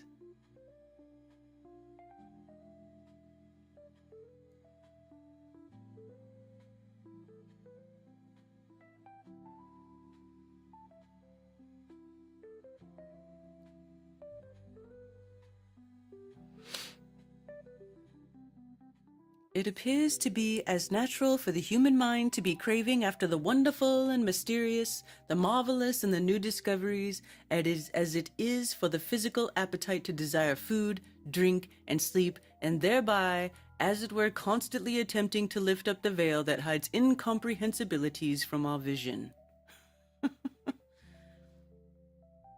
It's like, this is hilarious.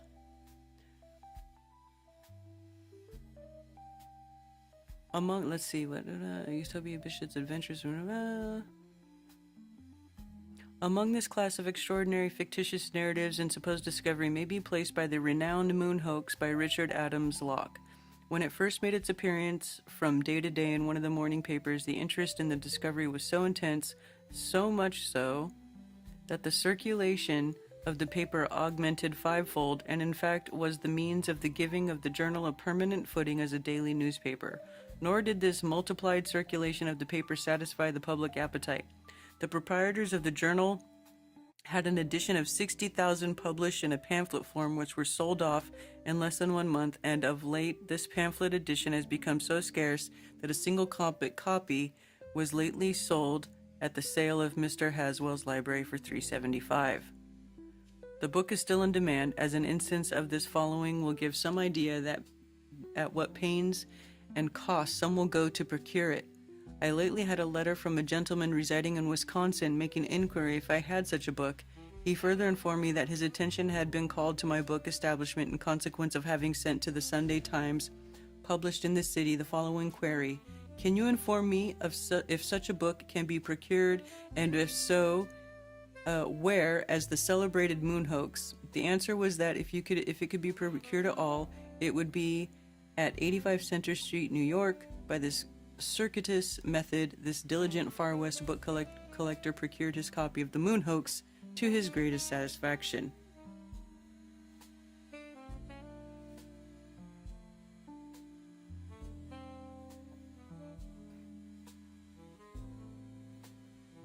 Astronomical discoveries lately made by Sir John Herschel, Cape of Good Hope.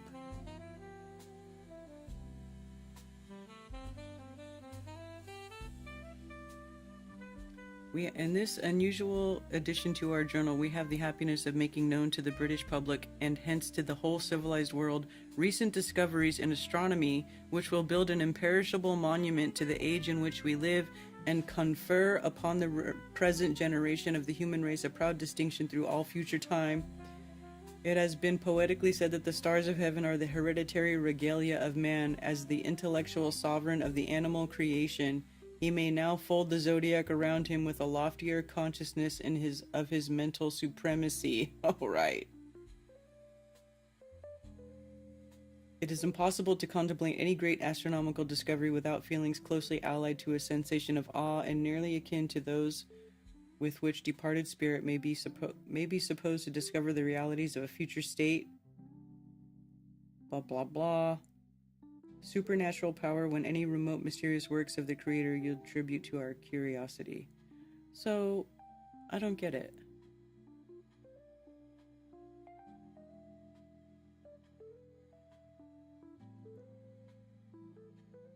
The engravings of the belts of Jupiter is a reduced copy of an imperial folio drawing by Dr. Herschel himself. It contains the results of his latest observation of that planet.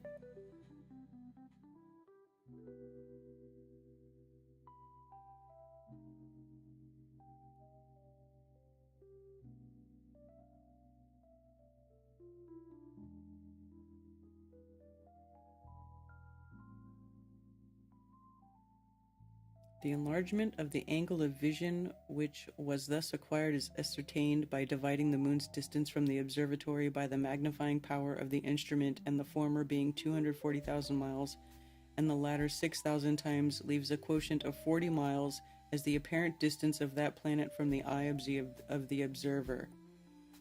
Now it is well known that no terrestrial objects can be seen at a greater distance than this with the naked eye, even from the most favorable elevations.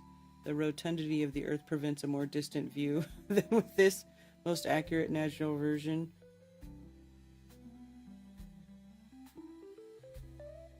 That with a power of 1,000 times he could discern objects in this satellite of not more than 122 yards in diameter. Okay, so Herschel was a grifter. Is that what we're finding out here? Because even with modern telescopes, you can't see where they landed. You can't see the landing site on the moon. And what was he looking at without had 1,000?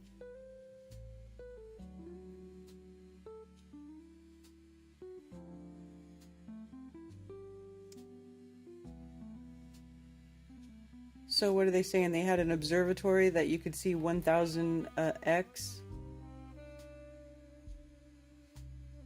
The enlargement of the angle of vision which was thus acquired is ascertained by dividing the moon's distance from the observatory by the magnifying power of the instrument. So they're saying they were looking through like a 6,000x. He found that magnifying power of 6,000 times when applied to the moon, which was the severest criterion that could be selected produced under these new reflectors a focal object of exquisite distinctness, free from every achromatic obscurity and containing the highest degree of light which the great speculum could collect from that luminary.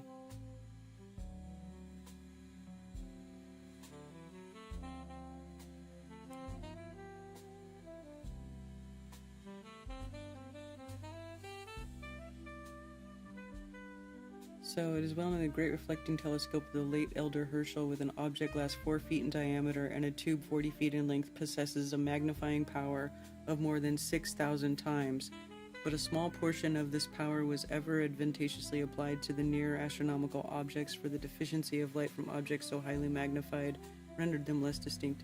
So here saying he made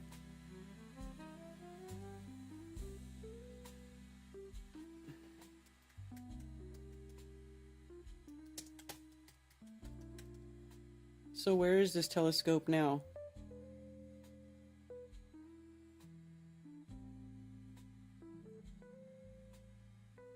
Herschel Space Observatory. Right.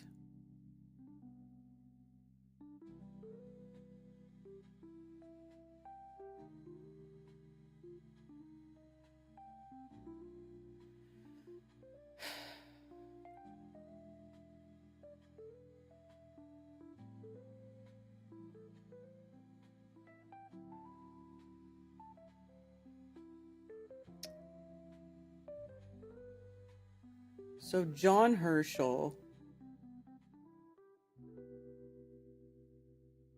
is the son of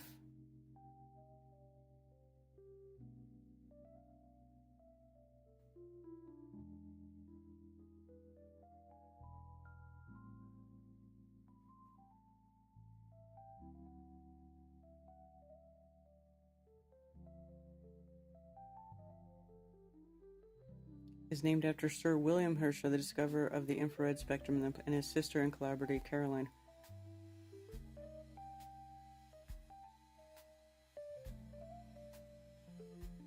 Frederick William Herschel.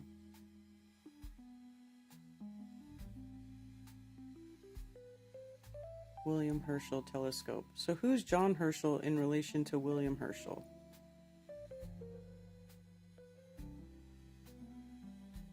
That's his son.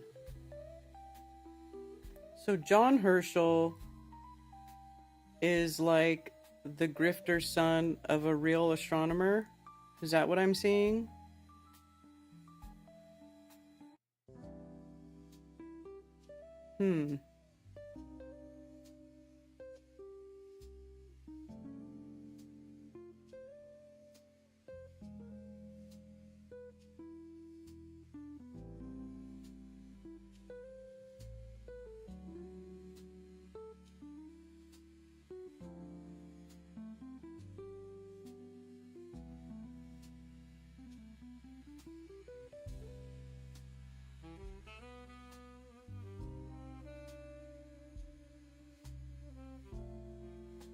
New lunar discoveries.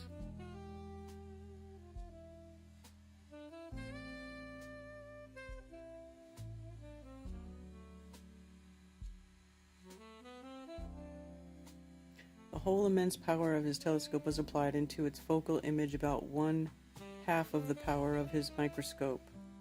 On removing the screen of the latter, the field of view was covered throughout its entire area with beautifully distinct and even vivid representation of basaltic rock. Its color was greenish-brown, and the width of the columns, as defined by their interstices on the canvas, was invariably 28 inches. No fracture appeared in the mass first presented, but a few seconds of shelving pile appeared of 5 or 6 columns width, figured to be hexagonal, and their articulation similar to those of basaltic formations at Staffa. Blah, blah, blah, blah. Where does it say that they find a bunch of people on the moon?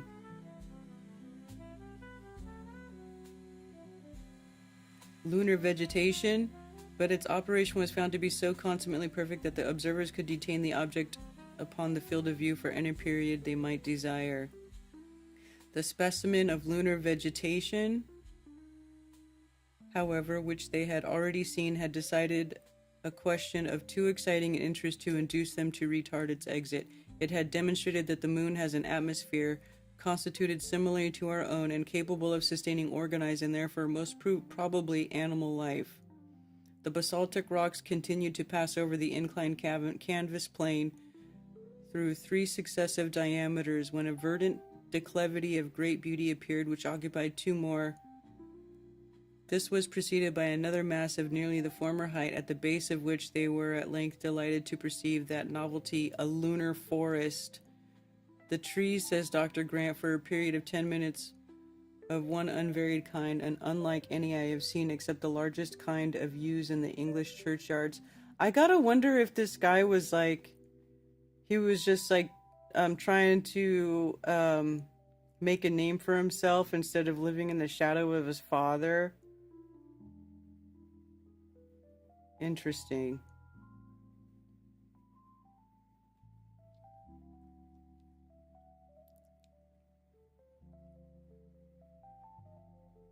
But what about Sir John Lubbock?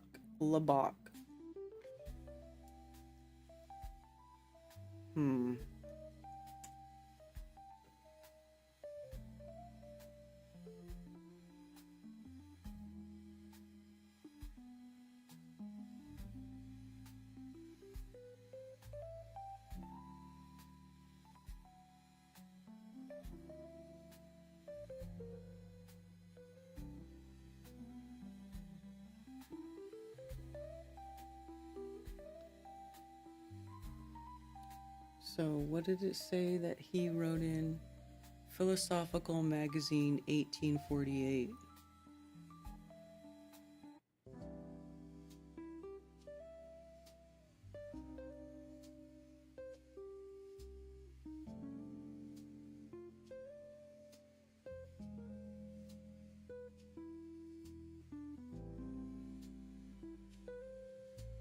Wait, he wasn't even alive in 1848. Oh no, in office. That's not his dates.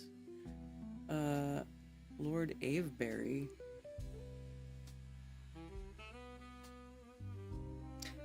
'34.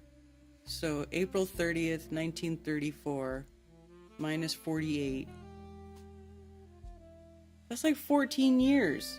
So when this guy was 14 years old, he was writing, at 14 years old, he was writing... Is this the same guy for Philosophical Magazine? And calculating their distances and periods? Come on, this can't be the same guy. Oh, here we go. Here's an older one. An astronomer. Okay, here we go. This makes more sense. Hilarious. A Fellow of the Royal Astronomical Society in 1829, a Fellow of the Royal Society has been described as foremost among English mathematicians as adopting Laplace's doctrine of probability.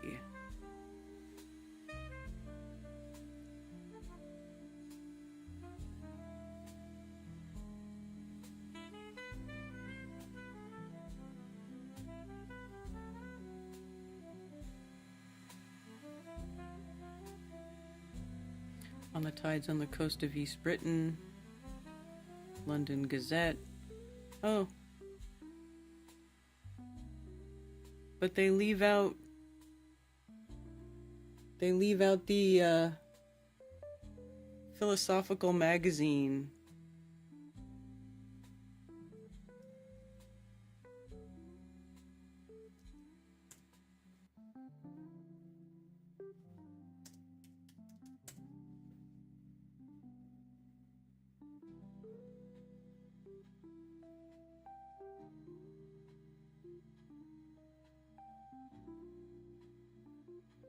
Philosophical Magazine Archives.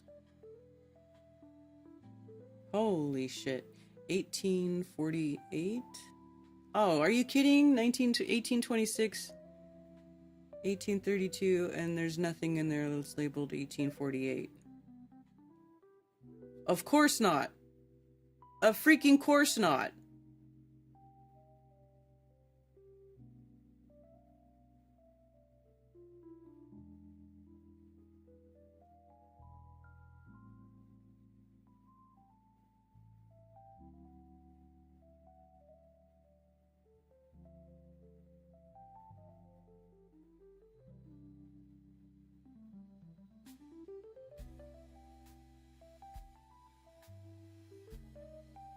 1848, 1848, 1848, 1846, 45, 1845, 44, 43, 43, 44, 45, 46, 42, 46, 48.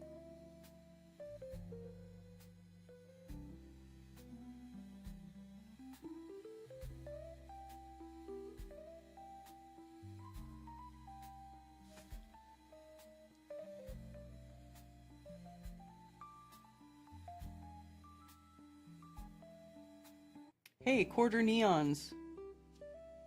They were talking about quarter neons. Rose. 1848. Which page? Which page? Which page did it say? Page 80. Page 80. Let's see if it goes up to page 80. I want to see somebody else talk about the invisible bodies in the sky if we can find it. I'm sorry, you guys. I'm sure everybody left the stream by now. Oh my god, it's almost 2 o'clock. Page 80. Royal Astronomical Society. Observations of Mimas, the closest and most interior satellite of Saturn. It is to be graded that owing to the discovery of the closest two satellites of Saturn having been made at a period long after the 5 others became known, it is difficult in referring to the individuals to note them by numerals, which shall explicitly and without ambiguity point out which satellites are meant. Sir John Herschel, seeing this difficulty, has invented and published in his Cape Observations a nomenclature which completely removes it and moreover will retain its precision should any more satellites hereafter be discovered. He gives a proper name to each of them, and beginning with that nearest to Saturn designates them Mimas, Enceladus, Tethys, Dione, Rhea, Titan, and Japetus. I cannot but think the nomenclature a great improvement and worthy of generational adoption. Of Mimas, the satellite I now refer to, I have obtained in all 5 observations. August 1846, August 25th. 11:30 p.m. Meantime, the satellite appeared at its greatest elongation westward. During the late opposition of Saturn, I have seen very watchful opportunity. I've been able to see it certainly. 16th, meantime, Mimas.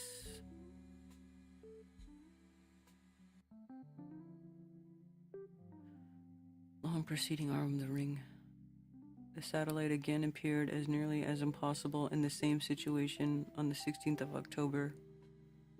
The power with which Mimas was generally best seen is a Coddington lens magnifying 567 times. The difference of visibility between Mimas and Enceladus is almost incomparable, and the latter being seen in my telescope under all tolerable circumstances, blah blah blah.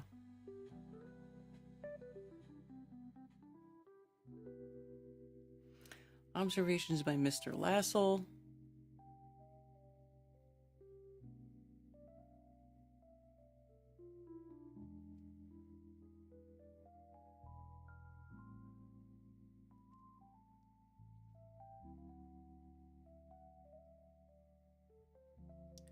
Satellites of Uranus were first seen by Sir W. Herschel on January 11th, 1787, 6 years after his discovery of the primary planet.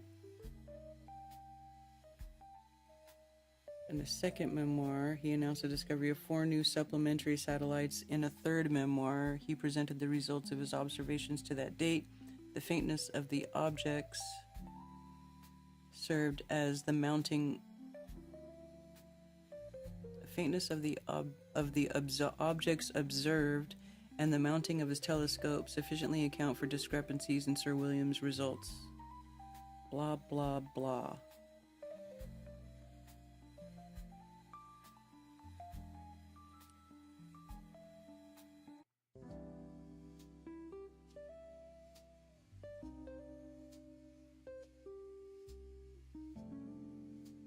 As to the supplementary satellites and their orbits, it would appear from both memoirs that Sir William did not affect to speak to them with any confidence, though he had no doubt of their existence generally, yet he avowed that to determine their numbers and situation would probably require an increase of illuminating power. The precision with their periodic times are stated by various authorities must not be supposed to rest in any certain foundation, but on Sir William's approximations and shrewd guesses. Satellites of Uranus and the results to be found in our memoirs. But of other satellites, he says, than these two, I have no evidence.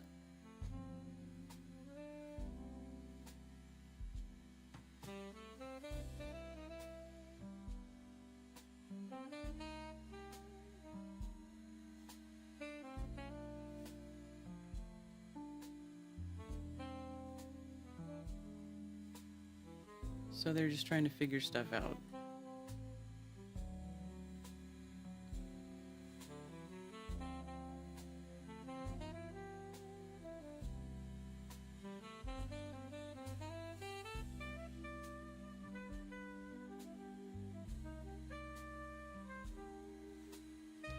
Okay, so this is talking about them observing objects, but they can't really see them. They need more illuminating power. Interesting.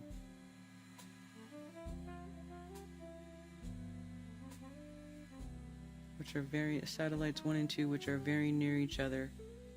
The satellite is well seen as 2, but fainter than 1.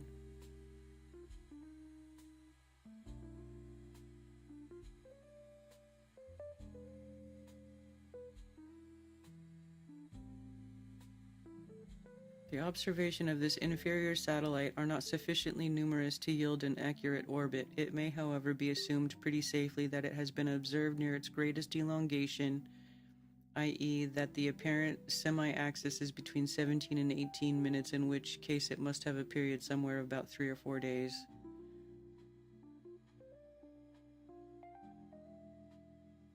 Interesting.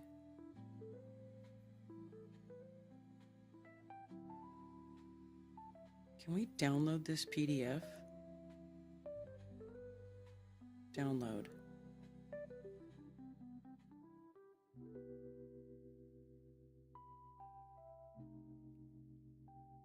No, not the print. I want the whole thing.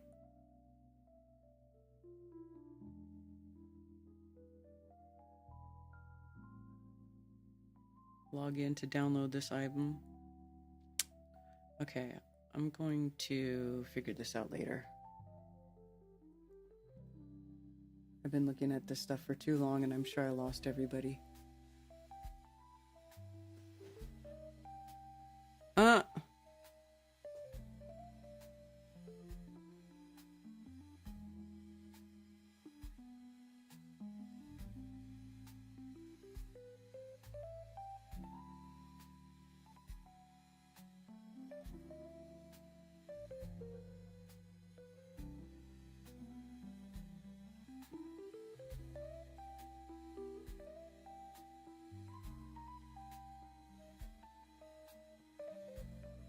I totally lost everybody.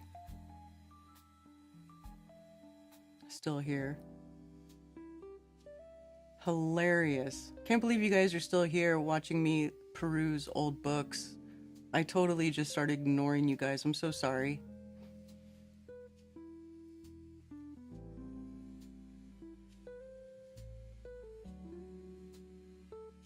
How can I download this whole book? I don't want to just download one page.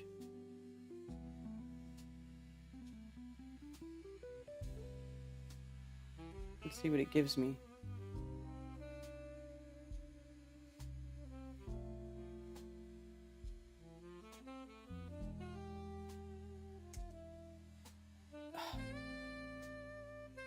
It does. It just gives you one page at a time. That's gay. Just let me download the whole freaking thing. Whole book download is not available. Why not?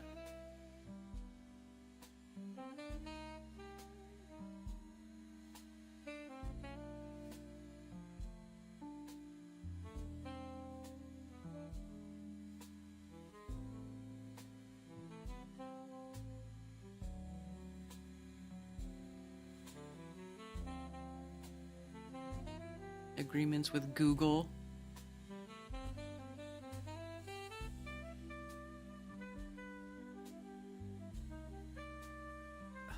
I hate you, Google.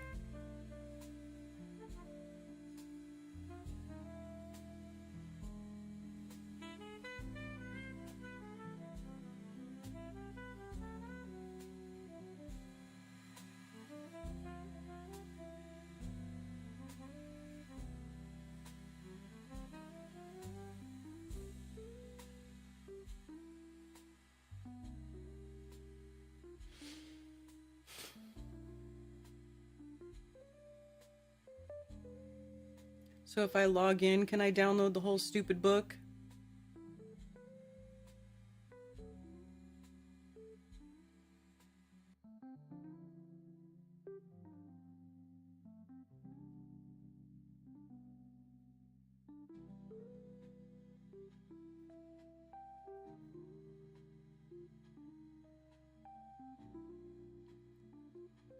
I guess it starts on page 80.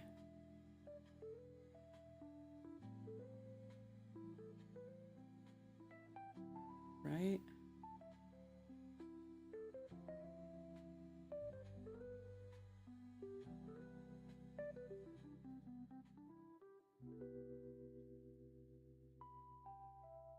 Or if I go back, what are they talking about?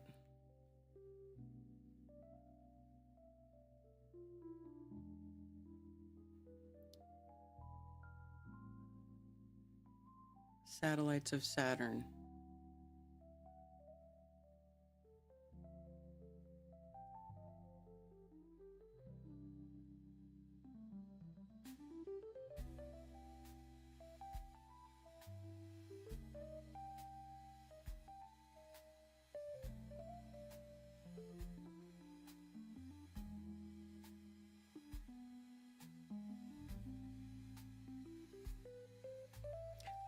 Who was I looking for, though? I feel like I'm not finding...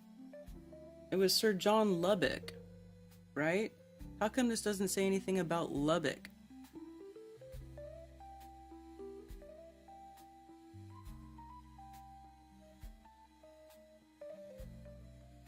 I wonder if you can search the text here.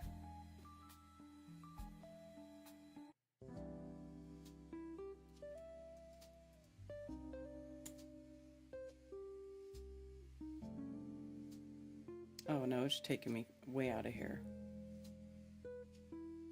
So you can't search the text.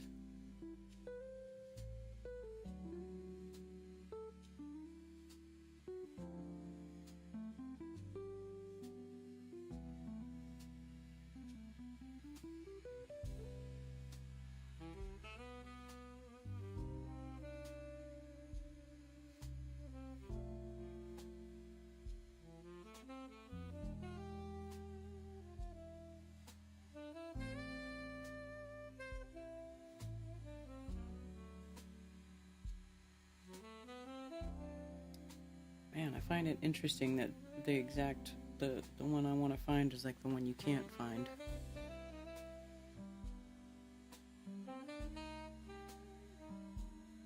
Is that the only 1848 one? 1849, 48, January through June. Here's another 1848. Well, shit. What if it's this one?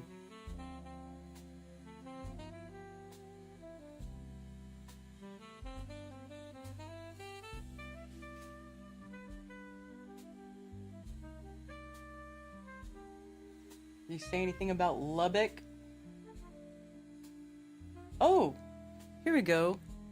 Lubbock on Shooting Stars, page 81. I think this is the one I wanted to find.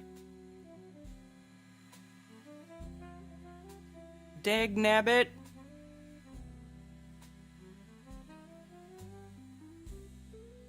I should have just ended the stream so I could sit here and geek out without boring everybody. I'm sorry, you guys. You can leave whenever you want. Oh my god, you can see the back through the front. Who scanned this crap?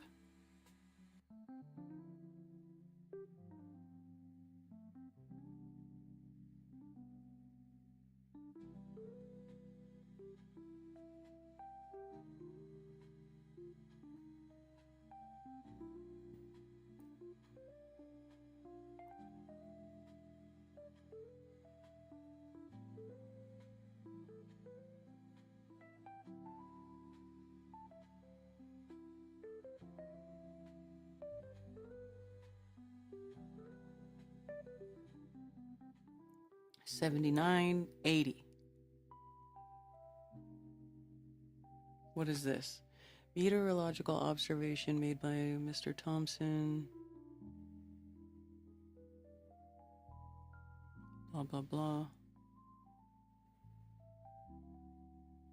Oh, here we go. On Shooting Stars by Sir J.W. Lubbock.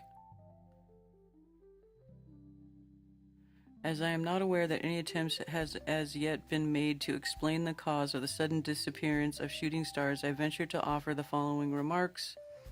A minute, brilliant spot of light is seen to traverse a portion of the heavens with great rapidity. It then disappears, often very suddenly.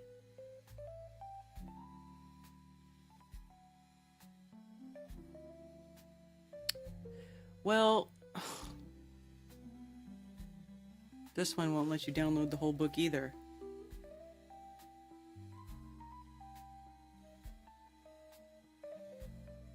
Okay, well, I'll just download all the part that says shooting stars so I can look through it later.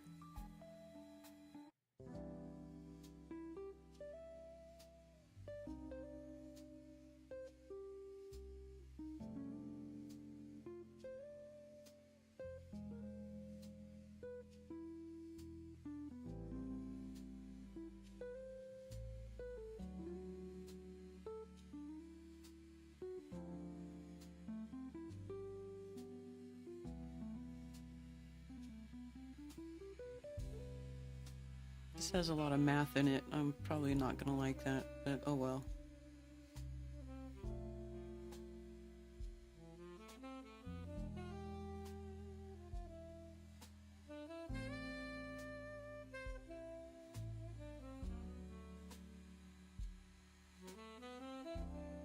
Depending on the mass of the Earth, which may be eliminated by means of the Moon's period A, the semi-axis major, we can, however, determine the quantity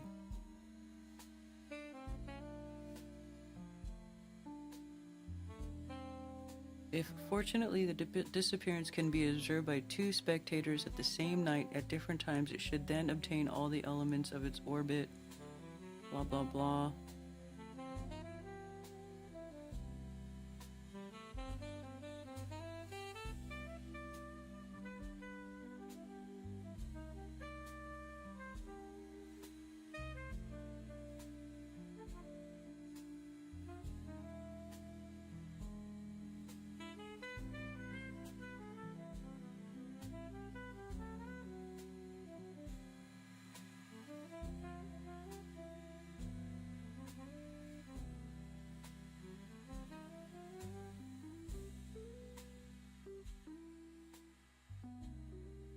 Oh, here we go.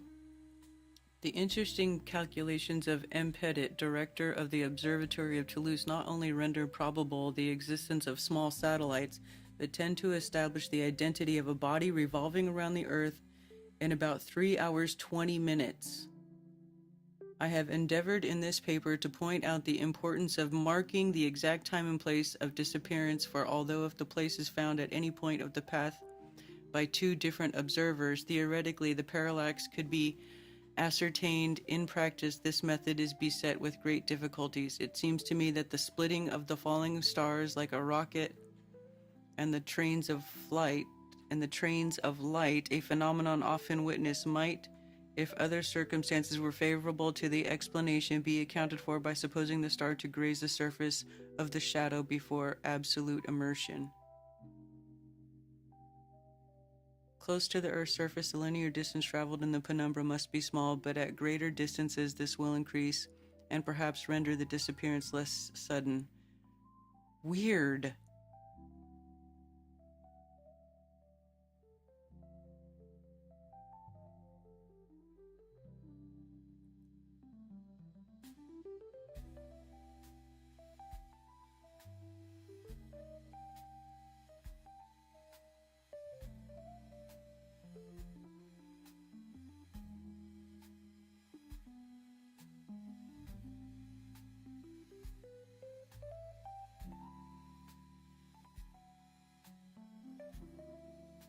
So interesting. They're like observing weird stuff in the sky and writing about it.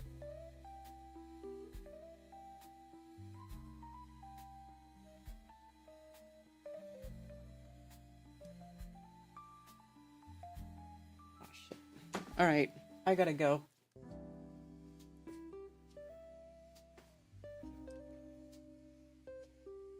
Yeah.